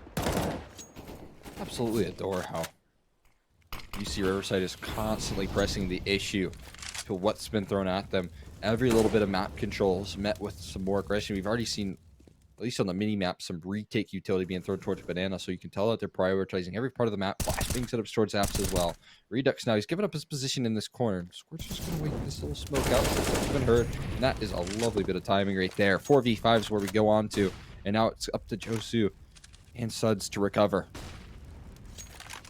Suds going to have the opportunity here in a minute, but he actually looks away. That's a massive bad timing. Looks like this might be a B split, all things considered. Josu falls. Suds with the frag onto Kraken, but again, this push is actually a B, and that's where the bomb is. Smoke allowing for a split push. Actually, only one player committing, and no, this is the worst decision for Bird. But he finds both kills. What? Are you kidding me? Bird at box and Echo. They go AFK at the wrong time, and it's Dante who picks up the other frag. It's all on the spoon. 1v3. How has this happened? I have no words here. Red Spoon just simply no time. How does Bird get away with two frags right there? That is highway robbery. My goodness, that is so unreal. A perfect chance, a perfect opportunity.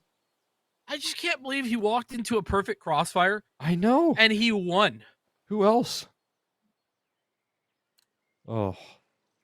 Yep, a pause gets called here. I need a pause after that. Jesus. Oh, jeez. Yeah, that's rough. That's not an easy one to walk away from Texas A&M. They knew they had that in the bag as well. Just crumble towards the tail end. It was so good, too. I mean, the way they manipulated Suds over an A really was very strong. I mean, let's see it again. I mean, Vertibox had no chance. And I mean, Echo was low HP. It was just one headshot. Just a really fantastic adjustment. So that is, I mean, when you ever ask the question, can you get better? Yes. The answer is always yes. Look at that play, and you'll find out. Whew. Yeah. Still, I mean, we talked a little bit before that last round. The economic situation that Texas A&M is currently under is quite nice to be in. I mean, you ideally would like to get some rounds on the board here soon, but it's always nice when you almost never have to worry about ecos. True. 30, I mean, welcome to T-side yeah, and Back's loss bonus, but yeah. 3,400 every round. That's good for a nice goal at the very least, and AK in the best of times. Yeah. I mean, as long as Be you're the getting case here. plants, you're pretty much good for a full kit. But the other thing to note though is that this is Texas A&M's map pick, so you gotta keep that in mind. Yeah, buys are fun, but like I said in our prior best of 3, rounds win games. And it doesn't matter if you buy every round and lose every round, you're still not going forward. Pause will cancel here soon. I'll see if this extended time in between rounds will give a chance for Texas A&M to talk things over. Try and nail down what exactly is going wrong right now, because they are very slow to start versus a UC Riverside that seems like is keeping their foot on the gas right now. A lot of aggression's being rolled off right now from this defense, and it's hard to react here for Texas A&M. It seems like nothing's quite going right for them. Yeah, for now, nothing going right, but that all can change at just a small moment. And we all know it. Counter-Strike game of small moments, small adjustments, and really quick shots as Flash comes out. So it's not bothered, but he's not going to get a chance to shoot at the player who threw it anyway. So, a start where taking control of Banana is the key for Texas A&M. And you got to give them credit. They're doing the right things, but it just hasn't come to victories. It's a little bit of a awkward molly right there. It's one less molly to use on the execute, but you're exactly right.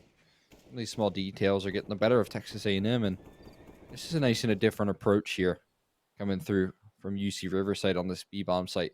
A lot of times you can get to worrying about what the reality can be once you play a super passive style on that B side of things, but you do have a cheat rotator, not for long though. This distraction from Boilers is going to draw out the attention here. Redux is able to isolate these fights all to perfection, playing that pillar just right, and now this B-bomb site is going to be attacked here, but they just have 2 passive players. Bird boosted up as well, hard angle to clear.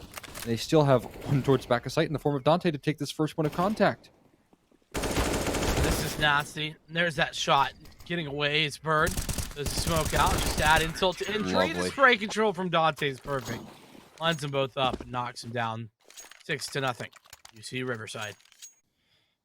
That is, look at this, man. Redux knows exactly how to play this position. You can tell that there's so much comfort in that position alone. By the way, he just plays those fights. He draws out that attention on the left side of pillar, peeks out towards the right. Such a hard adjustment. It's a small one, but Texas A&M just aren't up to the task right now. Super slow to start on Inferno. Yeah, that's built by repetition. Thousands of reps at that one position and becoming an expert in it. Yeah. Exactly right. Look at this app setup. Risky. Well, it works out. Krakens. He's going to be forced to watch from the sidelines. Make it a double there as the nade stack lands right on the birdie box. So 3v5 in the early days for Texas A&M. Not what you'd wanted to see. You said risky about the apps push. You're right, 100%. It is a risky one. But I really like that setup, like 1 or 2 times a half. I think it's really strong. And it really catches people off guard because, unless they're expecting it, obviously. And Horde. I mean, Spoon, that's, you feel bad for the guy because how do you like respond? What can you do here? Redux can do no wrong. There's a nice response though. That's a nice reliever. Now will they just not quite Dante playing that tree position to perfection here. Trying to play around it though. Flashbang is good for a bit of damage onto the economy and a bomb plant to boot. So UKO able to do some damage towards the tail end. Oh, just barely punches in that last digit before he gets taken down. It's still a 7-0 start, and it still would have been a brilliant buy. It's just a little extra cushion on top of it. Like I said, you get that bomb planted, and you got everything you could ever want. I mean, 6K, 7K on the back of Echo at the beginning of this round seems unreal, but here we are. I guess I'll stop with the ridiculousness of the T economy, but hey, Birdie Box, this is not ideal. He's hit the secret agent number 007. Not a great start. What you'd hope to see here, surely. Here down banana. Suds. Oh, that was so very close to hitting down the line. At least through the wall. But yeah, you need to get some frags here shortly because, again, 0 to 7 scoreline, you're 007. Not doing the most damage here. Boost up off the smoke. That could be a chance here. Yeah, that is EKO. Able to catch him and knows exactly one more right around the corner. Bird is not good for the frag there. B's fully compromised. This is the best Texas A&M have looked so far in this this half. Why do they slam on the brakes? Yeah, oh no, this is just devastating. And I mean, I guess technically UC Riverside are rotating out, but they quickly realize that, well, they're actually coming back. Damn you. How have you had to execute 2 sites in the same round? And it's a spray down. Redux. He does it all. Now it's all on to Echo. He's got to find it 1v2, and he's giving away his position as well. Redux with the quad, and oh my goodness, TMU. How, I mean, you couldn't have, this just literally could not be a worse call. It was so hesitant. It's the best way to put it right there. I mean, Redux getting 4 kills, not much that you can do to predict that, but it almost was super problematic. Luckily, Josu, he got taken down on the inbound towards that smoke. He was trying to push through Moto. He gets immediately deleted, and that could have been a disaster just from Josu alone, considering the positioning. Look at this. Suds, he's feeling comfortable. You won a round in a 2v4. Why not peek down mid? What do you have to lose? Gets a little bit of information. He gets away with his life as well. Not punished for a play like that. Feels so freeing. Yeah. It really does. You know you're confident as an opera when you're peeking that angle too. Right. Because it's such a punishable position. You're at such a disadvantage with that high ground as well, which is crazy. I mean, usually the high ground obviously is positive thing, but you know, so many different headshot angles you have to worry about. Yeah, exactly. And that's the key. You just kind of have to hit the flick of your life onto a head. And you know, for obvious reasons, that's just not ideal. But Suds is feeling like, yeah, no, it's fine. I do that. Yeah, I mean, and even if he does it, even if he gets deleted and headshotted, it doesn't matter. It's not like they're in a terrible position. If you're able to claw back a 2v4, it's certainly not what you had hoped for, but it's well worth the risk when it seems like nothing can go wrong now. Look at this counter utility that this B side has on lockdown. So much counter utility being ready to throw down range here. The Molotov inbound here. They're going to be forced to walk right through it. We're almost nice to it. They push straight through the smoke. Bird does so much damage initially here. Now it's on to Dante to hold down the line. The rotate has arrived, but there's even a flashbang to throw forward. Dante's waiting for it. It does not come, though. Yop instead holds on to it. Suds. Oh, no, it was a molly, not a flash. A little bit interested to know why Suds was trying to creep through that smoke. Felt like a really poor timing, but regardless, I think a big mistake from UC Riverside opens Texas A&M up and a round for them to pick. And the buy, ironically, not going to be nearly as good as when they were on the loss. Still good enough to get everything that they want. And same for UC Riverside, you know, unsurprisingly after an 8-round set of victories. The good news is only one to close the distance. Look at that nade stack. Oh, but it's only good for the one frag there. I don't know how Bird walks away with 2. That is unbelievable, but he does. He gets away with it. And in a position where you should have been, you know, at the very worst down a man, they're now up a man here for UC Riverside. That is a great pull through from Bird. The only kind of positive to come out from that for Texas A&M is that at least Bird's down at 2 HP, so his effectiveness cut significantly for the rest of the round. Speaking of which, hey, there's Bird. He's gonna flash. Oh, nice aggression there from Dante. So you could argue, is it necessary? Surely not, but it's good for the frag. And another nice nade does damage, but that one does fragging damage to Bird on the other side. So still not even. What's going on there? That makes it even less so. Redux is found such a fast forward position there. And Suds finally cleans things up. UC Riverside don't take long to answer back. Look at this. Bird, 29 HP. Doesn't get taken down here. Oh, just so very close from Krakens, but not able to find that finishing blow. And that's the game changer right there. He rotates over towards B with a full utility set.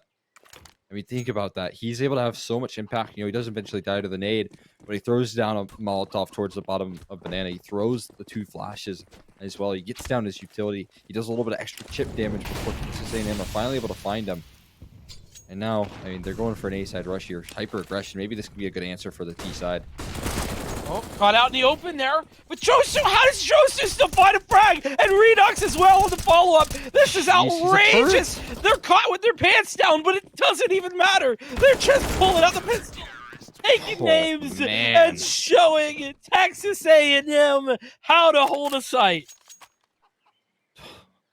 Is unbelievable. And look how Redux re-aggresses there. He's crouching, just pre-firing 1 bullet, 2 bullets. He gets the kill on a birthday box. You can see that no space is given over to Texas A&M ever. As soon as there's map control, there's some sort of crazy play that UC Riverside's able to throw back in their face to take it right back. And that was just a real story of how this one's been rolling off. And I hate to remind everyone, but this is a Texas A&M pick. Ooh. So, Mirage to follow, and that's courtesy of UC Riverside. It's 10-1. Whew, I mean, this is a tough recovery. Look at this. Flashbang set up towards mid. Ketchin squirt off guard. Who goes for plays like that? No How one. could you have expected? Squirt, you did nothing wrong. You just got out rest right there. There you go, though. Finally an answer. Kraken S is going to take one back. Red Spoon the same. Spam through the smoke, and they do have a quick rotate here, but back towards B, it seems like Texas A&M are heading. A non-committal towards this A side, and Red Spoon left to fake things out. There is one rotator quick by, but Red Spoon won't be able to catch the likes of Dante off guard. Not quite. He's ready for it, but Dante spots nothing else, and so you're going to see Suds rotate back in line towards this B side of things. He does have a smoke to worry about, though. EKO going to throw that one down towards CT. Maybe? Oh, what is going on here? What's going on here? It's so bad, it's good. It's so bad, it's good. That's it. I thought they did light up. Oh, no. Birthday box, 1v3. No more op to worry about, but 2 players left alive is Josu and Dante. And they're grouped up together, both pushing the same angle. Molotov to push them off, or rather to push Birthday box back. And one fight, Dante wins it. Maybe a questionable decision, but I just can't imagine why they don't smoke CT. Look how close this was. I don't know. They had the smoke. What were they saving it for? I truly don't understand. Like Suds is just he's playing anti-flash and not even looking because he believes that there's no way they don't smoke CT. I don't know. It's hard to read. I mean, Texas A&M, they could have had that round. They could have flashed it too, but they didn't do that either. Maybe a little bit of panic. I mean, when you're down this bad, thoughts don't really function right, it seems, and that's the case. Texas A&M struggling super heavily. I mean, that's to say it lightly. They're getting suffocated out right now. I mean, look at that pre-fire. Even that gets met with some counter wall banging. Now there is a kill on the Redux there, as he's been ever so present. The retreat is made though, just barely. And Bird, he's pushed down Banana. One more right around the corner, and Birthday box, he's going to one up Bird by finding 2 kills and opening up that B bomb site. Now down to 2 HP and Kraken. I don't know how he's in this spot, but he certainly is. And it's all about the 1v3. Is Op falling back. And, well, Suds surely will just be saving. Don't mind it. Yeah, hold on to this AWP. It's a little bit of cushion. I mean, we're inching forward into the closing rounds of the half.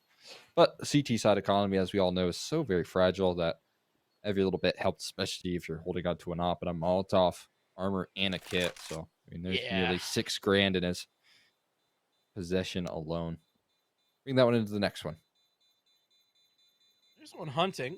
Kraken? Oh, this is scary. No scope. Oh, what? Timing. What? Timing. Just peak Counter-Strike. What? Oh, it doesn't get any better than that. I mean, that one, I will be honest, why are you turning around? But yeah, Fair. that is peak timing. Like, he's been staring that angle for like 30 seconds. But 1 second he turns. Hey, how's it going?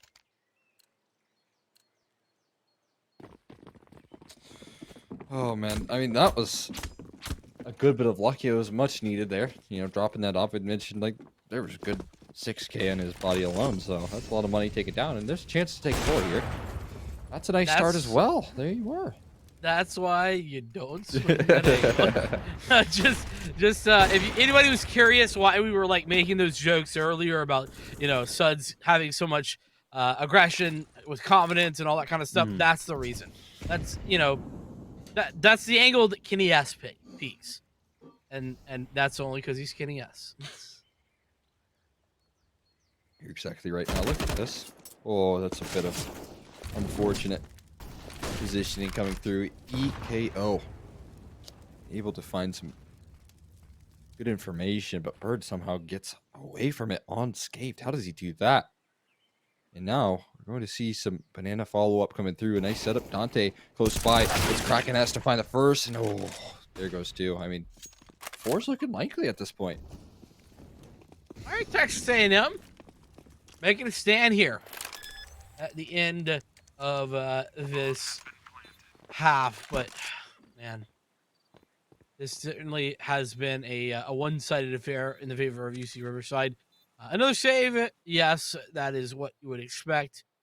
Up and M4 are going to be carried over, but if Texas A&M can kind of build some momentum here, Cole, then maybe they can pull this back. Possibilities.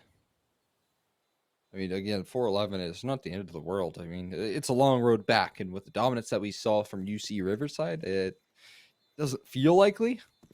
It almost feels like a couple of these rounds are just feeling like you can go for whatever we're talking about. Yeah, your barrel's sticking through that wall there. That's a guarantee, and so gonna drop there towards the tail end. Now look at this money for the last round. A great opportunity here to get 4. A reliever for Texas A&M after a battering in the early stages. Yeah, and I mean, it's against what is pretty horrible weapon-wise, you know, 3 CZs. How many people still use CZs? What's going on there? I don't know why Redux has so much money. I feel last like round, dude. It could be more common, especially on the CT side. I actually don't see a lot of 5.7 now. Tech 9's a different story. Use that to full effect. CT side, especially on a map like Inferno, can be super useful. Close range angles, a lot of them. True, close range, you're right. Definitely can be effective. I'm almost never buying the CT, although with the Deagle nerfs, maybe that's part of it as well. What is going on here? Am I watching some matchmaking or that was ridiculous. Just utter outrage and stupidity. I don't even know. Like what? We just had Birdie Box staring down Dante with his knife out. They were just gentlemen's agreeing to maybe join forces and I don't know, pull off some craziness, but something. I cannot believe how like that flashbang obviously blinded up both of them. So they were back to back for a while. Eventually they realized, and just pure awkwardness. Still a whole lot of that. I feel like Collegiate's good for a good bit of chaos, but it's always fun chaos. It's never too crazy.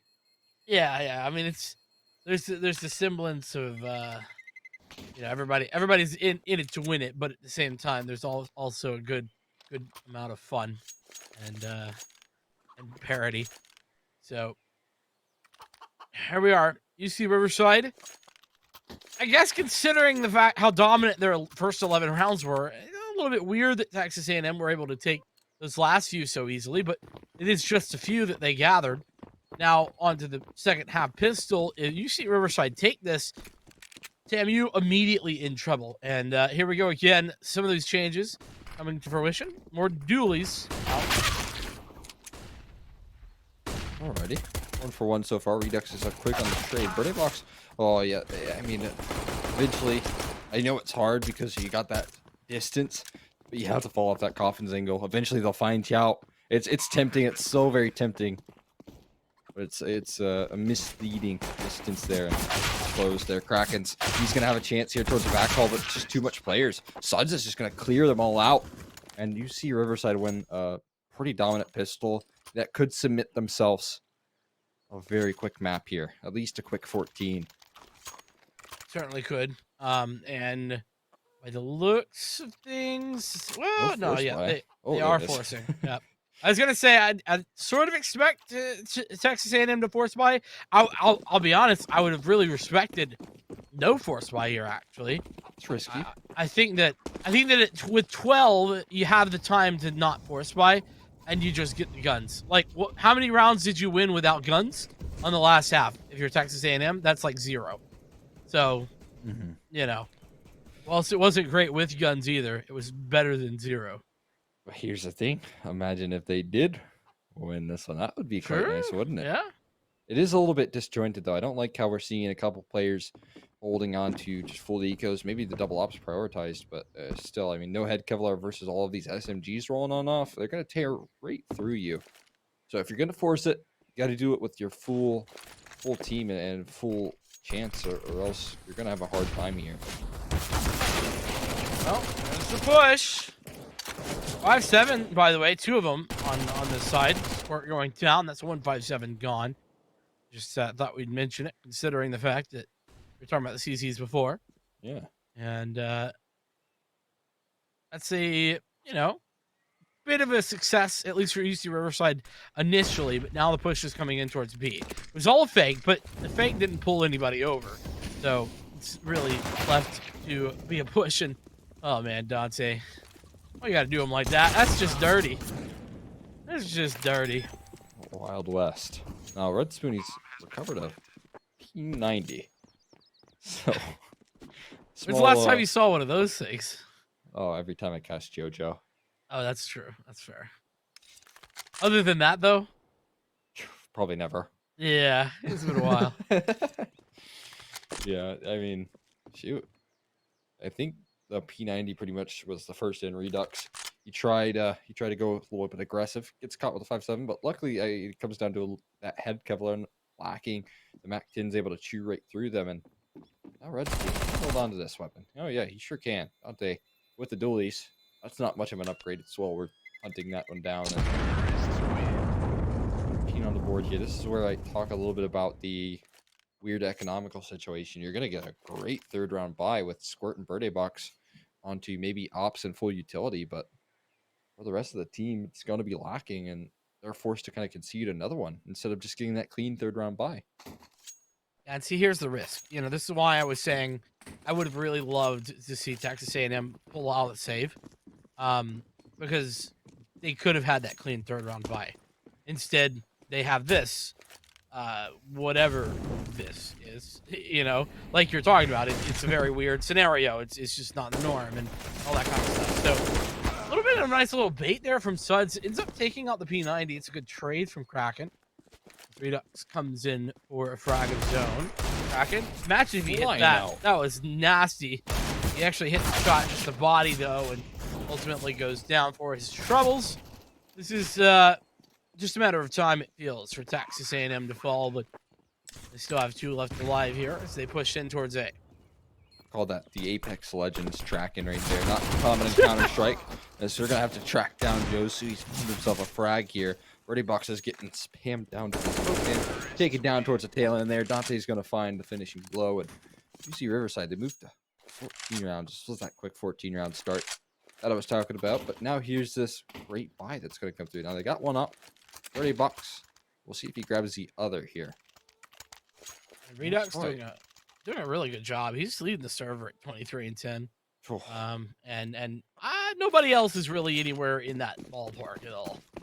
Right. Gotta give credit there by the player just stepping up, making moves and making plays.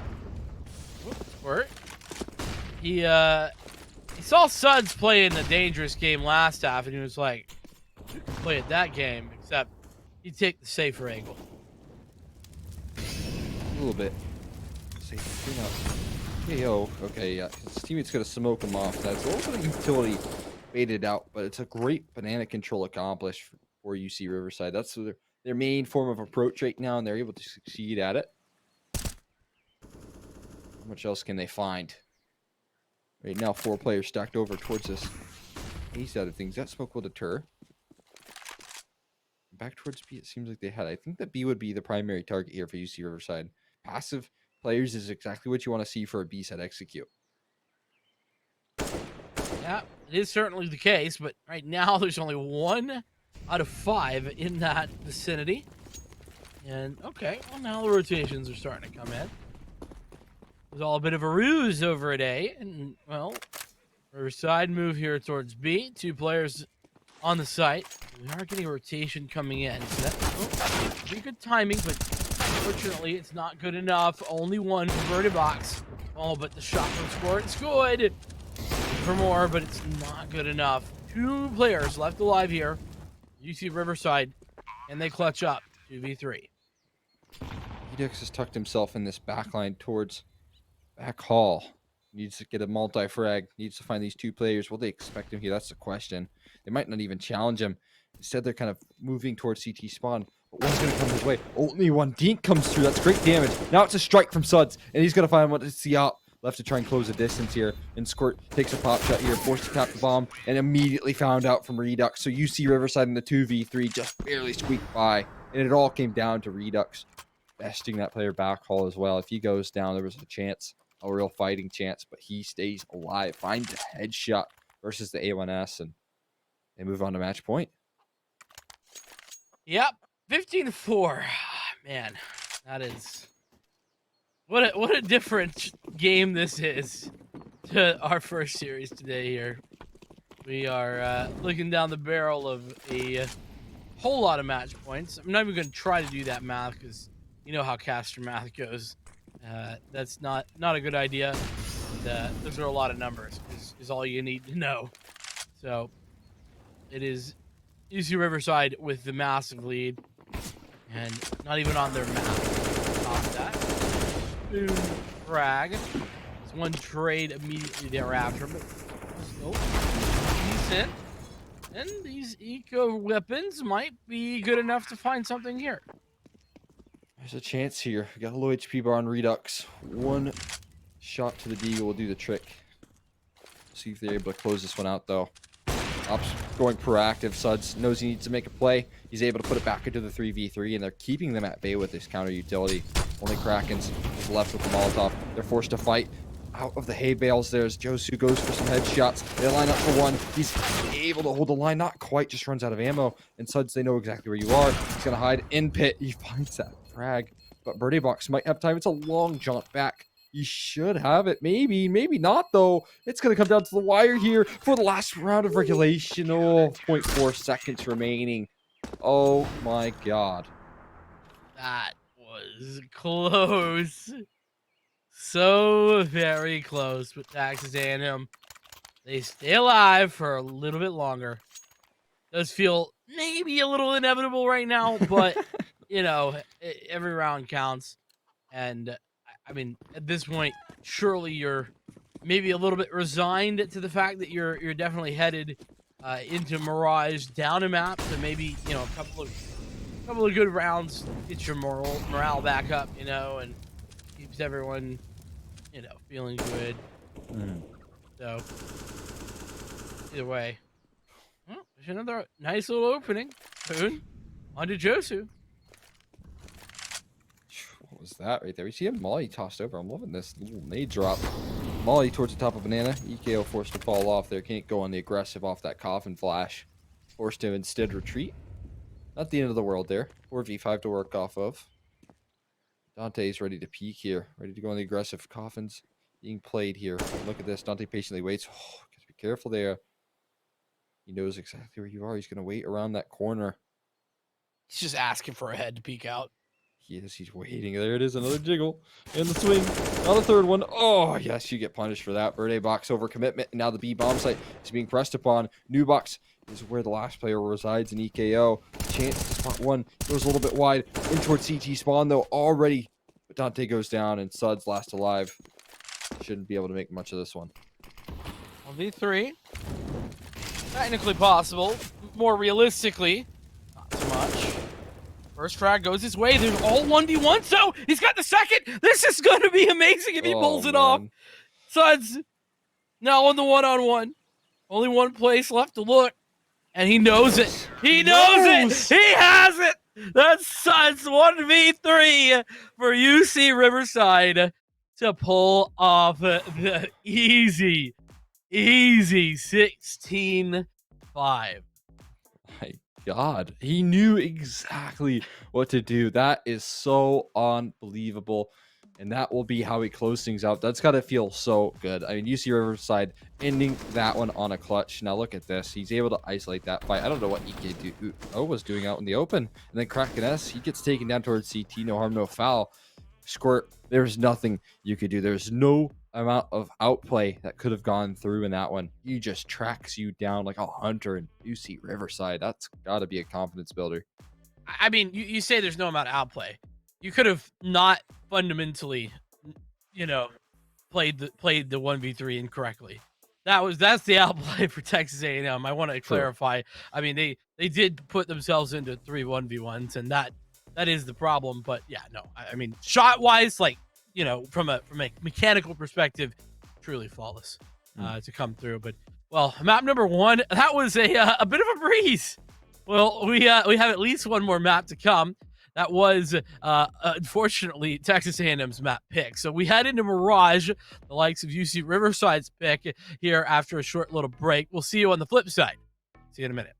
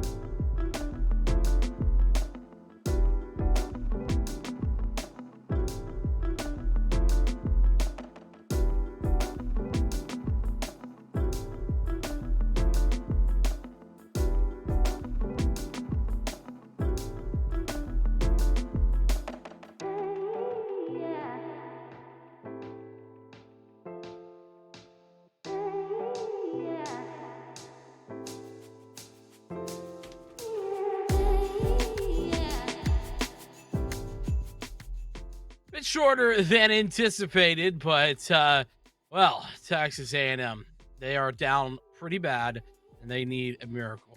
They're going to have to find that here on Mirage as we head into UC Riverside's map pick. Cole, I asked this question, and it's a hard one, but I ask it anyway. Is there even a chance here for Texas A&M?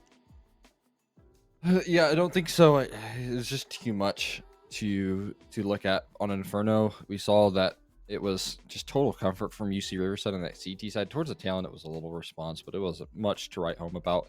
And I think the big issue is that UC Riverside were just so comfortable with every bit of aggression, never getting punished for it either. You see that constantly. Once map control was attempted, it was, just great reactions being swiped right back from UC Riverside. And I mean, look at this. This is more of the unpunishing factor that comes through. Redux getting away with 3 kills right there in the solo defense. We're getting away with 2 kills right here, taking down to 2 HP after a nade stack. He had the right reads. Some of that execution was a bit off. And I mean, of course, this to close things out. 1v3. It really does. It really does kind of just close the generalized feelings of that map and the way it went and how everything kind of played out by the end there. And it was just, no matter what situation UC Riverside found themselves in, it was always winnable. There was no such thing as an unwinnable round. The only unwinnable rounds were ones that UC Riverside gave up on. Were the ones that they kind of walked away from. Anything else was absolutely plausible. And that kind of was the mindset and what I took away from things. But I hear the game is just about ready, and we are looking to get into it. It's a Mirage, as I've been talking about, and it's going to be Texas A&M starting out here on the CT side, UC Riverside on the T. And well, at least they don't get the CT side start this time here, Cole. We will see if that comes into a factor here, although the T side can also be just as punishing considering the economy factors that we've mentioned a lot in the broadcast so far. Well, we'll see what's the case here. I mean, a good pistol round start can be a way to build up some bank here, get yourself activated. You're going to head in towards A, though, and well, I think they've heard that ladder. They surely have. And yeah, you can see Suds just waiting in such a hard angle to clear. EKO, he's dead to rights. Oh. That's nasty. Yeah, really great timing there from Suds. Nice fight back from Kraken. He's going to answer for 1. Looking for maybe more. He's on the P2K, by the way. Rarely seen. But the P250 is better, especially at range. And this is... And if there's ever a time to just watch the difference in level right here, right now, it's been those pistol rounds, hasn't it? Yeah, they were so prepared. I mean, obviously, that sound cue being made right there from EKO, you can't be doing that. You need to make sure that you're silent, because once you scale up towards a ramp, UC Riverside know exactly what the game plan is. So you don't at least shift walk up that ladder, or if not, maybe hit the jump from triple. And so a couple, or rather default. It's a little bit rough here. Another weird buy coming through. I mean, obviously, Squirt's going to get himself an omp in that 3rd round, but you're lacking that head Kevlar. This time it won't matter, though. A lot of AKs being brought out here early on. Oh, look at this, though. Oh, Suds reacts. Bit of weird timing, that's for sure. Nice work. Oh, man. Can't even confirm that kill. That would have been ideal, but not going to happen. Birded bot. Looking for shots. It should be good for a little damage. It is. But... Dante wanted to play with his food, but right. It seems as if Redux had other ideas. Nice second kill there from Red Spoon, but ultimately not going to matter. Yeah, that's just the thing. Not much damage doing. I mean, there was a lot of AKs and Galils being brought out, so I mean, as much damage as you can do in those force buys is a solid signing. So we'll see if more can be converted here, more at damage at the very least. We got a bit of pistols being brought out. That 3rd round buy is going to be looking good here for the CT side, so maybe that could be an activation. Where's that smoke going, I wonder? Looks like it landed towards the top of it. Oh, that's nice. Oh, look at that. That's a better good transfer right there. Quick trade from Kraken S, but Should be taken down here shortly. Yeah, this is ultimately just an eco round, so, you know, whilst it looks, you know, good to find one or two, it's not much more. As I say, that Squirt with another nice little frag. Now that he's been you know, found out, this will probably not be long, and no, it will not. Redux closes that out. Texas A&M down by 3 now, as they look to get their first opportunity to get on the board. Nice spray, like you said. That was a really solid look from Josu. Let's see it here. Guns are out. Now your shot lies here, Texas A&M. What can you do us for? You got the 4A1Ss. Squirt onto the op here.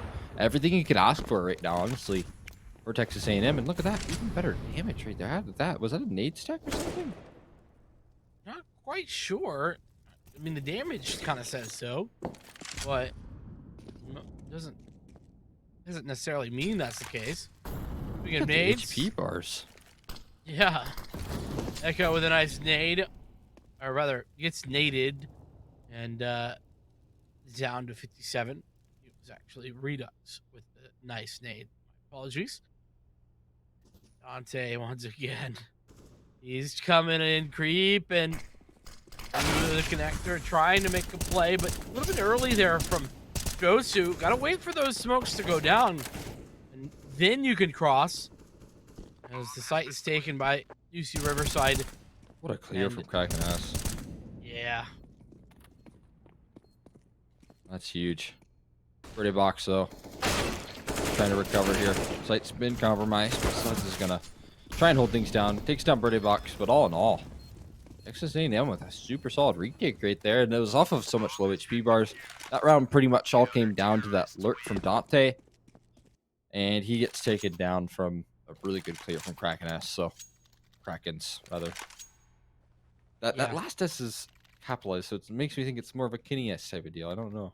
I know. It always adds to confusion, doesn't it? The old capital at the end. It's like, is it style points or is it S? True. I was like, you need a space to know Right. for sure. But what do you think about this Molly, by the way? I don't know from if the I. CTs? Yeah. Well, obviously it's to you know, grab the smoke. Right. You know, if they do the window smoke, but like this early, you don't know if they're doing that window smoke every time, so it's just kind of a waste of $600. Certainly a good use of 300 though, right there. Look at that damage. Oh my god, that's 200. I mean, that's like basically max damage for a grenade, surely. Oh, I don't think I've ever seen that much damage from one grenade in my life. That's lovely stuff right there, catching all the UC Riverside. Everyone's starting this round off on half HP. Yeah. I mean, that is brutal. A tough look, and I mean, Dante, the only one who survives. But yeah, I don't know. I was just kind of feeling that, you know, that early on, you really don't know what the mid setup is going to be, so maybe wait till you have an idea. Push in. Here at B. Nice readjustment there from Krakens. It's only one to trade, and it's all into Bird. Smooth still on the site. Taking the shots, but he doesn't quite win the duel. It's 5 HP, 1v2. Stuck in the corner here. Not able to retreat. Maybe taken down. So 2 in a row struck together, and money's in a tough spot here for UC Riverside. Texas A&M. CT sides honestly have been looking a little cleaner than what their T sides have shown on Inferno at the very least. So it was a small sample size. We very quickly entered into unwinnable territories for Texas A&M, but we saw some signs of life that I truly didn't see towards the tail end of that first map, and so right now we're kind of getting some confirmation that maybe they're more comfortable on the defense. 100%. You know, it's certainly a thing. Pistols online. Echo taking names. Got 3, or rather 2, and Birdie Box 2 of his own before Squirt gets involved with the AWP and closes out the round. Texas A&M quickly tie the game up. First tied game we've had this series. There we are. I mean, strong stuff from Texas A&M. 3 now strung together, but here's where the buys come out once again. Well, you see Riverside. Will they go for an adjustment? Because right now, we're not seeing too much defaulting. It's a lot of early, heavy presence. That's what we saw, at least in that last gun round where that nade just pushed down. There you go. Squirt's going to activate with an opening frag. Take it down, Bird. And more nice starts here from Texas A&M. More reason to believe that maybe there is something to be made of this team on Mirage. Yeah, setting the tone early on with the opening duel is time-honored tradition in Counter-Strike, of course. And it definitely is a really key indicator for victories in the round. You win the opening duel, you're going to win the round the vast majority of that time. And that mid control being fully gained, or at least continued to be gained by Riverside. And now they're creeping their way up here into the A site. It's going to be the A split. El Clasico. The push comes through. Got that connector presence, and it's a retake setup right now. I honestly don't mind it. Look at the retake utility that Texas A&M have in order to get their way back into the site. Now they're taking great bits of damage here, and that could be a problem factor. They've mollied off one. Kraken S is going to extend the advantage. They still haven't been able to clear out these players in CT. Finally, Josu's able to answer back. Kraken S has free pickings from CT spawn, and it's going to be Josu forced to battle his way out of the situation. Block now in hand, and he's just not up to the task.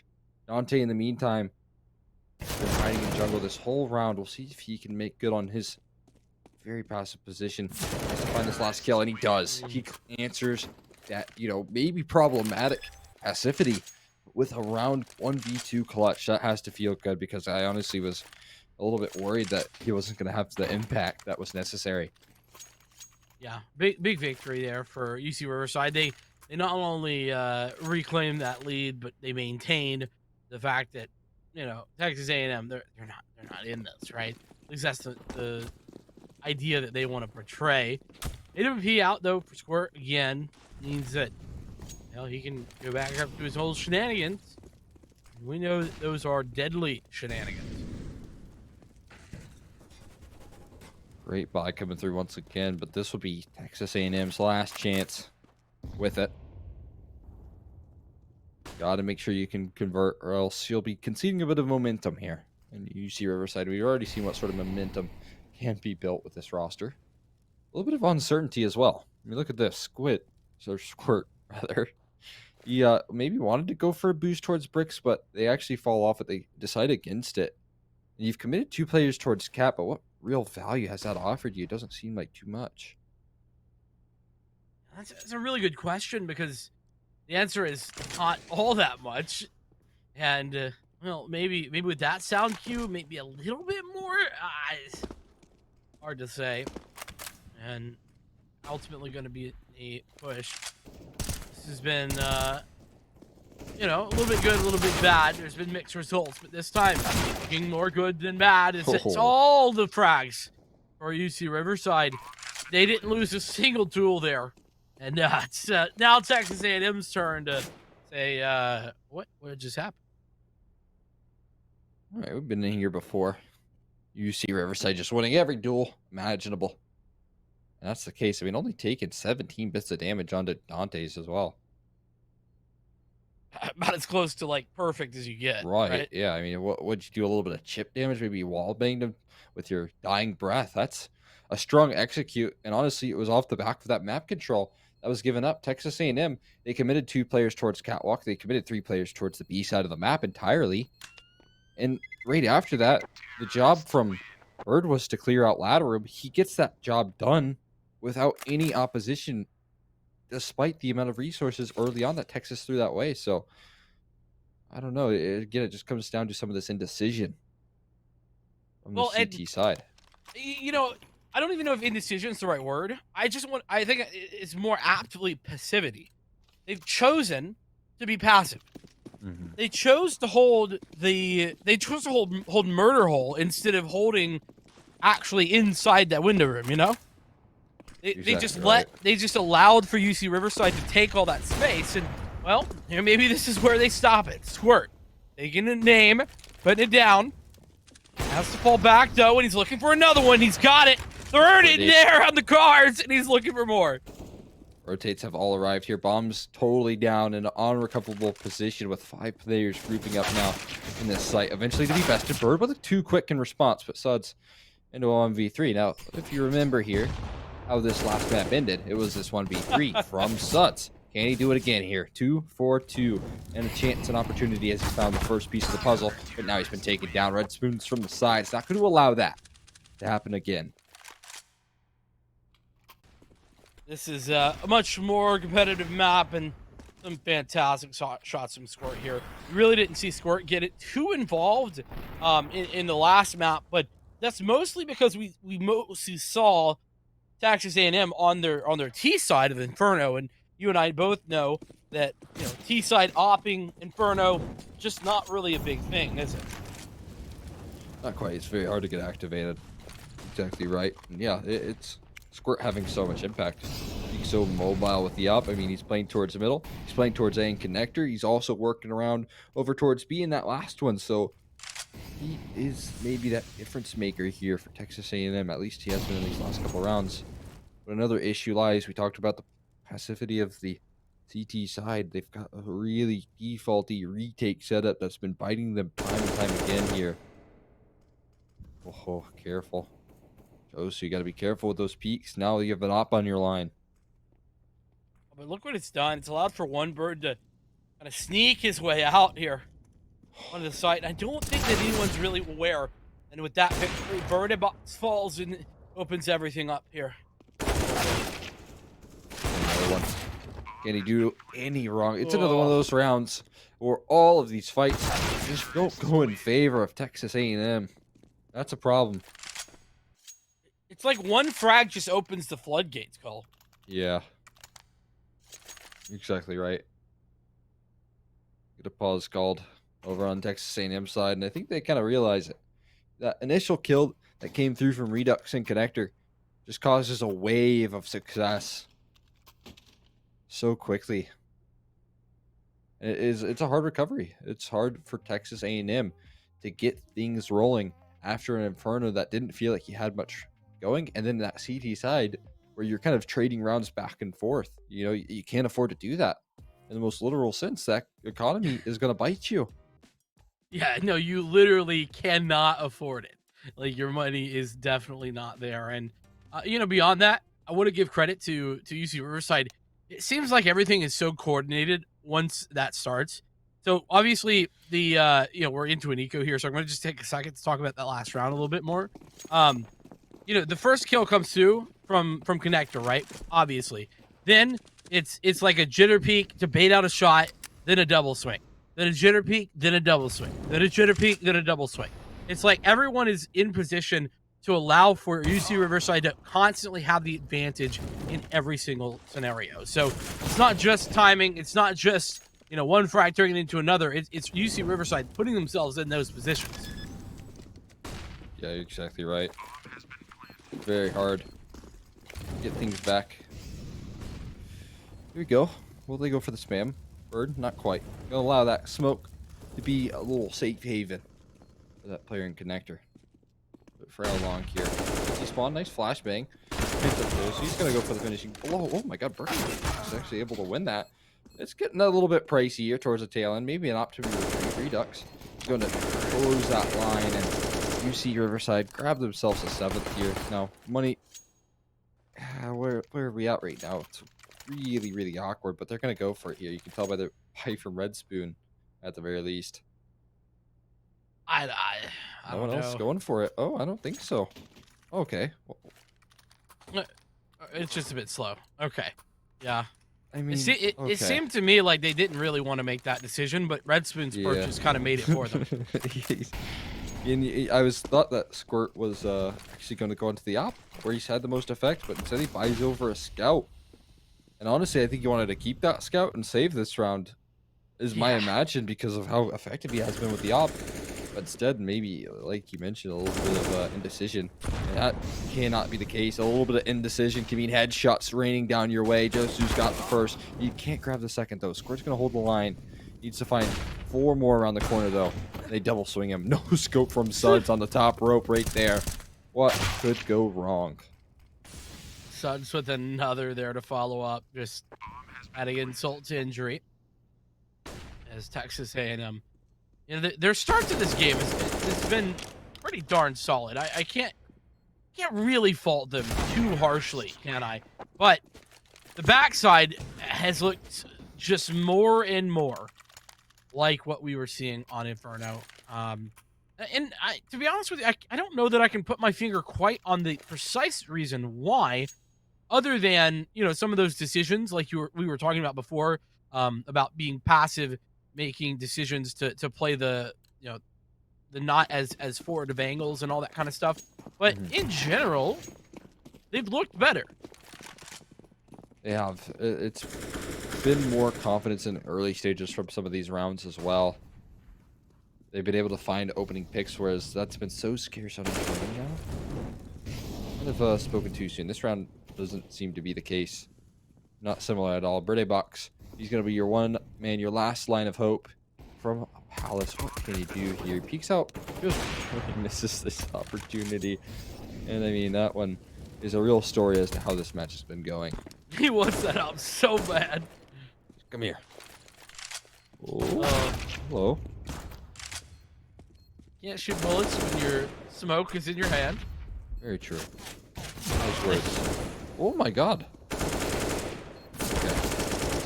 The chance here. One. Okay. Well, it very quickly got swiped away, but there was a little bit of fight in them. You could feel it. You could see it. And the kill feed. Texas A&M. They're going to concede 9 here before they get another bye. Half's getting a little bit out of control. If it weren't for the fact that there's only 2 rounds left in the half, I'd say, good job. But UC Riverside already have an out of control economy, and it's the end of the half already. So here we go. Pop out once again from Squirt. That's key factor. One time he doesn't have a volley. Yeah, I mean, it's a bit unfortunate. I love that volley, by the way. I know you were asking about it earlier. I'm a big fan of it. Okay. Always good for catching you off guard. Keeps you on your toes. Almost nullifies your comfort in peeking out mid when you have that default that's a heavy mid-center. But look at this Birthday Box through the smoke. Takes down Bird. Able to track him down. Who's the better Bird? So far, it has been one Bird, but Birthday Box trying to recover some of that namesake. Birthday Box has had some moments, but they have not been as consistent, you're right, as one Bird. But here we go. See it coming in, 4v4. Score frag. There's that op coming into fruition, but quickly trade it. Suds has one of his own. Goes to's fine. Got to find a timing here. Got to peek out. Oh, he doesn't. Required. Yeah, he comes in late, but yeah, I don't think it even was required. As Suds with a double, and goes with one as well. Double digits in half number 1 for UC Riverside. On map number 2, this again feels as if we're approaching maybe an 11-4, maybe a 10-5, but look at the money, it's not great for TMU. 2 scouts is what they got to work off of. They get that molly down. Well, drop one of those scouts. -1. Red Spoon. He's taken down. Early damage as well into the MP9 of EKO. That A bomb site's quickly becoming a problem that they need to solve. And even on the other side, UC Riverside, they've got 2 players over towards B ready to cause some chaos. Josu, another bit of damage on the Birthday Box. So many low HP bars. And again, it's a world of opportunity here. 4v5. 2 low HP bars. You're constantly going to keep them on their toes. I mean, Kraken S, if he only had peeked around that corner, he could have had a chance. Now it's going to come down to a bit of timing. They'll at least have this trade. Not quite. Dante turns around. I thought he had that one locked in. But it's 15 HP into EKO. That is just... That's just classic. This game, this series, right there. You think that you have it locked down, and suddenly just UC Riverside swing around and shoot you in the face. I mean, that's got to be what it's felt like for Texas A&M all day long, all night long, I should say. And I got to feel a little bit bad for them, but that is what it is. That is competing sometimes. Sometimes you are up against one, and right now Texas A&M certainly are. Yeah, I mean, this is, to say the least, a necessary pistol round. Texas A&M, we saw what the result of that last 4-11 scoreline was when they lost pistol. It was very quickly 4-14. Look at this. 4 players underpass here. What's going on? Squirt. Gonna be the first man in. Dante on the top ropes. He'll be sent right back down. A bit of information gathered. It could be problematic here. Suds is gonna hold the line off of connector for 1 frag. You got Redux as well posted up. They're gonna walk in towards jungle. Can they fight back here? Suds is gonna double down. It's low HP. On to Josu, who doesn't find anything. They've got a connector flank though coming through an EKO. They know exactly where he is. They know his position. But he's gonna slip the gap towards B. So at the very least, a bomb plant and a workable 1v2 to work off of as well. Yeah, all things considered, the 2v2 didn't work out, so EKO is feeling pretty good about this. I don't like that plant spot. I mean, I guess he kind of has to get aggressive here. And I like the way he's separating the 1v1s here. Oh. Fortunately, one bird continuing to be the bird of the hour and wins out for Riverside. Wolf Barker Says the bird. Bird. I think he's got his animals mixed up, but yeah, I mean, plant spot, small detail. It Suds with a huge little momentum stopper. He had a chance to really gather things. I mean, 2 kills in that round, stopping that fast approach, as we saw that Dante had a chance from the top of the cat rails there to punch back. But either way, they close it down. Interesting decision, though. We don't see that so often 3rd round buy.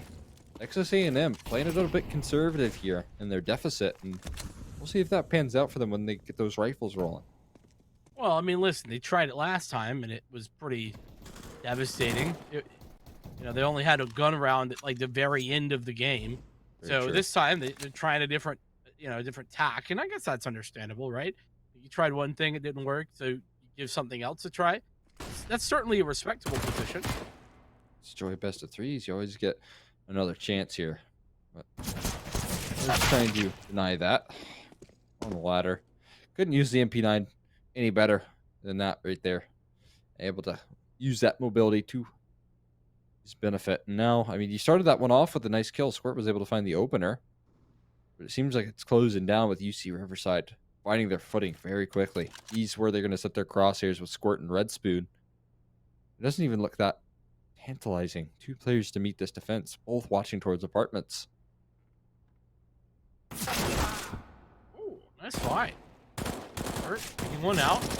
And Dante now going to have to try and deny this. That's a Great nice plant. little nade. But yeah, good to get the plant at the very least. And I also like that Dante played it decently. Didn't get too far forward. You know, didn't try to play the hero. UC Riverside, they know that they have the advantage here, and a plant isn't going to change that. You're right, but as a CT, man, my mind goes straight to, oh, I can't give this plant up. They're going to have such great weaponry. But I think they also kind of knew that guns were coming out, AKs, a full force coming through. Yeah. From this round. Interestingly enough, though, Squirt not rocking this AWP. I wonder what the decision is there, because he's been so very good on it. Has plenty of money, 1.5k in reserve, so could have afforded it. Speaking of AWP, who does have one? Suds. And UC Riverside have fully purchased into this round. No bonus. Now, if they lose, they're probably to an eco.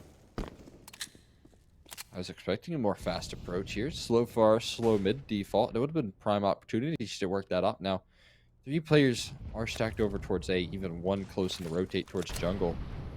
So if A's where Texas A&M finished, they have to draw some attention over towards B, and that's what they've done so far, at least in some sense. They've added over another player in market. Early connector controls in their crosshairs. Suds, though, from top of ticket, finds the first wrong with that approach and puts a little bit of hesitation into Texas A&M's default. Look at this. They're frozen in place. Texas A&M, they have mid, but they're like, well, okay. So what next? And, I mean, the obvious answer is maybe, like, try to split A, but obviously that's not going to work with the AWP. Push in towards B. Good for the 1. Red Spoon winning out. Dante's still here. He's got the first frag. Looking for maybe a little bit more as this split comes forward. Dante going to elect to hold on, wait a little bit. save his life for one more. He's getting traded 1-for-1. As now it's an advantage for UC Riverside on the retake. Great nade damage though. Josu taking down to 20. Follow up utility. Oh my. Suds almost had that one. Kraken S is going to hold down the line from window, not allowing for Bird to peek out there. Going for the wall bang. She's very close to that one again. The Kraken S is going to push forward inside the smoke. See if this hyper aggression can pan out. Get around the corner. He catches the head, takes it off of Josu, not able to react in time. The 1v2 for Suds, it almost seems unwinnable. A lockdown crossfire. Barrow could be spotted here shortly. Suds doesn't want to commit. He's going to finally jump out. Can't hit the quick scope. Can't even retreat. Not quite. EKO to find the finishing blow.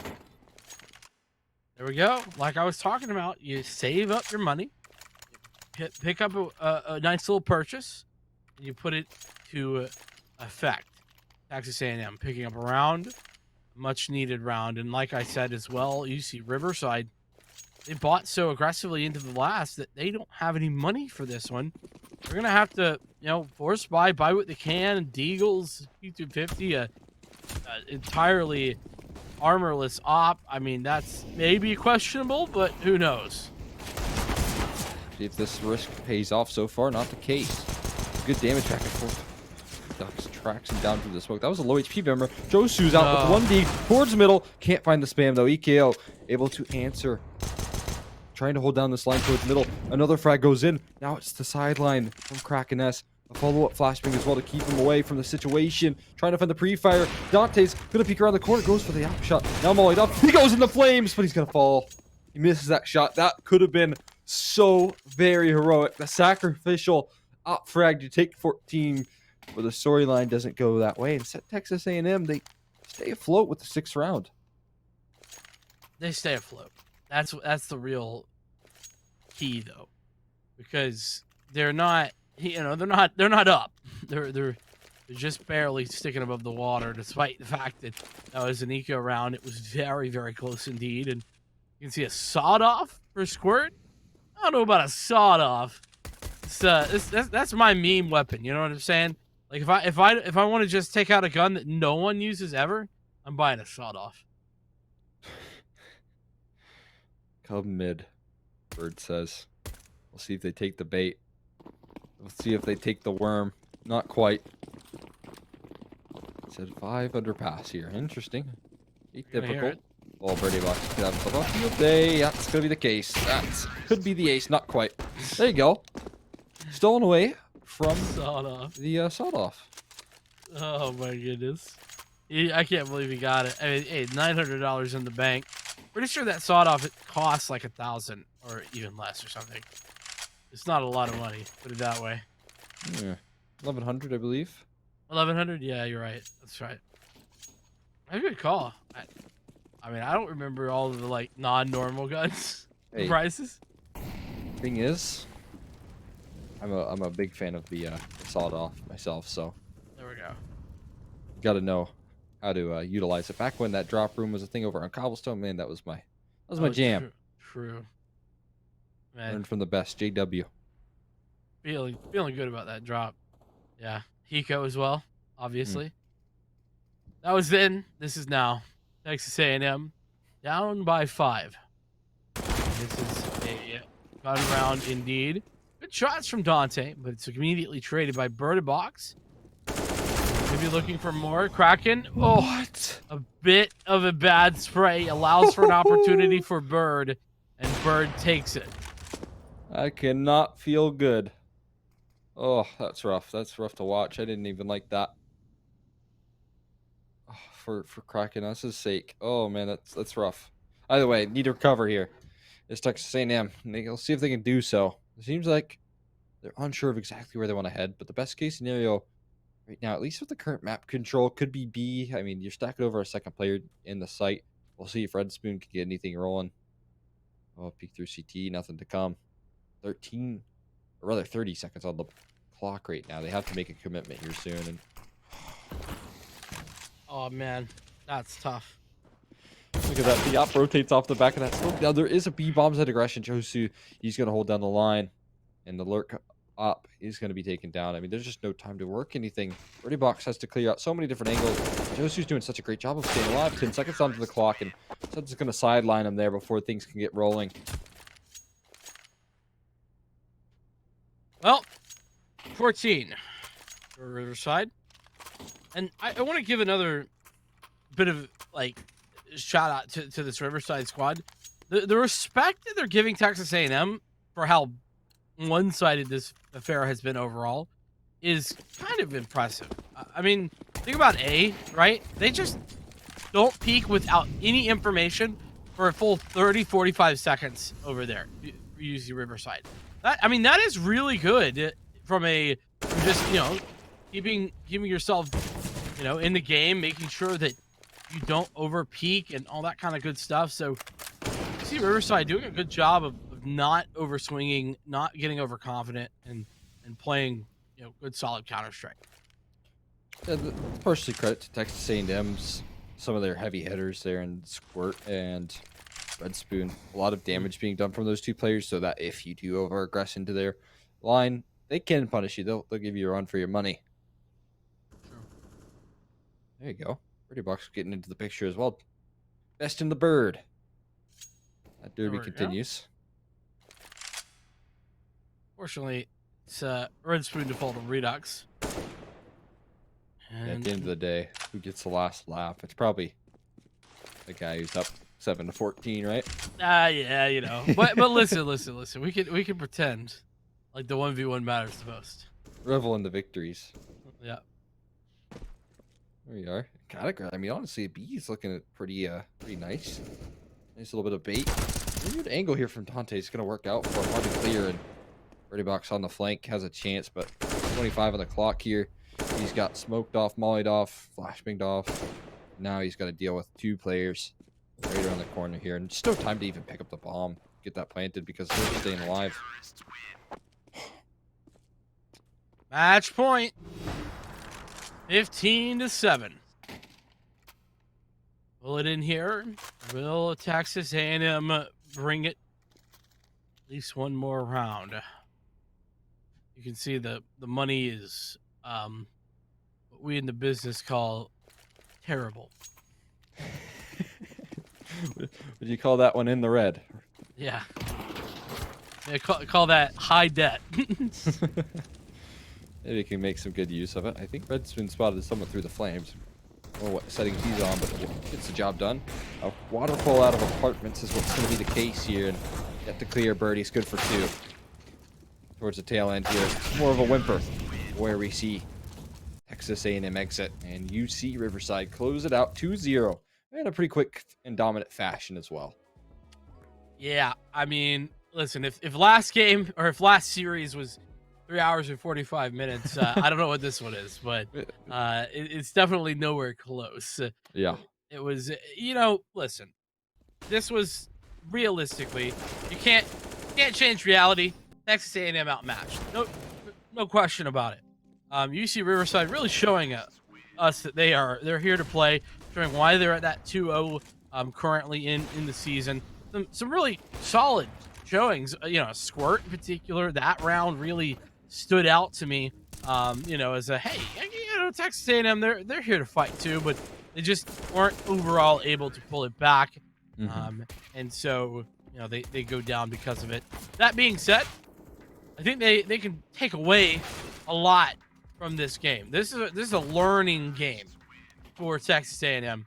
A lot of moments where they, I think, misplayed things pretty fundamentally, and if they watch it back, I think it's going to be really obvious. So there's a lot to learn from, and I think that is one key takeaway for them, that they can run it back, maybe next Monday or Tuesday, watch the VOD and see, okay, hey, we were here, we should have been trading in this way and that way.